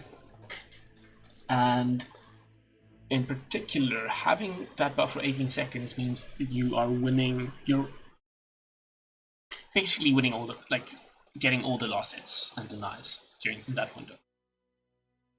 Or you should be. Should be pressuring pretty well in that time, unless their support is doing well. But it's a shorter window now for you to be able to do that. Storm Surge Shard damage has been increased though. I am happy with this. I love this Shard. This Shard is really good. Maybe I'm wrong, but it feels like it does so much work. The slow is really good as well. Mostly, I don't buy it every game, but most games there are enough single target abilities or enough heroes or units with high attack speed or that type of thing that warrants going for it, I think. Anyway, level 10 talent increased from 8 agility to 9. I often go for this one actually. If the armor, I know it's not that much armor, but if they have a lot of physical damage, I tend to go for this. Level 15 talent increased from 12 strength to 14. I go for the static link steal more often, but as I play Old Flame, I sometimes do this, so it's pretty attractive that it's 2 strength higher. Okay, Ricky now provides plus 50% attack animation increase for the attack of Blink Strike. Yes, I really... Oh, so often. I don't play Ricky off like that often, because I don't play carry, typically. But last time I did play Ricky, I so often miss that attack because I Blink Strike in and then I right click somewhere else. I don't let him first finish the attack. Then, Tricks of the Trade. Attack damage is reduced from 70 scaling to 100%, 50%. It just does 50% damage. But increases your agility by 55 to 100%. Okay, so your agility goes higher. So your base damage is higher.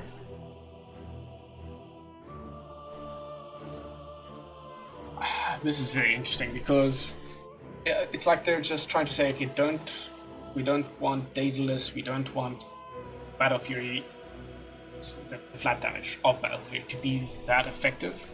We want Ricky to get agility items. If you have to get Battle Fury for the cleave, fine. If you have to get Daedalus for the crit, fine. But get agility. We want agility to go into this.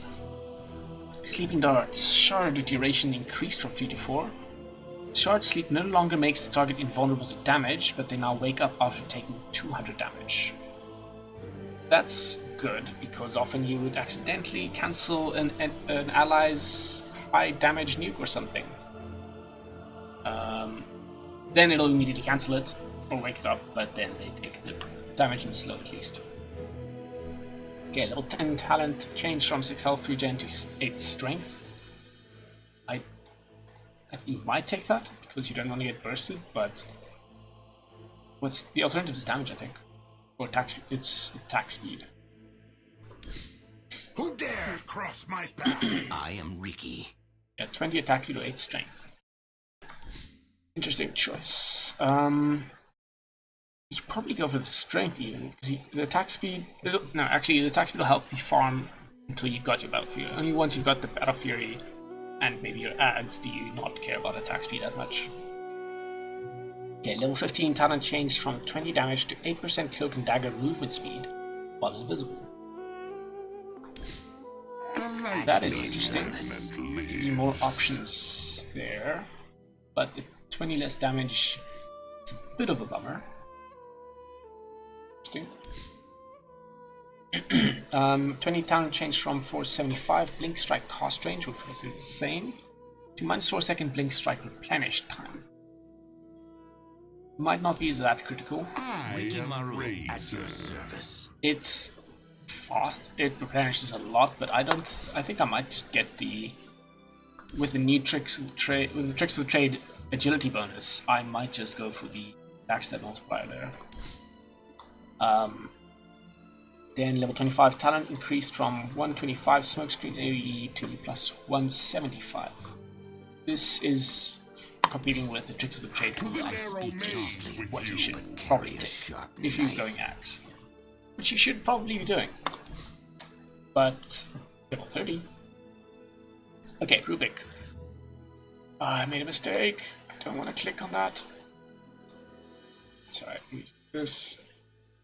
Go back down here. Where's Rubik? There we go. Chard Telekinesis Shard throw range increased from 60% to 85%. You can throw so far away. Probably if you take the talent. Cooldown reduced from 35 to 28 at level 1. 34 to 28, sorry. Skills to be the same at level 4, but it's so... Level 1 telekinesis feels so bad. But you sometimes still need it. Often do, yeah. Talent, this helps a bit, I guess. Not huge. I think it helps because you're probably gonna stay low level sometime. Like I like going for the cast range to make stolen spells more useful. But this will make telekinesis at lower levels slightly more useful. Talents. Level 10 talent change from 150 health to 175 telekinesis landing damage. Oh, damage. Interesting. That's flat damage. So you've got Fate Bolt borrows 0 damage, or Telekinesis does 175 damage on landing. I don't know whether that's to the target, or to everybody, or to the things stunned by the landing. Level 15 talent change from 100 cast range to 0.6 seconds telekinesis lift duration. Oof, they've took out the talents that are difficult to pass up, making it more likely to go for those damage talents. But 0.6 seconds telekinesis lift is probably worth taking usually. I want to check this. I want to see who takes the damage. Okay, so let's level to 10. Didn't actually mean to. Prepare yourselves for the main event. Okay, there we go. Let's get some axes. Lift this guy. Drop him right there. Okay, targets take. So those two take damage. Okay, interesting.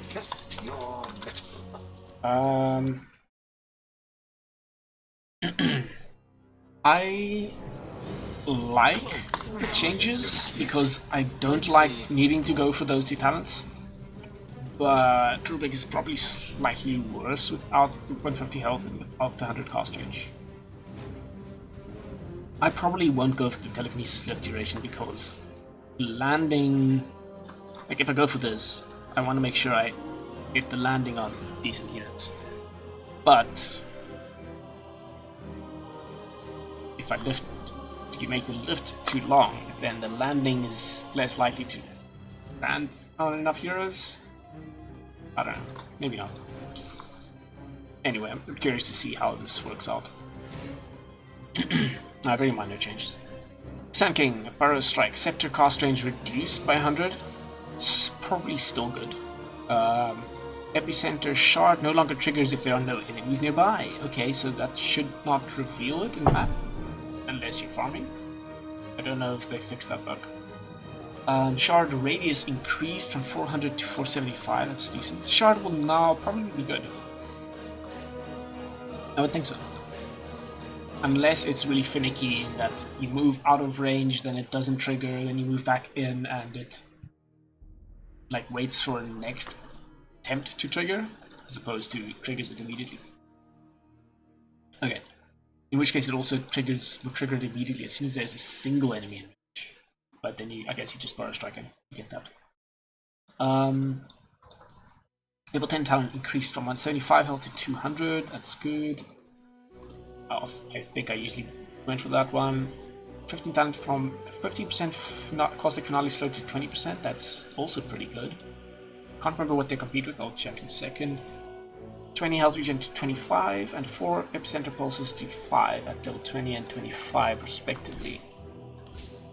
So those are probably just all the talents you don't take. Yes and no. that level 10 talent of the epicenter damage per pulse is probably good with the shard is the issue, but normally I would pick the health.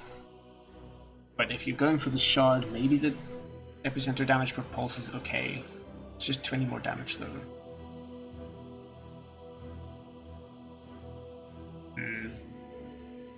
As for level 15, you typically want to go Sandstorm DPS, it's just that good.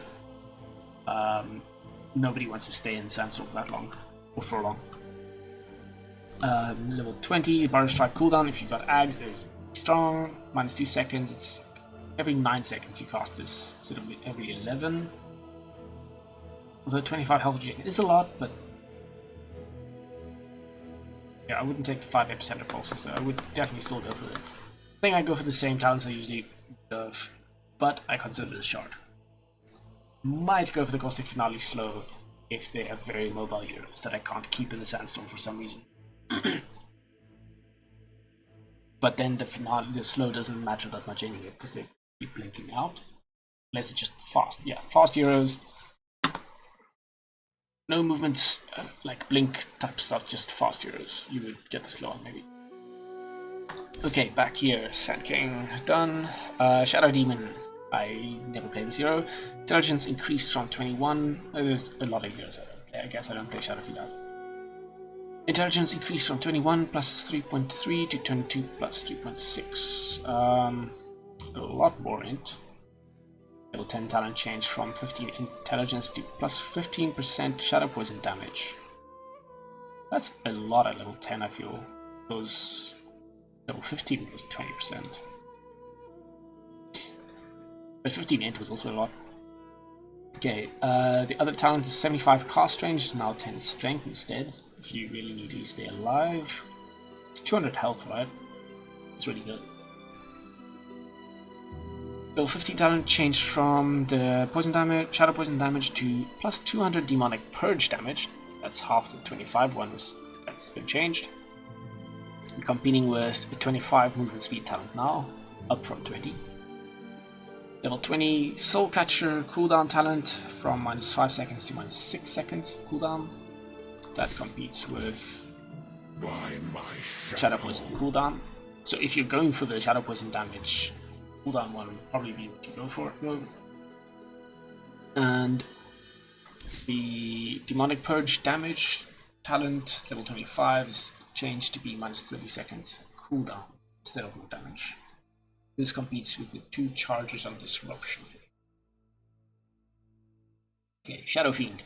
Base attack time reduced from 1.7 to 1.6.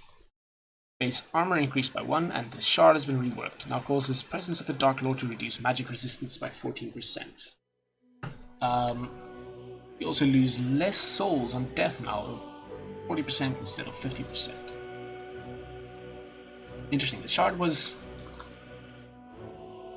Ah, okay, that's cool. So the shard made your spell damage higher per soul, but now it reduces enemy magic resistance if they're under the effect of your aura, which makes your team do more magic damage as well, which could be cool.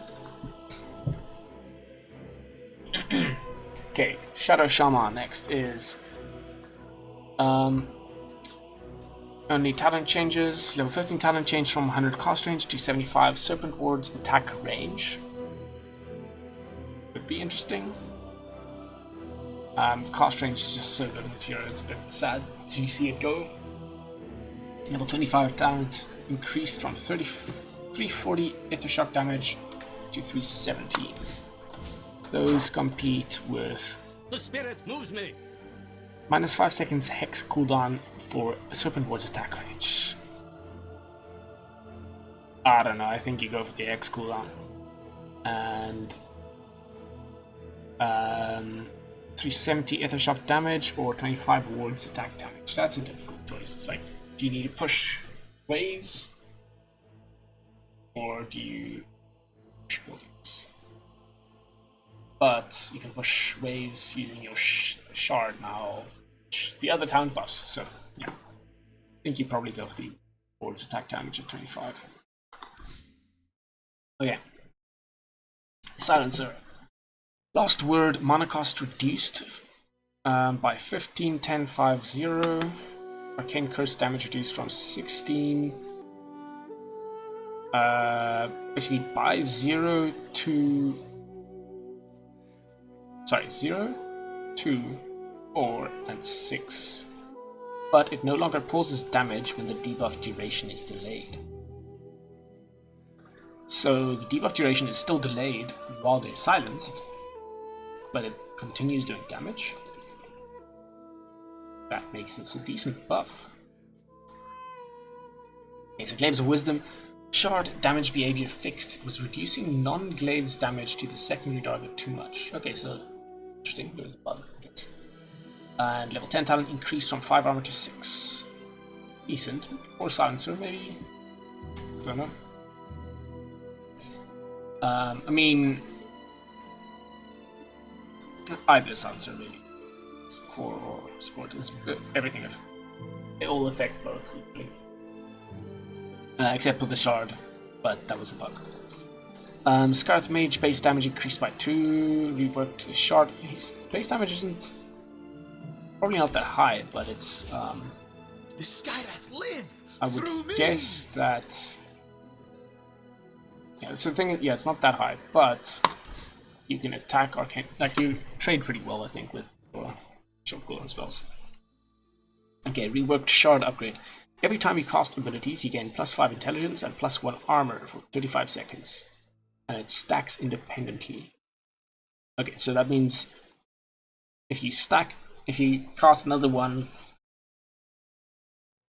if you cast one spell, you wait 30 seconds, you cast another spell.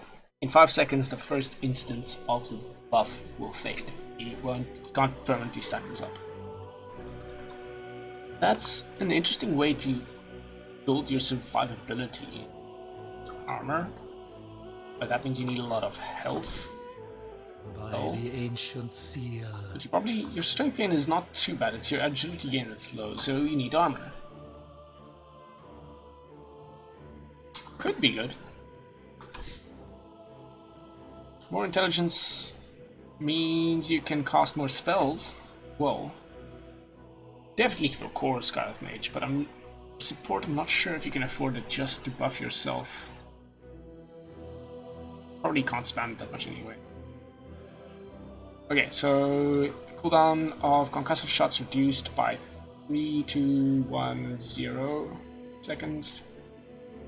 Arcane bolts damage multiplier is reduced by 0.2, but the base damage is increased by 0, 5, 10, 15. Okay, so it's better early, worse late in the game, but leveling it up makes a bigger difference now. So you might not want to max out concussive shot first. Not sure about that, especially because it's better at level 1 now. You might get 1 point concussive shot and the rest in arcane bolt. My power is summoned. But the slow does scale as well. It's a difficult choice.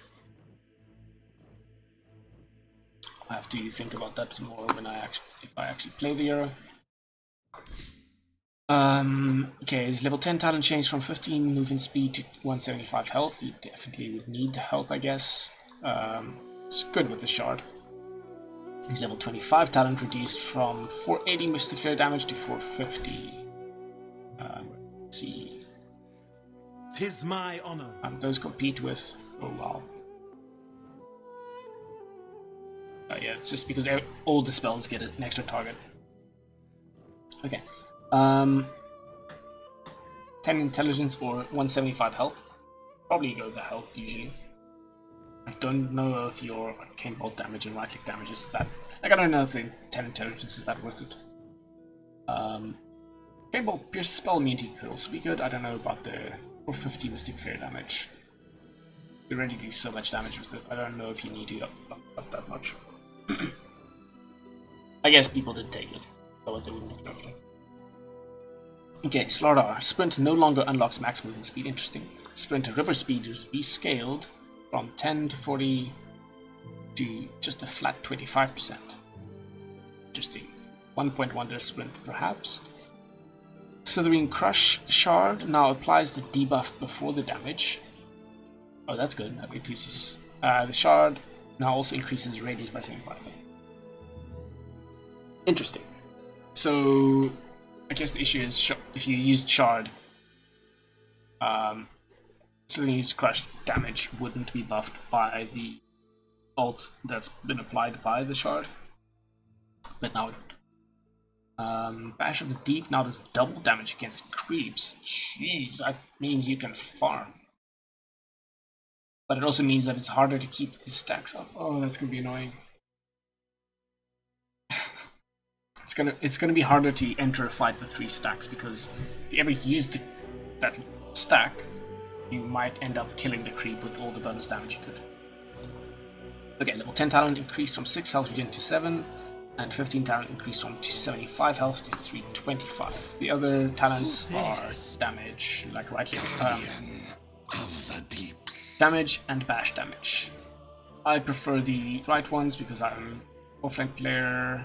Like I want to tank for the team, but maybe the others were better. Slark, reworked Shard upgrade. No more fish bait. It now grants Depth Shroud. Creates a 300 AoE cloud at the target location for 3 seconds. All allies inside the radius are hidden and have increased regeneration and movement speed. Fast range 800. That is really good.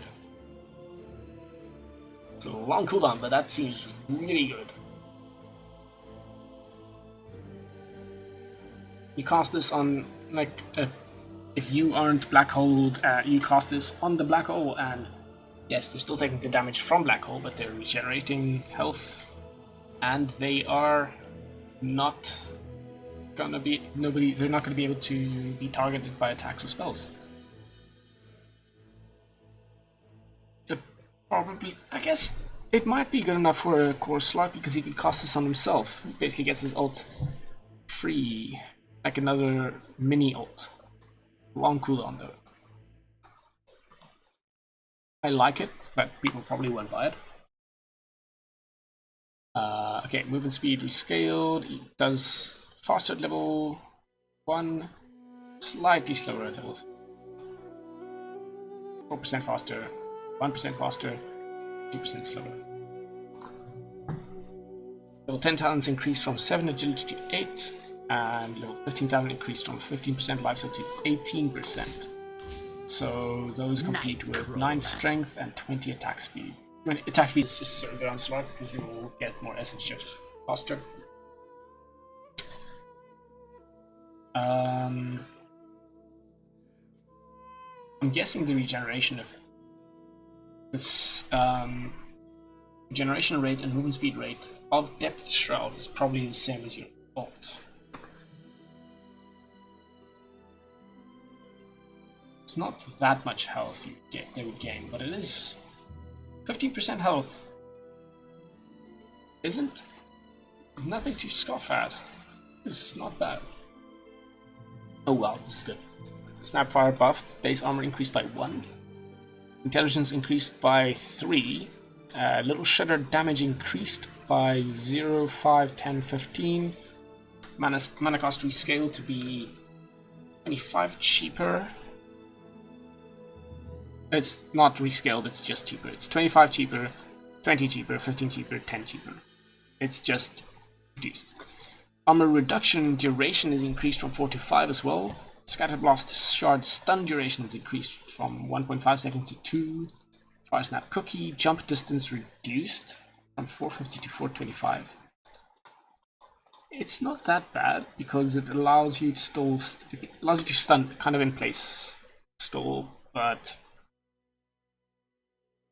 it allows you to escape things slightly harder. It makes escaping a little bit harder using Cookie. But the cooldown is reduced by 3 seconds, 3, 2, 1, 0 seconds. Level 15 talent increased from 60 Scatterblast damage to 75. That's probably pretty good. You're looking for cooking tips, violence, or both? I like that line.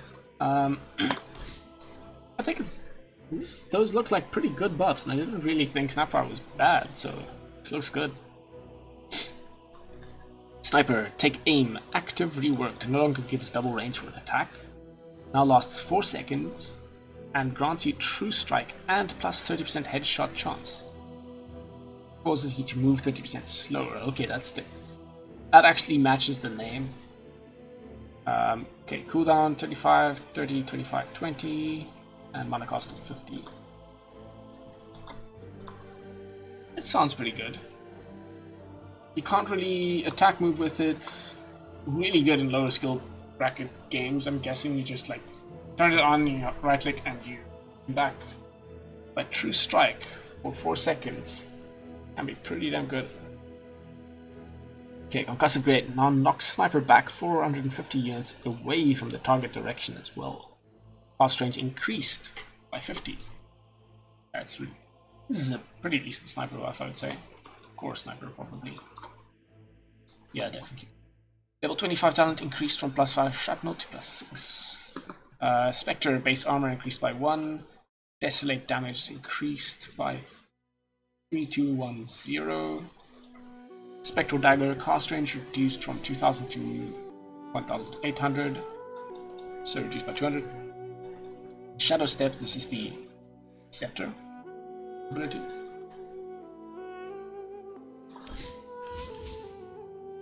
Yeah. What's a shard? Oh.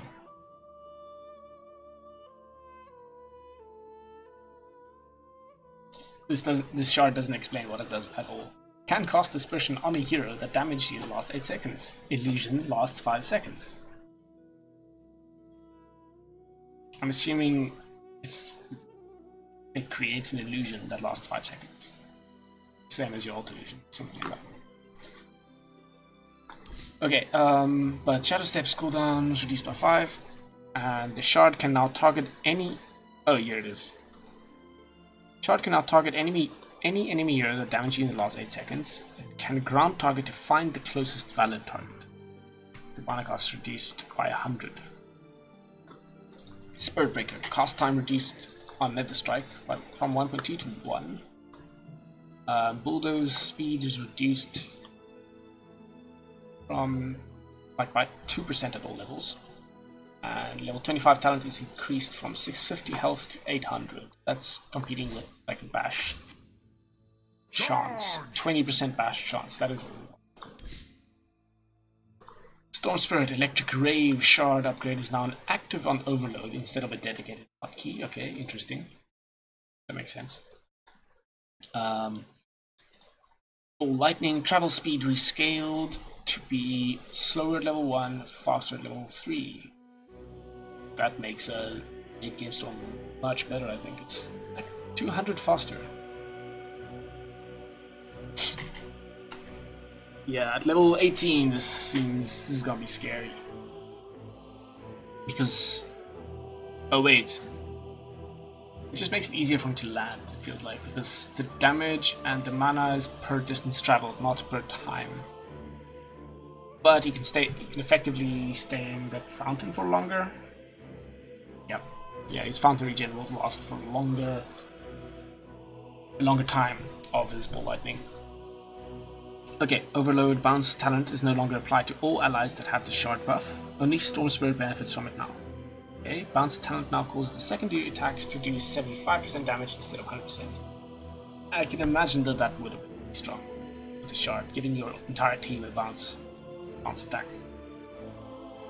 Okay, level 10 talent change from 24 Overload to 200 health. Level 15 talent change from 375 health to 25 attack speed.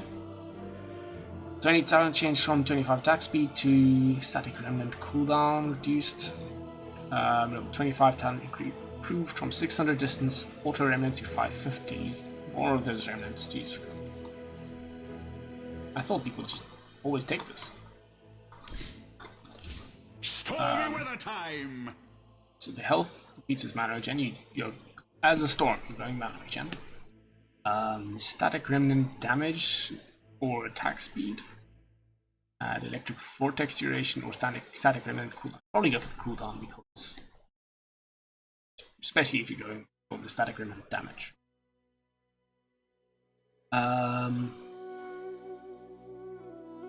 I see, yeah, people didn't go for the ball lightning thing, auto remnant thing, because of the overload bounce with Chard, I think. But no, not another thing. Okay, Sven, Stormhammer Chard now also reduces cooldown by 4 seconds. It's really good. Scepter cast range reduced from 950 to 900. Chard applies a debuff. Dispels target, yeah. God's strength damage has been increased by 0, 10, 20%. Level 10 talents have both been placed. Mana regen with 15 attack speed, or strength with plus 3 second Warcry duration. How long does Warcry actually last? Ready. 8 second duration. 3 more seconds is not bad. 20% move speed and 15 bonus armor. That's probably pretty good actually. Giving your entire team that for 3 seconds longer. But as a carry, you're probably going to go 15 attack speed. Okay, level 15 talent change from the Warcry duration to 25% Great Cleave. Plus 25% on your cleave. Probably what you're doing is farming. Feels farming.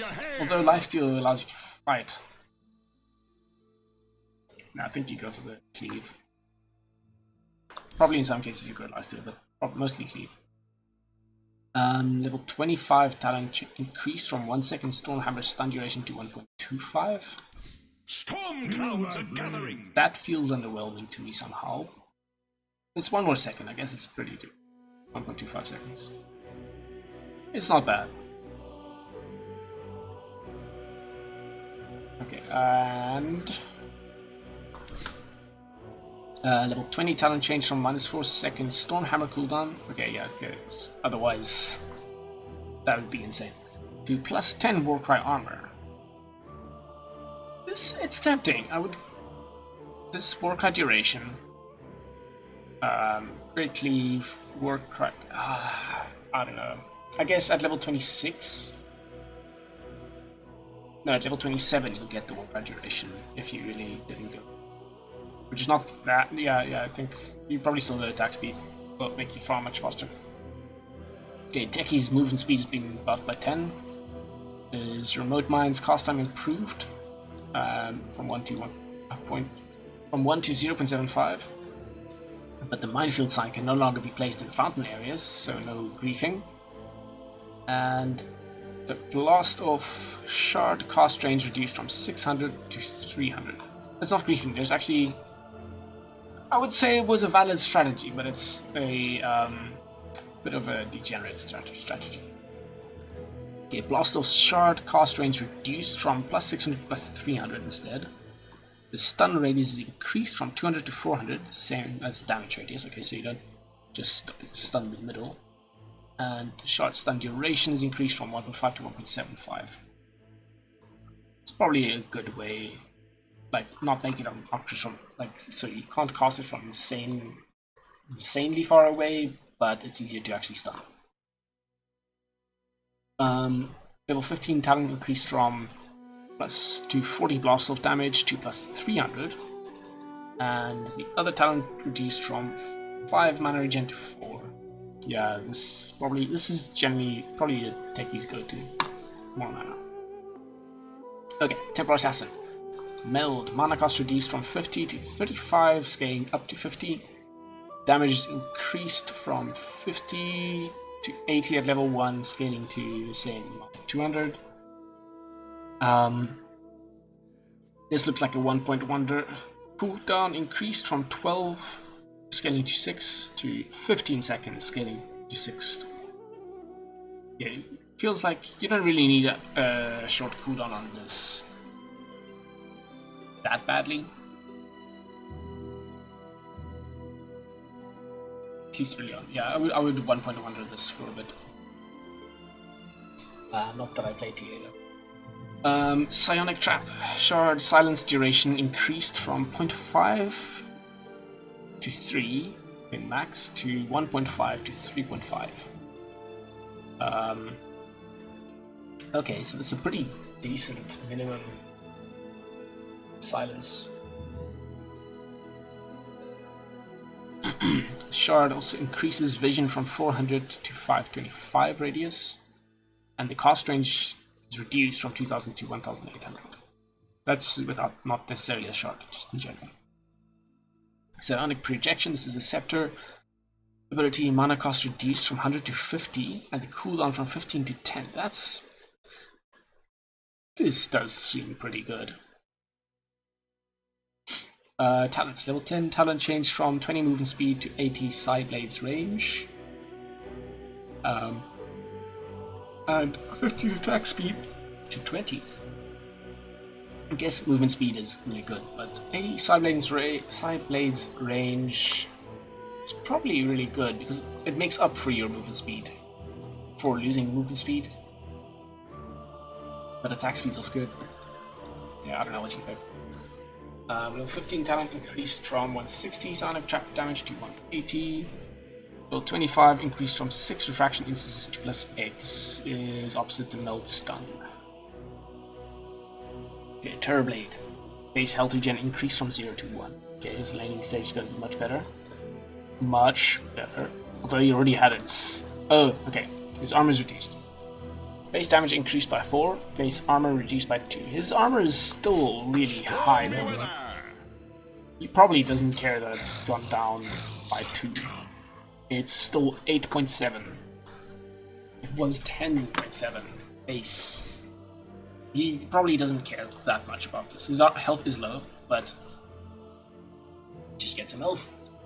You get health on him anyway, so. Base damage increased by 4. Means last hitting outside of Metamorphosis will be easier.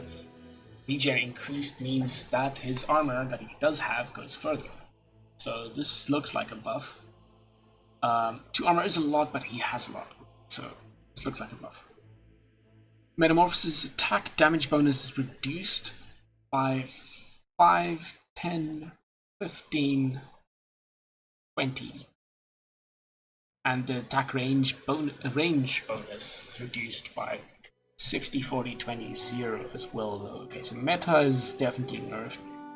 Reflection, illusion damage increased by 15, 10, 5, 0%, and the slow is rescaled from 25% scale from 15 to 30%.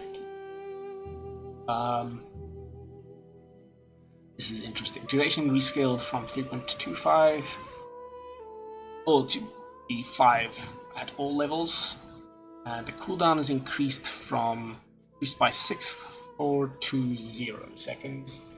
Mana cost is reduced by 15, 10, 5, and 0 mana.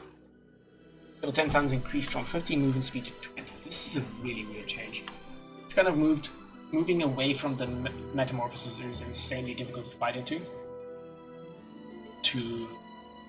Towards his other spells also he's somewhat strong with up meta, and his other spells have some more use. Like illusion, the reflection seems to be a better ability overall. Yes, it slows for shorter, slows less but lasts longer. Before it's maxed out, the illusions deal more damage. Cooldown's longer, but it's probably not that big a deal. Probably don't want to use this twice fight. Well, you're not going to use this twice in fight at level 1 or 2. Mana cost is reduced. I don't know. It's going to have an easier time late, definitely. Shifting some of the power from Metamorphosis into the Space Hero. Reflection, I have no idea what to think about. Okay, Tidehunter. Gush, mana cost rescaled to be 10 cheaper. Sorry, 10 more expensive, 5 more expensive, the same, and 5 cheaper at level 4. Timber Soul base armor increased by 1. I told you this is a Timber Soul patch, so many trees. Reactive armor duration reduced from 10, 13, 16, 19 to 10, 12, 14, 16 seconds. And the regen per stack is reduced from 1 to 0.7, scaling up to 1.3, as it used to. So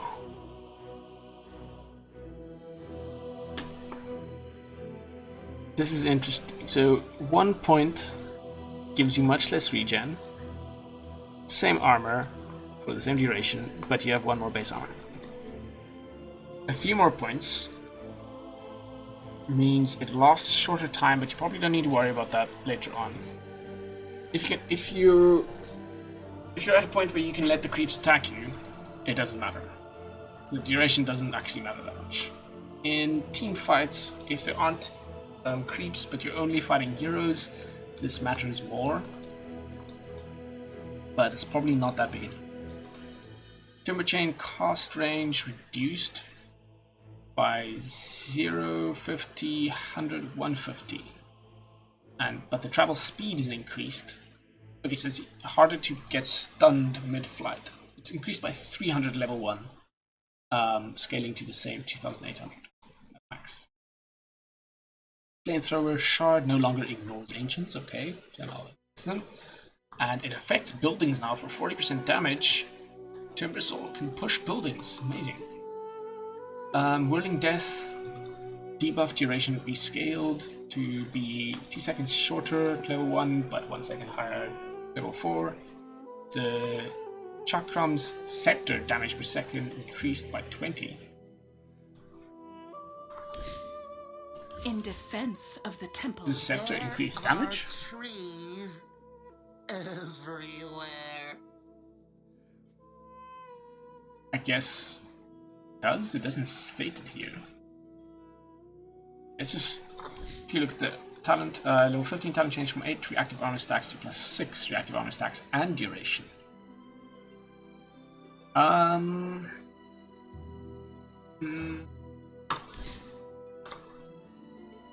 I don't know about that one. Like I just said, I don't mind the duration that much. Like, it does help in other team fights, maybe, but okay. So let's put I guess a dummy will be easiest. So this does the 50. Wait, 50 DPS, right? Does this thing have 50% magic resist? 5%.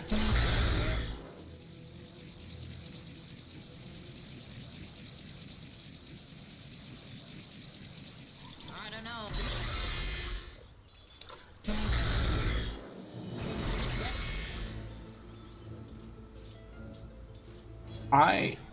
Also, it's supposed to be pure. Okay, it's dealing damage in half a second. It's not 1 second. 0.51, 0.51. Okay, yeah. Okay, that makes more sense now. I got a little bit of a fright there. I mean, it's not like it's that scary. Okay, so this does 60 per tick now, but it doesn't say. Okay, over here it says. It doesn't say over there that it increased the damage. But the damage.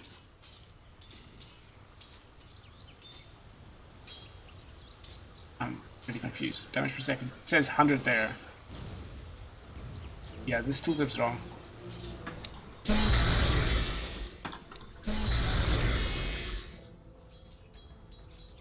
It says it does 100 damage per second, but it actually does 120 damage per second.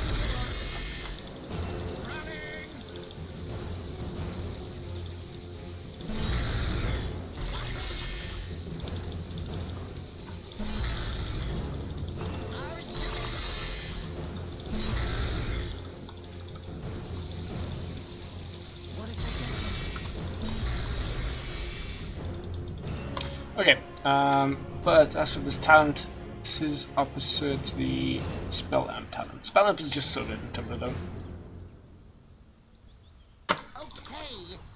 If I add 3 enemies right-clicking me, I will definitely reach the full max stacks.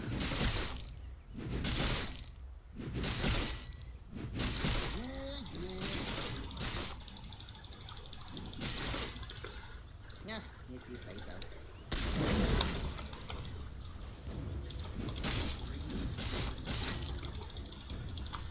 I don't think this duration thing is that big. I think you'd go health, spell amp,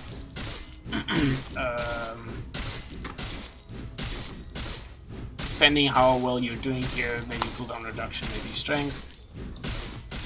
And then, depending on if you need to move around a lot or if you're up against a lot of strength heroes. You take everything because it doesn't matter anymore.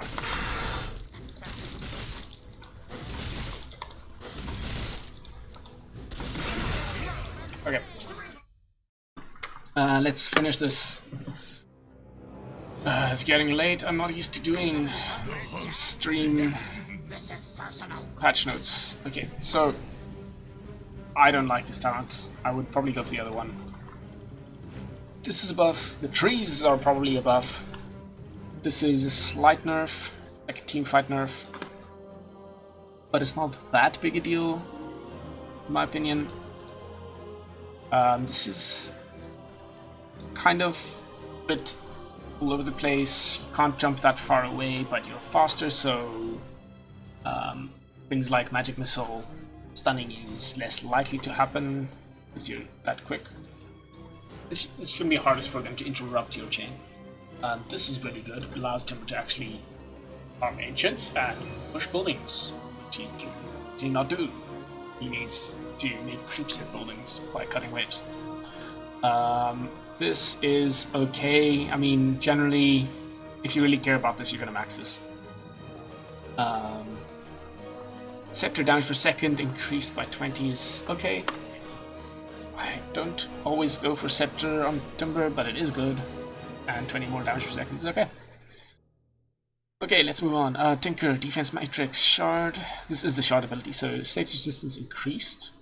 40% to 50%. Chard health is increased to 75 to 350. I think it blocks that much damage.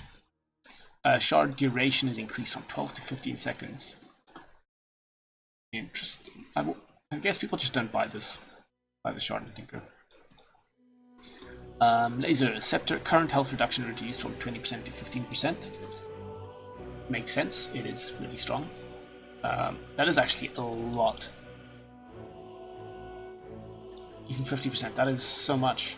Does Tinker just get this for free from level 1? Conditions could hardly be more ideal. No, it's a Scepter thing.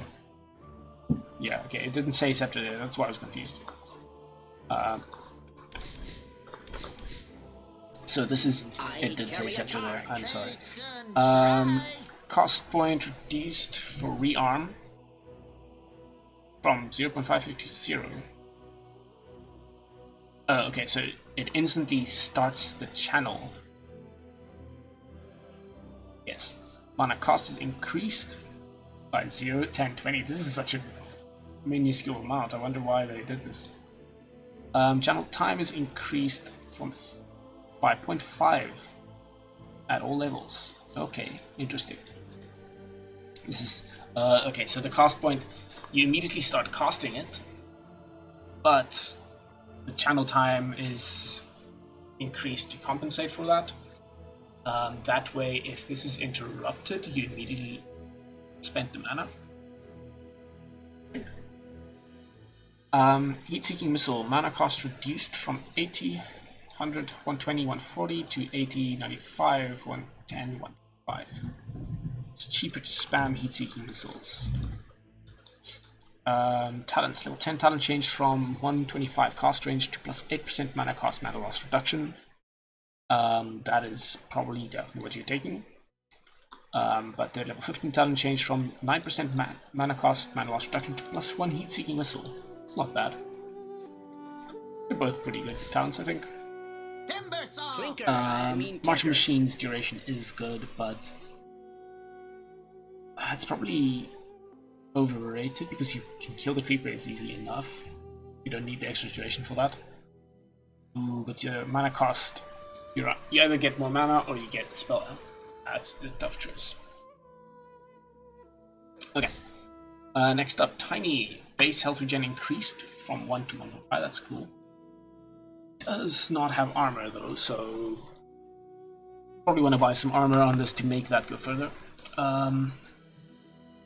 Reworked Chard upgrade now causes tree grab to have no charge limit. Interesting. I don't know what the Chard was. I forgot. The old Chard. Tree grab mana cost is reduced from 50 to 40. Grow armor increased. Oh yeah, I forgot he gets armor at 6, 12, 18. Armor increased from 10. Well, basically by 2 at all levels. Tree volleys cast range is reduced by 100, as well as the tree throw. And Toss's cast range is rescaled to be 50. Further at level 1, but 100 shorter at level 4. Okay. Level 10 talent change from 25 damage to 10 strength. And the other one from 15 movement speed to 20. I would probably go for the movement speed. Like, 10 strength is... it could also be good. It's 200 health. That is a lot, actually. Movements, and he gets movement speed from grow to... That's difficult. Definitely a roaming thing, and maybe a core, an offlane thing, or otherwise. You have to see. Level 15 talent change from +5 tree grab attack charges. Yeah, it's gonna... That probably changes if you've got the shard here. To plus 15% tree grab unit damage bonus, so that's a farming thing. Level 20 talent change from 18 strength to 15% status resistance. That is also pretty good. What does that compete with? Toss requires no target. Ah, that's so good too, though. It's good because you can throw enemies around, like onto cliffs or wherever you want. You don't need an ally there. Or an enemy. Okay, what's next? Treant. Chard now also grants invisibility near trees, so that talent's been changed. Leech Seed mana cost reduced by 30 at all levels, that's pretty good.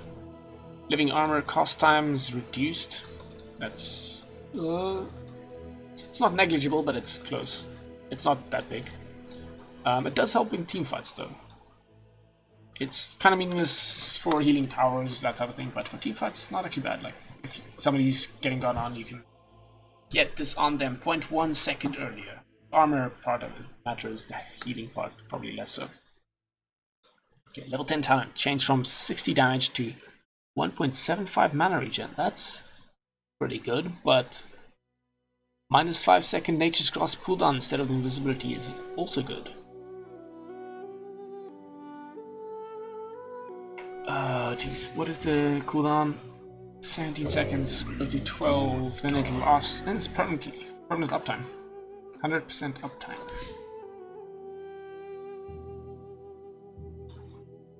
I might usually go for this. Allows you to heal buildings and just keep casting the armor on people more often. Level 15 talent increased from 24 Nature's Grasp damage to plus 30. That's opposite the living armor heal. Then level 20 talent changed from cooldown reduction to plus 8 living armor bonus armor. I'm sorry, I'm going here again. So that's double the armor basically. That's pretty good. That's really tempting. Living armor build. Just go for all the living armor talents. And mana regen. Otherwise, that's opposite the 40 HC damage and heal. And... which isn't bad either, especially if it's cheaper. But at that point, it doesn't matter that much that it's cheaper. And level 25 talent now works on creeps. I was so upset when it stopped working on it. I wanted to cast on the creep at some point in one of my games, and I just took this talent and it worked. I was really upset. Not sure if I wanted to cast it on a catapult or on like the leading melee creep or something. Okay, anyway. Troll Warlord. Whirling Axe's ranged mana cost increased by 10, and the distance reduced by 50. Been playing against trolls so much, I'm so tired of them. Chard upgrade is reworked. Grants Rampage. Globally causes all allied heroes to gain 70 attack speed or 25% status or for 5 seconds, based on whichever stance Troll is currently in. Ranged provides attack speed, and melee provides status resistance. Does it switch if he switches them? Or is it just which one you cast it in? I guess cast in. Because you probably want this attack speed as melee Troll. This is rough. This attack speed part is what his ult used to be. Okay, Berserker's Rage. Bonus armor rescaled to be 4, 5, 6, 7 instead of just flat 6. Battle Trance. Movement speed reduced by 5% at all levels. And his talents. Health talent increased by 25 at level 10. And agility talent reduced by 1. Also level 10. I'm glad this feels like the Chard actually sounds kind of good. But I'm glad there's this nerf. Like, you could just spam this in lane so much. It was so annoying. Anyway, Tusk. Base health regen reduced from 1 to 0.75. Boar's Punch now does the attack animation 40% faster. Sick. Easier to land that. Or it's quicker to land it, rather. Tag team damage reduced from 25 to basically 5 at all levels. So it's much weaker level 1, but not that big a deal at level 4. Snowball, cast range reduced from 1250 to 1150. Ice Shard's cast range reduced from 2000 to 1800. Mana cost reduced to be 100 at all levels. And Frozen Sigil, which is the Shard, no longer reduces attack speed. Attacks it destroys increased. Vision has been increased. Movement speed has been increased. And mana cost has been reduced, and the slow has been increased. Okay, so it's just a slow and a vision. Not bad. But I think the attack speed was kind of important on it. At least it's hard to kill. This is kind of a weird thing. I never liked this Sigil. This was his whole ability before he got tag team, but I never liked it. Anyway, it looks like he's weaker level 1. He's weaker overall, but feels it's mostly affecting him at level 1, and he has slightly less range on these spells. Okay, Underlord, attack range increased from 175 to 200. Yes, I can reach all across the creep waves. Radius rescaled to be static 425. It's much smaller than you want it to be. But the Shard no longer provides healing, but instead increases the Firestorm wave count by 3. I'm a bit upset that it's smaller. I've gotten used to this gigantic thing. So he has a bit, like, less of a, like, AoE presence.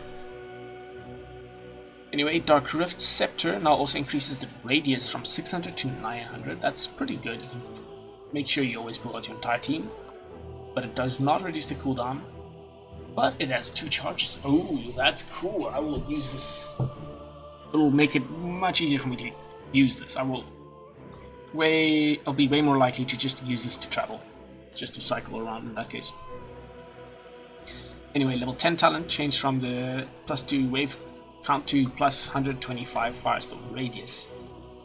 Okay, that's big. That is 550. That is insanely.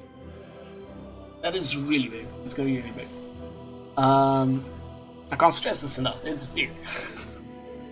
Anyway, I will probably go for this almost every game, unless they've got a lot of like Blink heroes.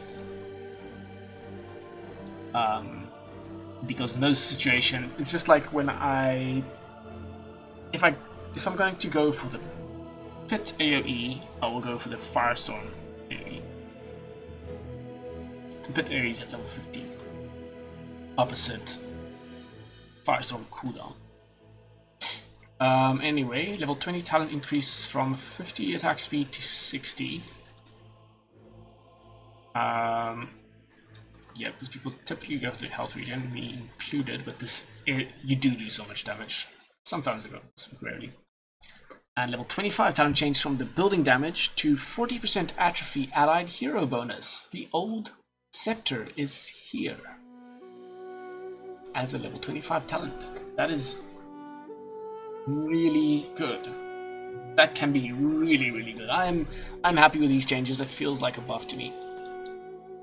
Like, I need to buy the Chard now more often. No longer provides the healing, it's fine. I could just get the spell lifesteal if I really want that part of it. But the increased wave count by 3 instead of 2 is pretty big because you can get the increased radius here, and it's gigantic. And I mean, it's not that much bigger than it was, but it's noticeably bigger. And that'll just fully, like, you can just control so much of the map with it, of like a team fight area. I'm happy with that. Okay, Undying agility gain increased by 0.4. That is pretty big on Undying because he can get a lot of health. I mean, it's not gigantic, but it's more armor. It does matter. Decay mana cost reduced by 0, 5, 10, and 15. That's really good. Helps a lot to... I didn't even know this double damage to creeps. But this will help... This will incentivize you to actually level up Decay earlier. Often people just take 1 point. But the mana cost makes it so you don't need to level it up. Because the cooldown goes down, mana cost goes up. You're going to spam this more, you're going to run out of mana.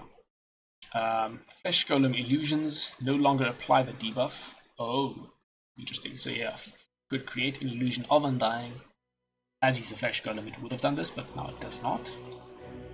Oh, no, it's your illusions. You had illusions somehow. Okay.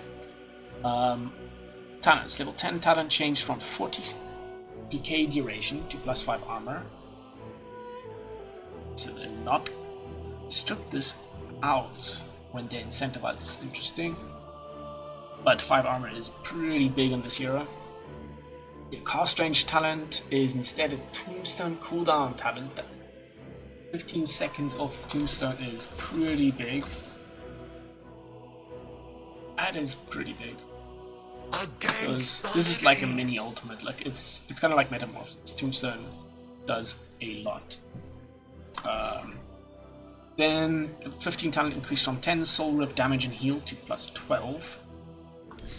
That's not... That's okay. If you're going for the Tombstone cooldown, you'd probably not go for that, but that is really good, I think. But the zombie damage is really good as well. Okay. Anyway, Ursa reworked Chard upgrade now causes Earth Shock to apply a 1.5 second enrage buff on yourself. Reduces cooldown by 2 seconds.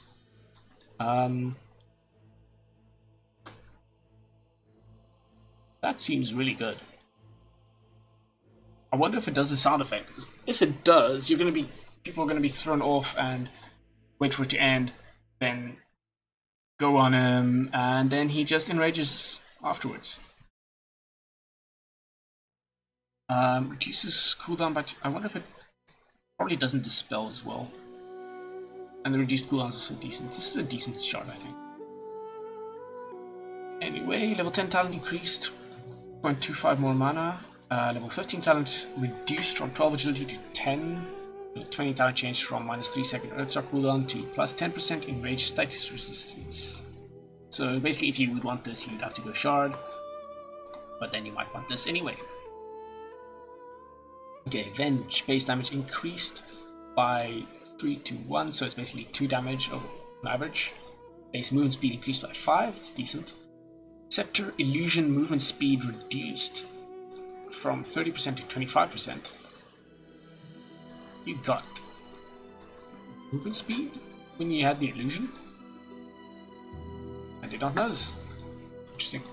The illusion is faster than you are.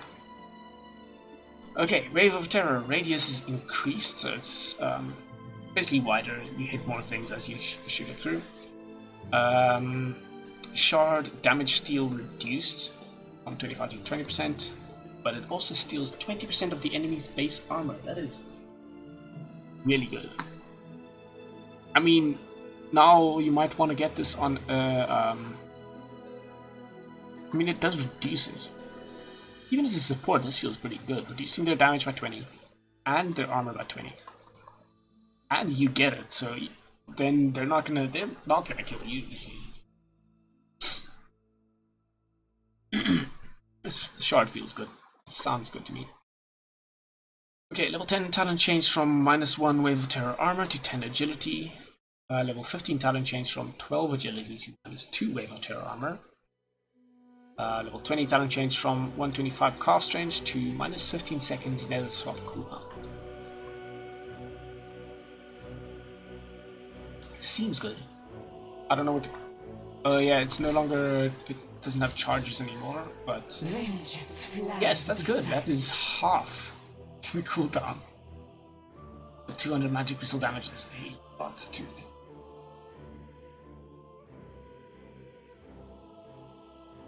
Okay. Difficult choices on talents. I'm not sure what you go for. Sorry, I'm going through these quickly. Now I just.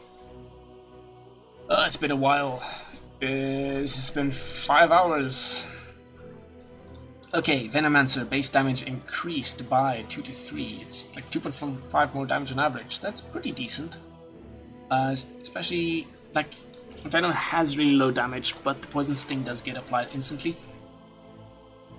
And you should definitely get level 1 Poison Sting, I believe. That's what I would do, as always. Almost, always. But this will help last hitting quite a bit. Offlane Venom could be a thing again. See, the slow on Poison Sting has been reduced by 1% though. There's the talent. Ooh, talent's been reduced from -10% to -8%. So much less obnoxious slow. Somewhat less. It's 1%. It's not that big a deal. Poison Nova radius has been increased from 575 to 630, and the duration is increased from 18 to 20. That is a significant increase for the ult though. Much easier to hit a lot of people, and it's on them for longer.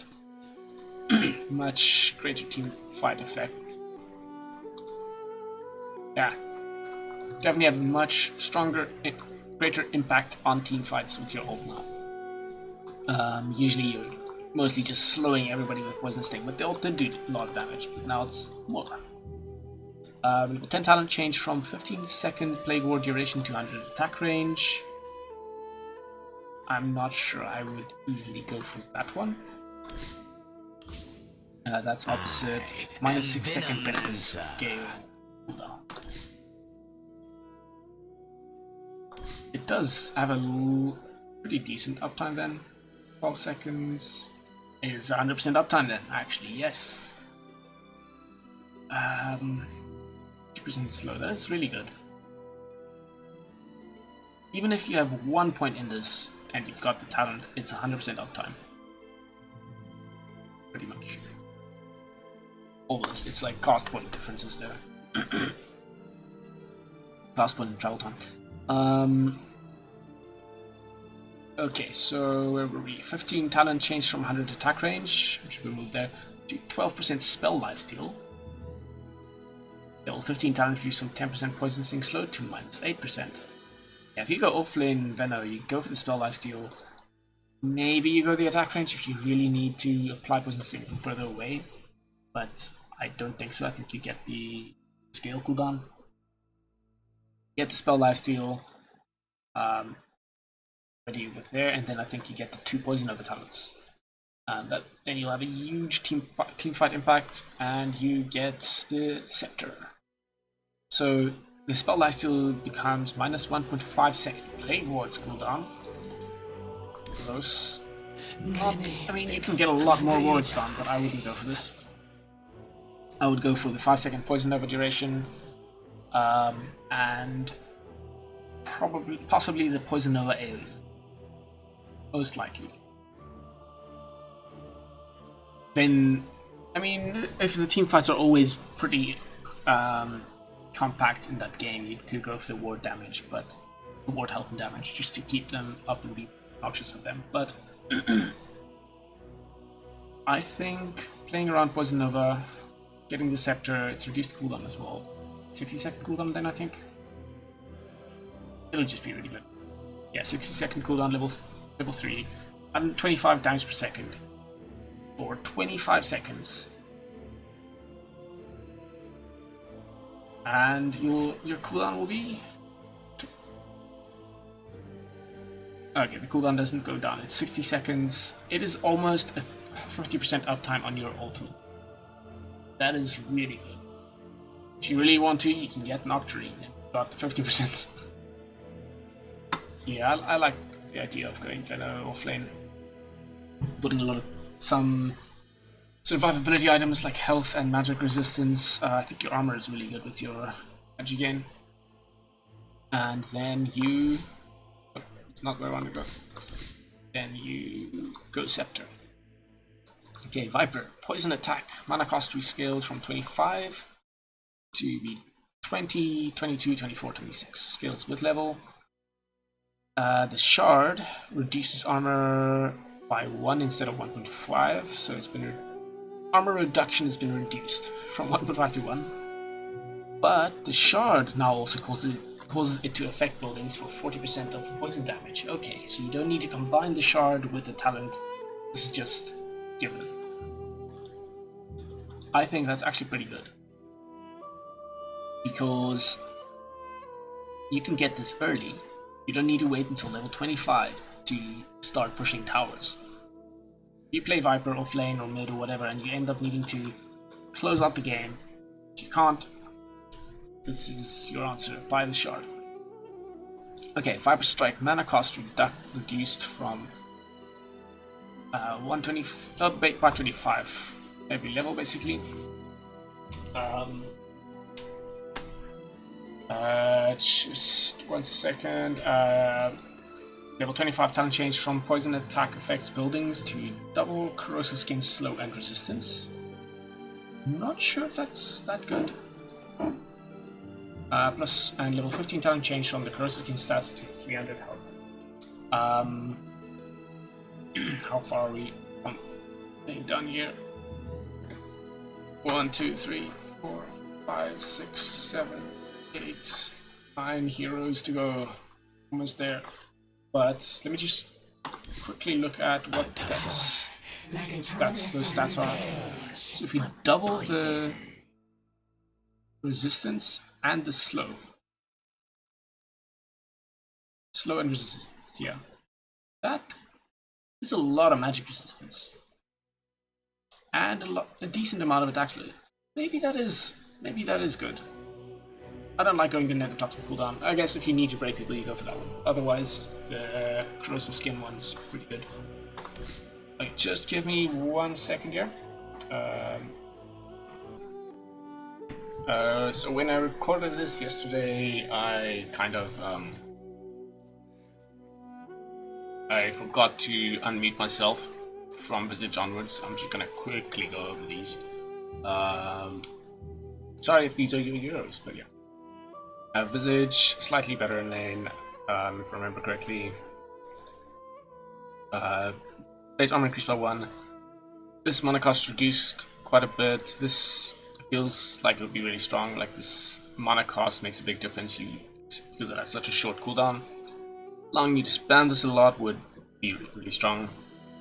Chard was apparently really useless, so buff is helpful. I don't know what the cooldown was on this, but might be usable now. 75 cost range doesn't seem great on Visage, so I would imagine this is better, but I'm not sure. Void Spirit. This is a weird one. Shard damage went up a little bit. I didn't like the Shard. Maybe having more damage on it's decent. It does mean it now does 540 damage. That is a lot of damage. Otherwise, cast range on Aether Remnant, this is minor. It's somewhat useful to be able to cast it from further away, but generally it's nice to cast this really close to yourself so that the travel time is negligible. That way you know you'll hit somebody. Otherwise, as for Yule's combo, it's still within range of Yule, so it doesn't matter much. Astral Step Change is slightly shorter range, 050, 100 shorter.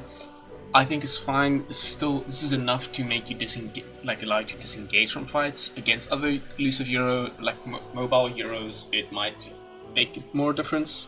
But I think they've been toning down all the mobility in the game. The replenish time is reduced by 2 seconds though, so it's in a sense you're just as similarly elusive or more elusive. That also devalues to some extent the nerf to this, so rather the level 20 talent, especially since it's been nerfed as well. So I would probably go for the spell app talent from now.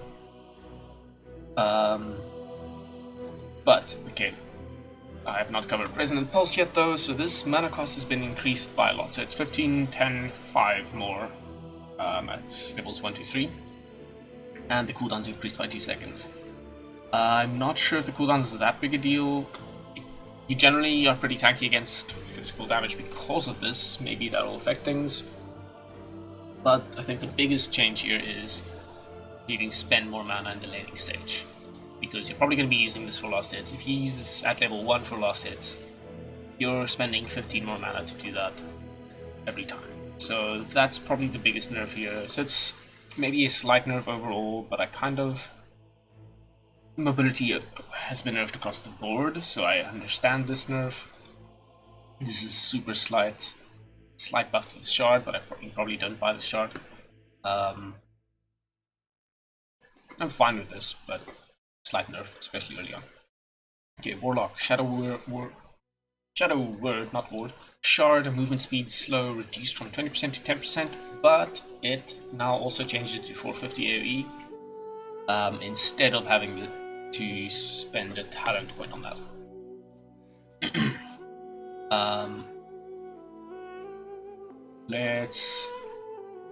I'll cover Shadow Word in a second. Upheavals, cast times improved, and a lot of changes. So basically, the AoE scales from 500 to 650 instead of being a flat 650 as you leveled up.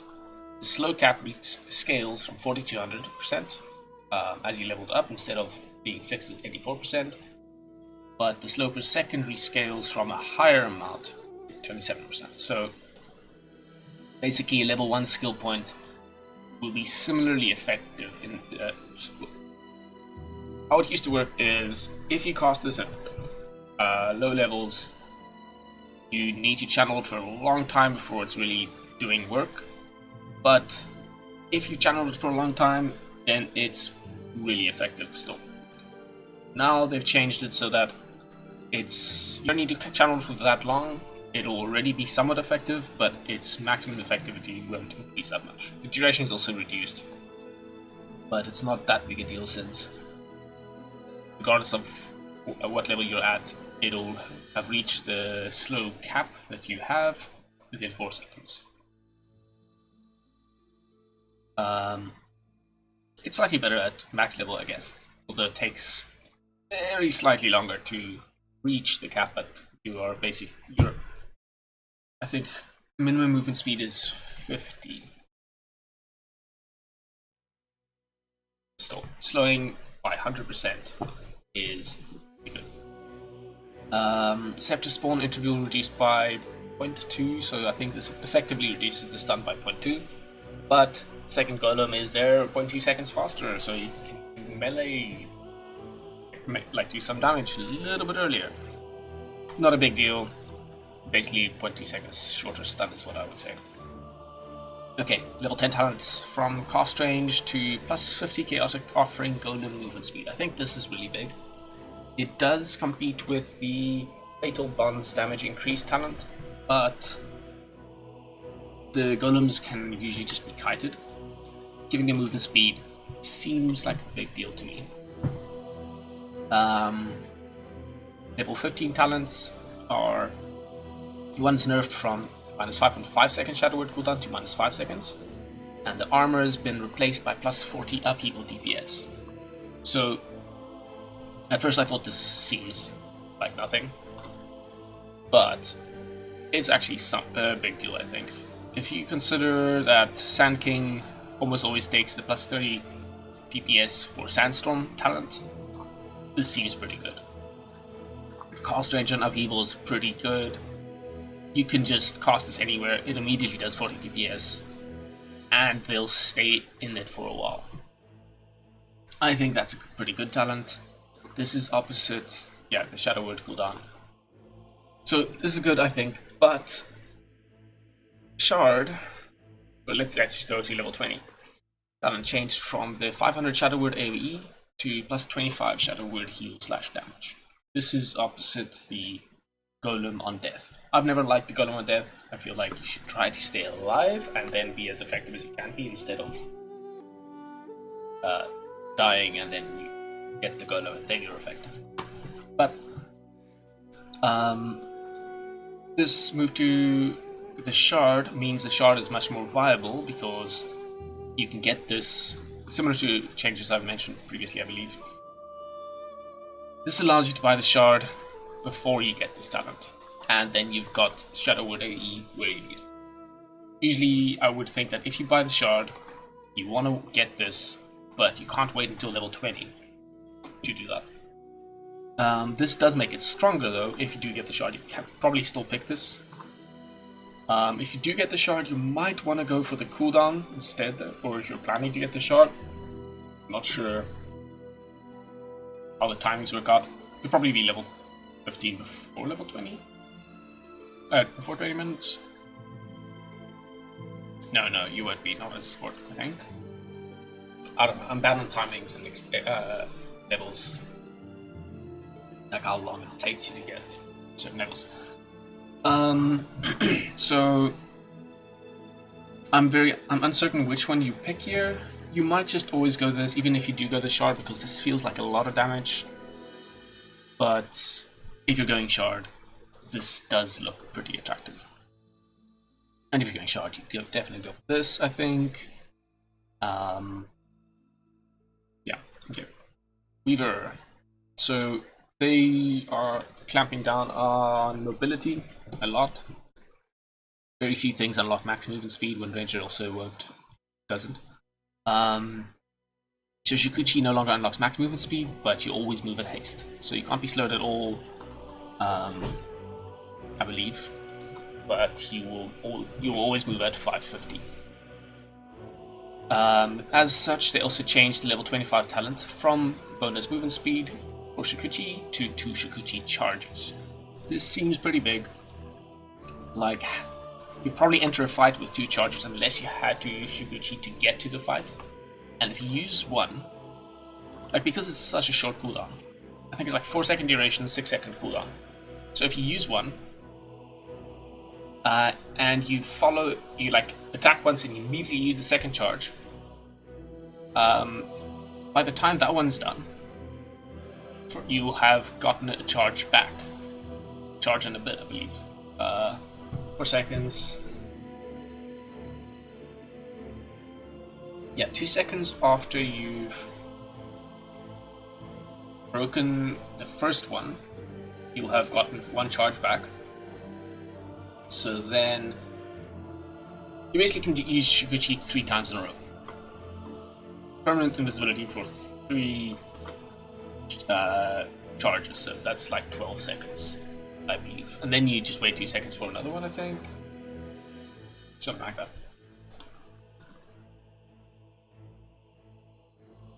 I'm not entirely sure about that right now.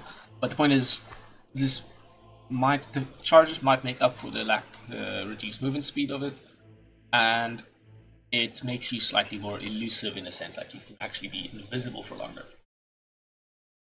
Not that it should matter that much, but late game is sometimes difficult to keep detection up. Level 10 talent changed from 15 damage to the 0.2 swarm armor reduction.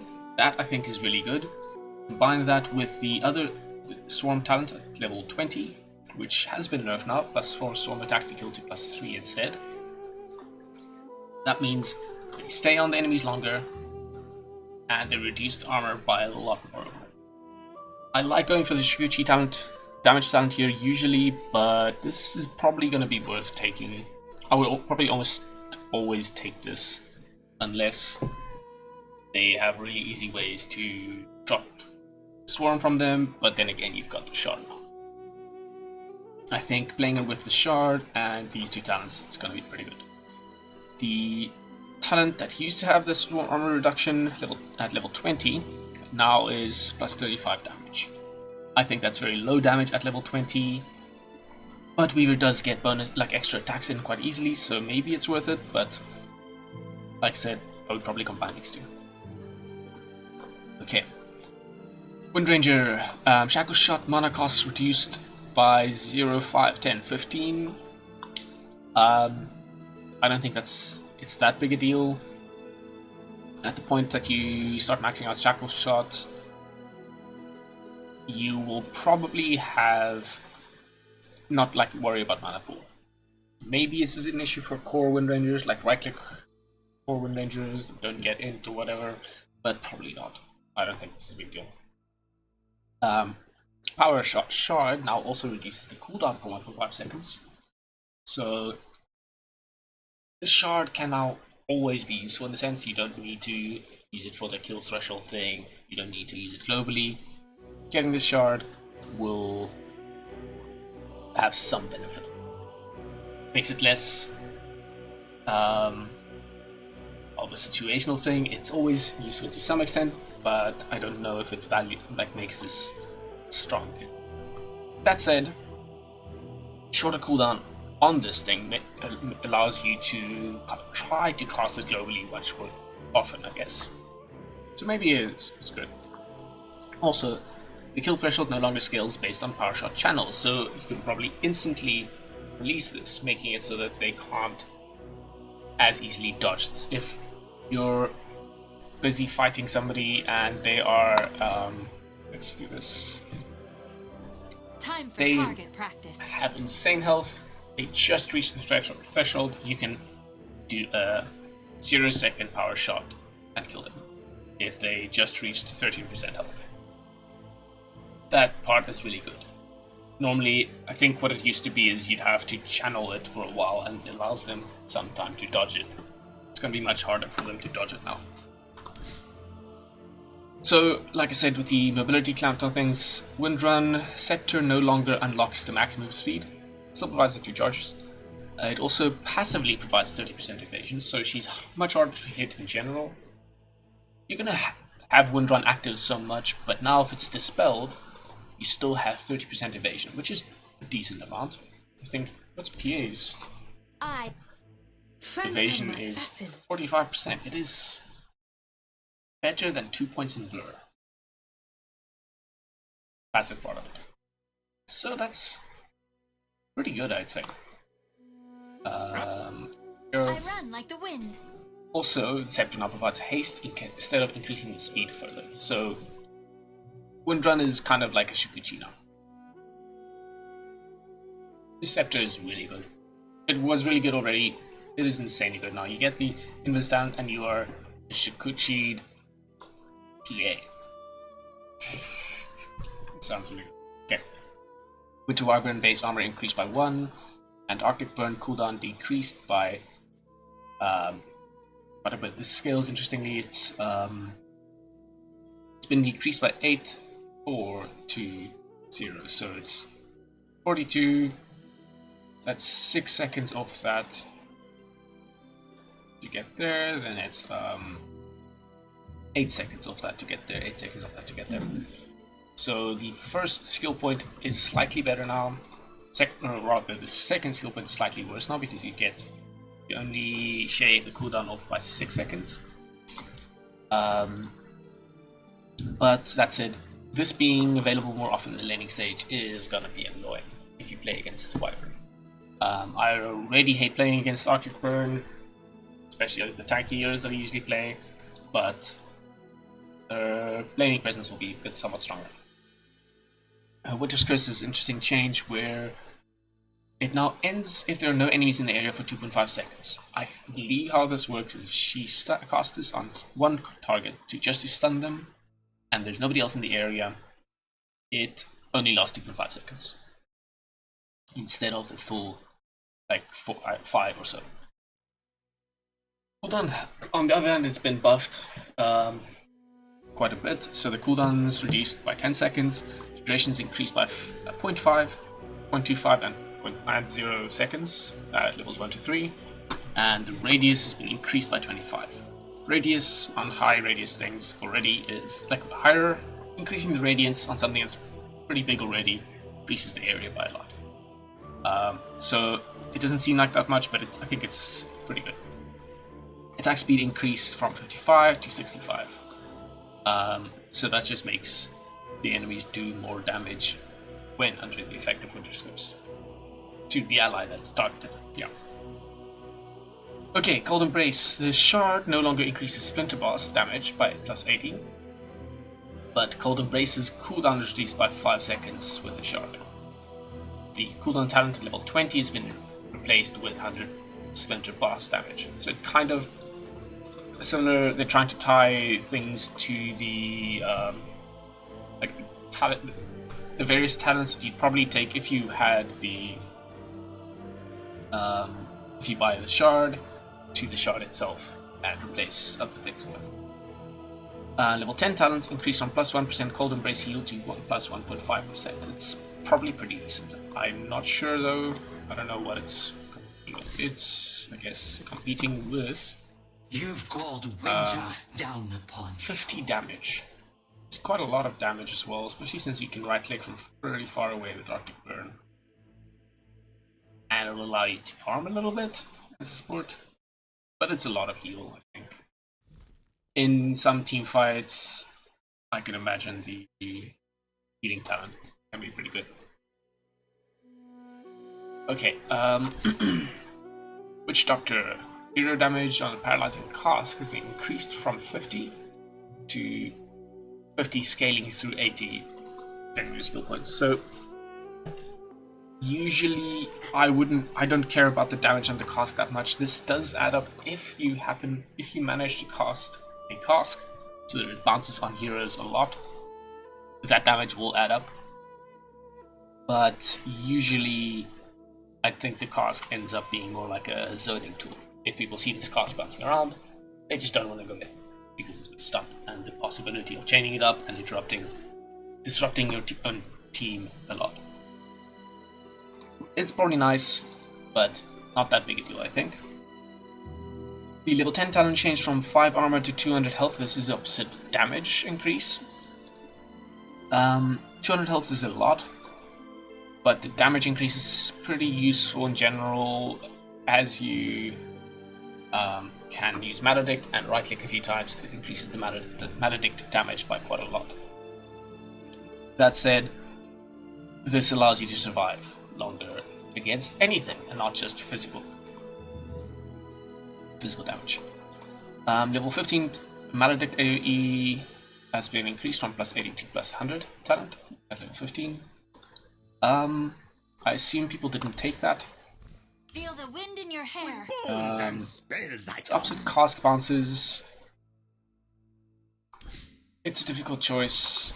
Plus 100 AoE might mean that you can actually catch more people in it more easily, as opposed to just making it easier to catch a single hero in it. This might be strong, I don't know. Level 25 talent has increased from plus 1.2% max health Voodoo Restoration to plus 1.5%. This is instead of increasing Death Ward damage by 60. I feel like this could be pretty good. Especially since your health goes up, because so if you've used this, which you'd get if you didn't even if you went for the damage talent at level 10, at level 27 I believe you'll get the health back. So your healing will increase by quite a bit. You'll heal yourself quite a bit. If you actually stand in a team fight, if you can stay alive in a team fight, you'll be healing your team by a lot. Let's compare that to the healing ward. It's basically level 1 healing ward. On top of the healing it usually does. Malpractice makes perfect. Not that the base heals that much, but it's pretty cheap in a sense. At level 25 it's cheap. I think it's good. I don't like the 60 death ward damage, although it might allow you to kill, like, solo kill heroes again with your Maledict Cask death ward combo. I don't know. Okay, next up is Wraith King. It's almost done. Wraith King's level 10 talent changed from -1 second Wraith Fire Blast cooldown to plus 0.5 seconds Wraith Fire Blast stun duration. I think this is better. Basically, you get more out of the mana that you spend. Usually, as Wraith King at lower levels, you really don't want to spend all your mana on Wraith Fire Blast. Lower cooldown basically allows you to spam spells, but you don't want to because you need to keep your mana for your ult. This, on the other hand, is really good because it allows you to get probably an extra hit in. Longer stun is just generally better. So I like it. The new talent's definitely better.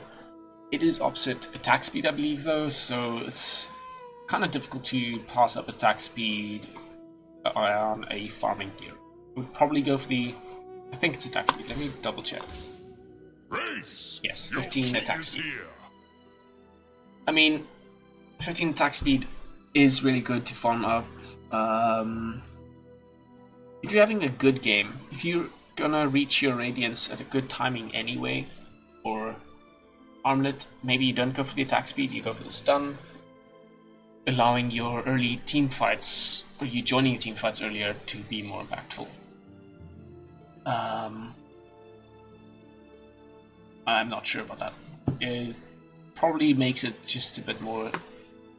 I think since the other talent's now better, it makes it make this decision harder. But in most games, I suspect people attack speed. Interestingly, I can look. What do people pick? Interesting. So most people go for attack speed, but this has a much higher win rate. I wonder...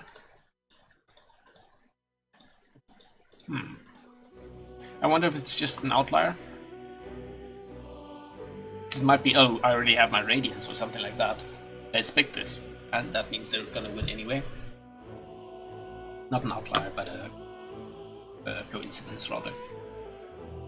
Okay, anyway, other talent changes are 12 strength to 25 movement speed, and 30 movement speed to 16 strength at level 15 and 20 respectively. So you can get your movement speed earlier, which you probably want so you can't get kited as easily, but you've got strength later instead. These talents are opposite skeleton damage. I don't know if people go, which talents people go at the moment. Let me check. Apparently the skeletons both have higher win rates. That's pretty interesting. I would think the movement speed is strong though, because otherwise you get kited. But maybe this makes skeletons just that strong that you don't care. Where are the skellies now? Oh, it doesn't say how much damage they do. Well, that sucks. 24 damage on 8 skeletons. Plus 6 skeletons on the other talent. I mean, I guess those work pretty well together. And that is actually so good, yeah. Minus 2 seconds cooldown. This every 2 seconds you get a 260% crit.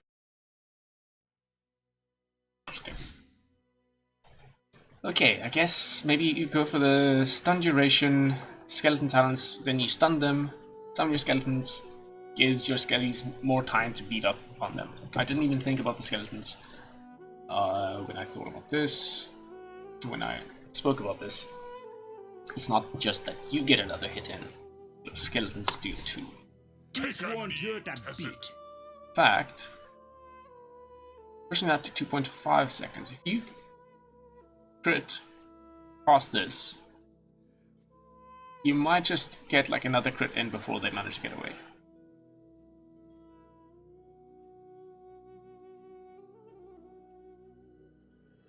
So I don't know what the cost point on this is. Let's guess it's something around 0.5 seconds. You attack, cast this.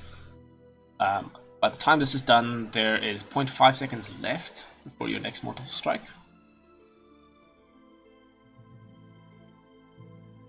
5, 3... No, 1 second left. Yeah, I think it's good. I think the stuns... I would go for the win rate. I would definitely go for those stuns now. It's so tempting to go move and speed though, but yeah. I guess you have to solve your mobility issues, not with your being kited issues, different ways. Okay, Zeus, base armor increased by 1 day.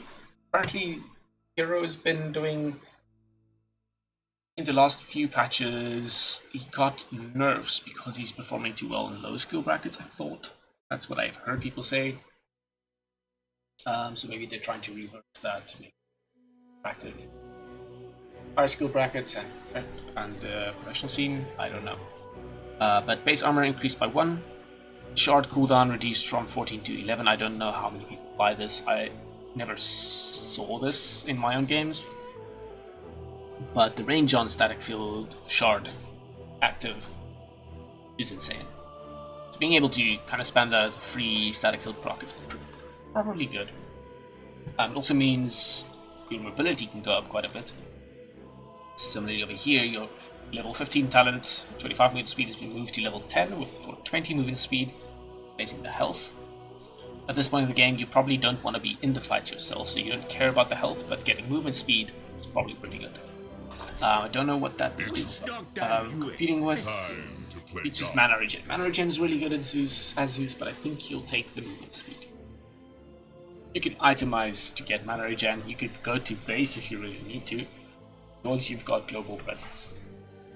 So you get the movement speed, I think. Then at level 15, you could go for the health if you're getting gone on. You go for the static field damage instead. If not, if you're managing to stay safe. The 350 health buffed from 200. But it is at level 15 instead of 10. Then at level 25, you've got 50% spell lifesteal instead of 275 cost range. This was a lot of cost range, but I don't think you really needed a Zeus. And 50% spell lifesteal is a lot. I mean, imagine if you have a Kaya or a Bloodstone or a Kaya Sanj or a Bloodstone Kaya Yasha or whatever. That's amped as well. This is a lot of spell lifesteal, especially because it'll work on static field as well. Comes now the King of Rays. You might be able to become super tanky at level 25 with this. As long as you've got a big health pool, if you've got some armor, maybe some magic resist or from your team. I think that could be pretty good. Apparently, it's been bouncing around there. Definitely been buffed from there, but not sure if he's strong now. Arc Lightning damage is also a lot. 100 damage on Arc Lightning is so much damage, but spell lifesteal. Like, let's say you just assume you only have Arc Lightning.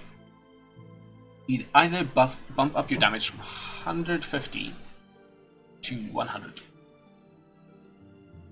To 250. Let's say that's reduced by magic resistance.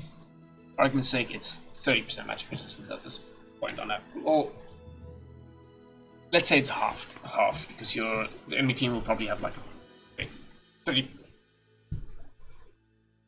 Let's just use the default magic resistance, 25%.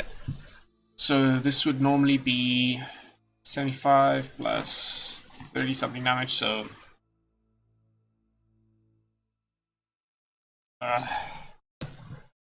What is this? 120 damage. Okay. No. I made a mistake there. I was really confused. Yeah, it is 112 damage basically. That Arc Lightning does by default. So this is 75 damage normally. So either every time you Arc Lightning, you get about 55 health back, or you do 100 more damage. If you consider only Arc Lightning, that's kind of even, because for argument's sake, if you reduce the enemy's health by an extra 75, or you increase your health by 55. It's pretty close. But if you cast any other spell once, you get the health difference because of the spell lifesteal will be better. I also didn't even consider static field. So if they have 1,000 health at the time of you casting Arc Lightning, you are stealing 5% of their health. That is 50 health more that you're getting. I would definitely always go spell lifesteal.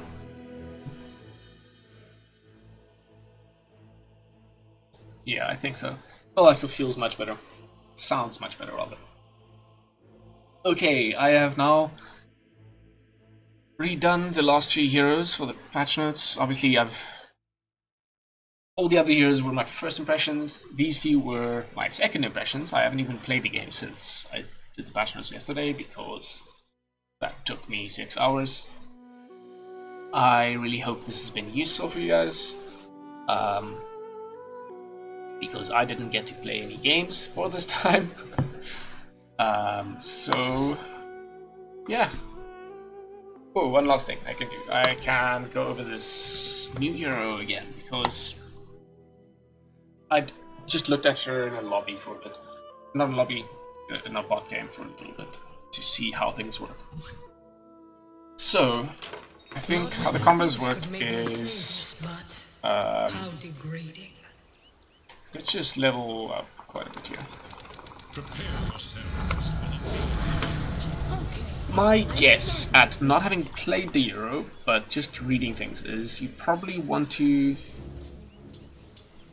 play with Luminosity to make sure you can farm. I don't know how many points you need in this to kind of break even, in terms of not needing regen while you jungle or just farm. 1 point in Celestial Hammer is probably good just for the mobility, because being able to jump around while you're farming might be good. Problem with it though is, it's actually skill 1 of each, is if you throw it there, you can't get up there. Because you kind of move to the point halfway between. So to get up a cliff, you need to throw it. Yeah, messed it up. You throw it up. Come on, refresh. Okay, you need to throw it up. Make sure you're more than 50% of the. You need to make sure that you're closer to the cliff than the hammer is. So this will work. Otherwise, it won't. So it might work if you go. Throw it up there, walk closer. Yeah, that could work. Okay, you can't go off cliff with that.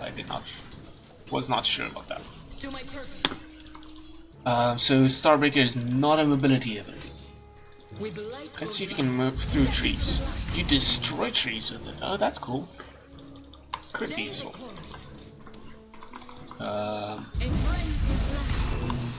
Let's see how this works. So, kind of marks. Let's put a dummy here. I like this course. Okay, so. I respect trees as obstacles for their well-being, not my own. Okay, so dummy is currently at the very middle of the circle. Is that where you end up? Pretty good. Yeah. So this indicator is very accurate. but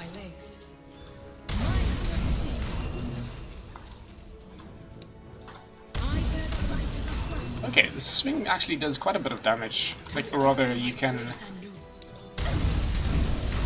do damage behind you as well. Also, it looked like this had a slow on it. So, whirls her hammer around 3 times, damaging enemies with her attack plus bonus damage. On the final strike, she smashes her hammer down, stunning and damaging enemies in front of her. Right. So my confusion is, it says it swings the hammer, and it looks like it swings it the last time as well. Like, there's still a swing effect there, but the swing does not do damage. So it's basically 2 swings, and then the smash in the front. It's a little bit confusing wording.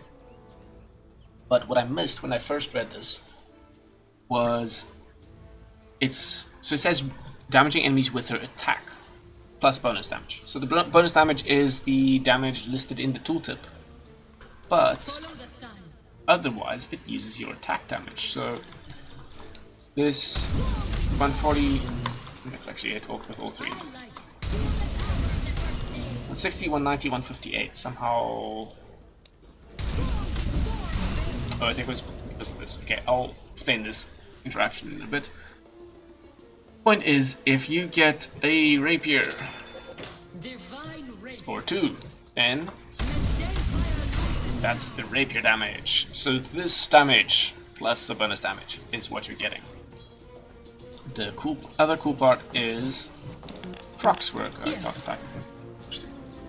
So if you really needed to, I wonder if it bash. Yeah. No, that well, it stuns anyway. It did proc there, but it. Yeah, so it's stunned twice. You probably don't want to bash her. I'm not sure about that.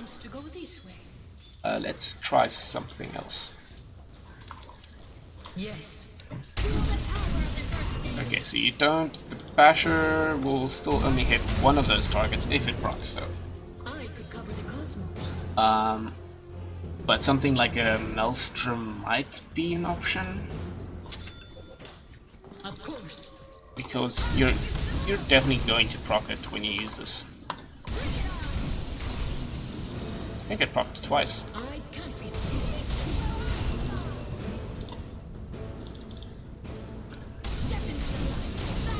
Yeah, and each hit, you're gonna proc this a lot. I don't know if it's worth getting a Maelstrom, I'll never tire. but it might be. Okay, let's cover this ability as well. So, similar to Slardar, every 4th attack gets this bonus. Slardar gets a bash on every 4th attack with bonus damage. Nasty gives a crit on every 4th attack that heals herself and allies in the area. The interesting part here is its interaction with Starbreaker. So let's say I charge this up. I am now ready to. So this is where Maelstrom is probably not as useful. Let's make an axe here. Level enemy to max. Give him a heart. Okay, so now this is on, and let's get that rapier. This is on 3. My first Starbreaker will now crit. So that first hit was 319 damage. 318 damage. Last hit was 266. Okay, let's actually level this up all the way. Because the bonus damage on the smash is higher than the rest. So as you can see, the first hit is critting because of Luminosity at the moment, because it's on 3. The second hit is 270, and the last hit is like 312, I think it was. But that means if you're on a single charge of Luminosity, and you know all 3 Starbreaker hits or swipes, attacks will hit something, then the last one is going to be the crit if you're sitting on 1 Luminosity. So Swing, swing. Now the extra bonus damage from Starbreaker, the higher of the Starbreaker smash crit instead of the swipe. This will be further pronounced if you level up Luminosity further. So let's hit once there. 560 damage on the last hit, as opposed to getting a crit on the first hit, which would be... didn't see that properly. 513. So there's a slight difference. Basically, ideally use Starbreaker when you're on 1 Luminosity so that your final smash gets the crit if you feel all 3 are going to hit. Otherwise, you probably just want to make sure you're at like 2 or 3. Just don't use it when you're on 0, because then you're not getting any benefit out of this. Okay. As for the skill build, I feel like you probably want Luminosity not maxed out necessarily, but you want it as high as possible to ensure you're sustaining. Then again, one point in this heals you for, like, it basically gives you the lifesteal on every 4th attack. The 2nd, 3rd, 4th point only increases the damage and the healing you get from heroes, not creeps. So while you're farming, a single point of this gives you the most impact as for healing. But you might want another point to up the damage, because that crit will mean that you get more healing from that last hit. On top of that, I believe that the crit, I would guess that all 3 of these, okay, let's level them to max and make sure. So I should be healing from all 3, I think, here. Yeah, that was definitely all 3, because I healed for a lot.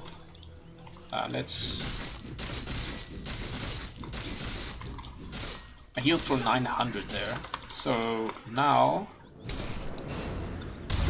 that was just 600. Yeah, you definitely. I think I hit 2 of them. Getting an AoE out of the Luminosity proc is huge. Basically, it allows your heal to be based off of all the enemies you hit. So always make sure you have at least 1 Luminosity. 1 is ideal if you feel like you can land all 3 hits. Otherwise, 3 is ideal if you think you're only going to get 1 hit. That way you get at least a 1 crit AoE heal. Sorry, moving back to the skill build. I think Starbreaker is probably one of the things you level up earlier, just because this is probably your farming skill. It's AoE, it combos with Luminosity, so whichever one of these you level up first, you'll probably level up the other one first, because they combo. The scaling on this skill isn't that great, but everything kind of goes up, except for the AoEs. I think that's worth it. But then again, if your attack damage is insane, you probably don't need to level it up, because you already have... It already does your attack damage. It's just the bonus damage that goes up. Cooldown does go down. Cooldown going down makes a big difference if you're farming. If you can sustain it mana-wise.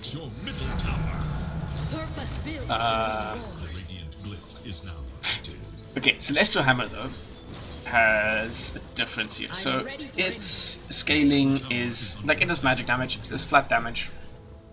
The flat damage of the hits go up by, the first one 60, then goes up by 30 per level. The burn DPS of the Fire Trail starts at 20 and then goes up by 10 per level. Cast range goes up a little bit. Maybe you also want to get points on this. I think 1 is probably good enough, because you get the mobility that it offers. Maybe a few more, maybe like getting 2 points would be good, just so that the cooldown's lower, so you can use it more often. Well, traversing from camp to camp, The sky moves but behind us. the mobility isn't that. It doesn't make you that much faster. The biggest difference is just that it allows you to go over cliffs or through trees. Then again, this also can make you go through trees, With inner light as does a revived. quelling blade. Yeah, I think this is like a 1 point. Maybe if you're fighting, you want this just so you can move around the fight and do some AoE damage with this. You probably skill your ult at every level, as with most heroes, but Earn my place anew. you could probably forego it. Oops. Probably skip it a bit Of course. while you're farming, and skill it only when there's a team fight happening. It's pretty decent damage actually. Oh, this is level 3. Level 3 ability against the level 1 axe, but 2-second stun. I don't know if the enemies can see it. If they can, it's probably really easy to get out of it. Yeah, level 1 axe could just run out. Stay the course. But combo it with allies and probably pretty good.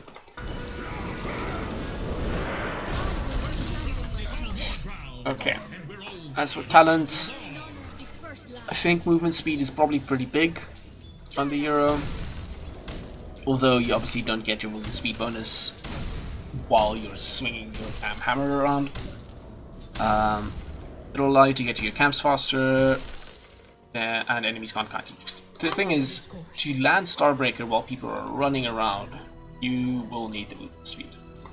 I've been waiting. Because this guy's running, I'm running, I need to... You need to like catch up to them properly, so you do need the movement speed. Also, speaking of Starbreaker, it actually does seem to slow on their hits. It's really strange, it doesn't state it anywhere. Of course. There's like this small slow every time. But I think you need a lot of move speed because you need to catch up to them. That said, if they have boots, let's say this guy has phase boots, and I also have phase boots. It's not gonna matter that much now. Point is, To my purpose.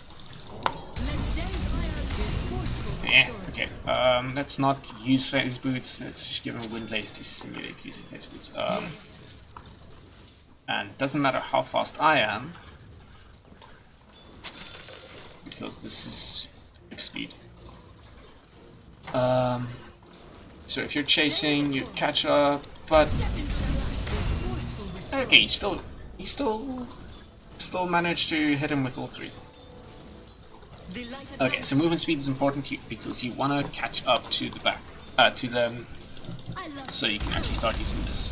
It does give them some time to start moving aside, but it means they can't chase as easily.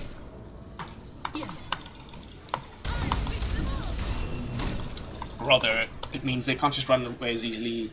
Even if they do manage to dodge the stun, that means your allies can then catch up. Okay, so I would think you'd go movement speed. Solar Guardian cooldown? Or damage? I'd probably go damage. Like Spectre ult. This 100-second cooldown is not too long. 120 at level 1.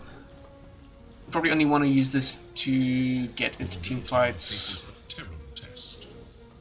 I wouldn't worry too much about this. I would probably try damage first and Starbreaker charges. This is difficult though. Higher crit on this is big. Starbreaker charges can be pretty big too. Let's turn off free spells and try this out. So the thing is, like I said, probably want to keep this on 1. This guy's running. Swing, swing, stun.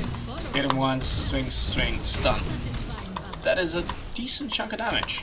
With inner light revived. Well, that probably could be a decent chunk of damage. Would be a bit annoying if you miss 1 or 2 of those though. Maybe Starbreaker charges is better. but plus 40% crit, it doubles the bonus that you get from this, which means the healing is higher. But there's more utility under Starbreaker because it has that weird slow effect that's not shown in the tooltip.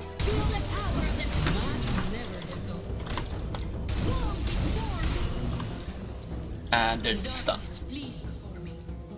And it's faster attack, although that would come to itemization. Just quick last point here. 200 Solar Guardian radius is probably huge. Because I'm not sure about the 25s. They're probably both going to be situational. If you actually manage to use your ult often, or just barely can't land it, that'll be good. If you really need mobility, Celestial Hammer cast range might be fun. I'll never tire. It's almost boiling. Actually, yeah, you can throw this thing really far, then move across the map. Maybe the mobility is better. The hammer cast range at 25. Okay, as for itemization, I saw people going phase boots, Sanjiash, or not a lot of people. I didn't exactly see a lot of people. I just saw one build, but I'm not sure between phase boots and treads. Treads will make your mana go further, which might be good. Let's test this. If you start using this on int, you can switch to strength treads. That might be best for farming. Phase boots if you're fighting, because like I said, movement speed is pretty important. You can use this to catch up, and then you use it. You use your Starbreaker once you caught up. Then the fact that phase boots run out doesn't really matter. Okay, so I'm not sure which one's better. But the buffed armlet, it's not a huge buff, but it's like 1 more armor, and the health drain's been reduced. I think it's a decent buff. Armlet, I think, is your item, because outside of Starbreaker, having higher attack speed is gonna make a big difference of getting more luminosity procs. Then again, it's not like Slardar where it does a fixed damage proc. And more damage from phase beats kind of might be like better as well. Like it's basically, since it's not a flat damage bonus, increasing your damage or your attack speed maybe doesn't make much difference. That said, you do get to heal more often for your team, so I would say treads is like a team item. This is a new item. I suspect you'll have mana issues if you spam spells to jungle, so I would probably go treads myself. Sanjasha feels really good. Movement speed once again, and status resistance is always good in carries, but there's self-health regen and lifesteal amp. I assume this works on luminosity. Let's have these guys hit a few times. So let me get that rapier again. Okay, so let's see how much I heal for here. 385. 386. Okay, let's drop that. 287. Yes, it definitely affects it. I don't know if it'll affect allies. I don't think this is self. Probably doesn't affect healing you due to allies. So let's get this guy running over here.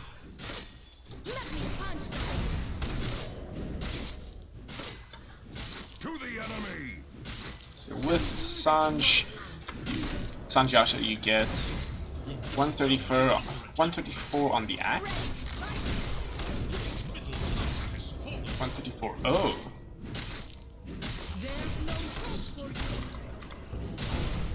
378 and 134 on him. Is it less? Oh, allies are healed 35% of the month. Okay, so 134 on axe with the Sanjasha.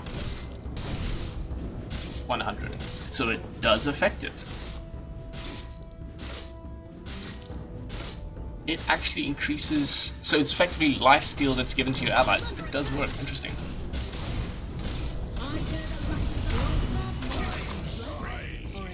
Okay. So I think Saint-Just is really good then. It's really good. It basically helps your team fight a lot because it'll buff your team and yourself. It's just good all around. Otherwise, what items would you want? Like maybe something like a Desolator could be good, because reducing their armor increases your damage by a lot.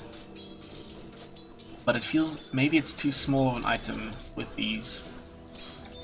But I can't be stopped. increasing your damage by that much will mean your heal goes up by a lot as well.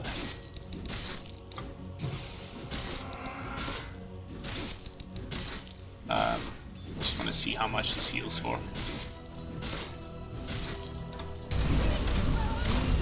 3,884.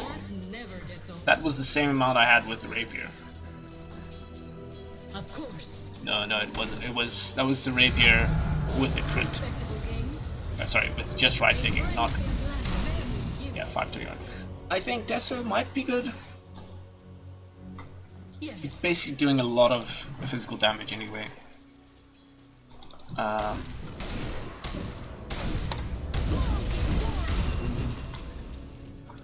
made a mistake.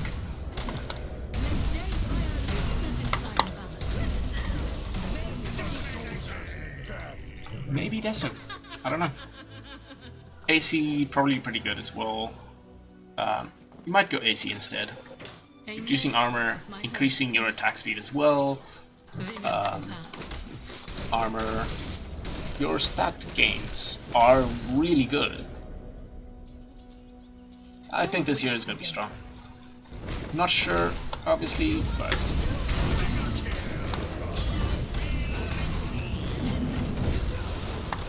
Oh, you can use this on yourself, but I tested this the other day. Problem here is...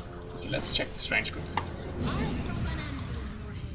Okay, that is pretty insane.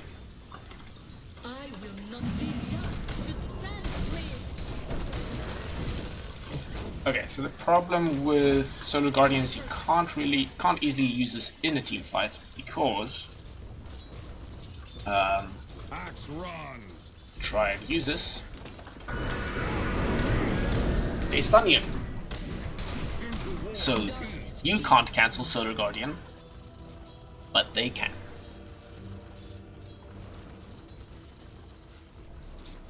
Yeah, so I think your core items would be something like Trids, Amulet, Sanjasha, AC. Something like a Sky could be good in the right situations if you're against healing heroes.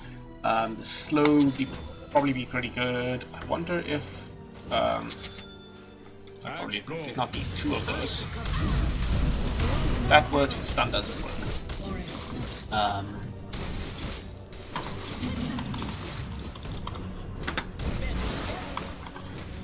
That looks fun. Also, you can't use Solar Guardian while the hammer is somewhere else. It's kind of weird.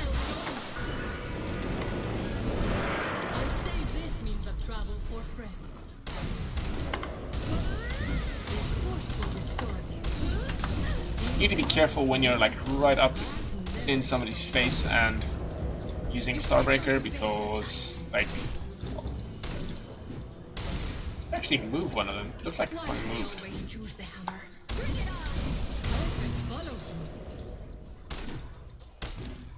Oh.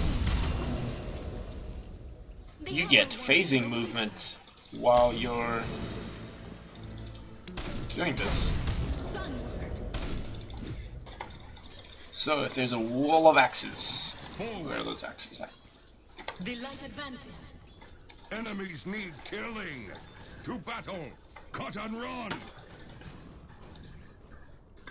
For a short time after using Dusty, you can move through them. Rest is for the dead. After not even last the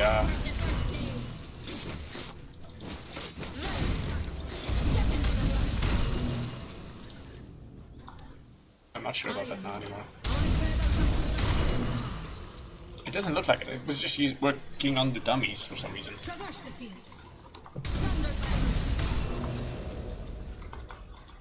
With light goes life. Let's try one more thing here. Where's the dummy? Okay, so I can't move through this pile. Step into the light. Forceful restorative. Follow the sun. You want to do? I know I'm not what I once was. It's got like a very short phase duration, it looks like, but not really abusable. So this Scotty, I think, is good to prevent people from getting out of away from you, from your Starbreaker. Because firstly it will apply it, then it'll allow you to get the follow-up hits, including the stun, importantly. You should never have stepped onto a battle. Maybe some lifesteal would be good as well. It's not that critical, I would say, because you already have built-in lifesteal, but it'll allow you to get lifesteal off of your non-luminosity hits as well. Probably not worth it though.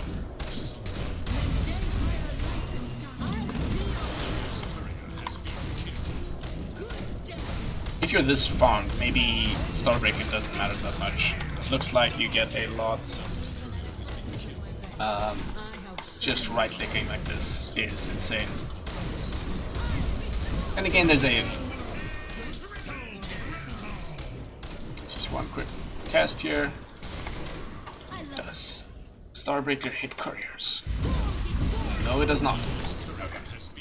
Anyway, now that I've spent a lot of time looking at this hero and probably given a lot of bad advice, I think I will call this a day.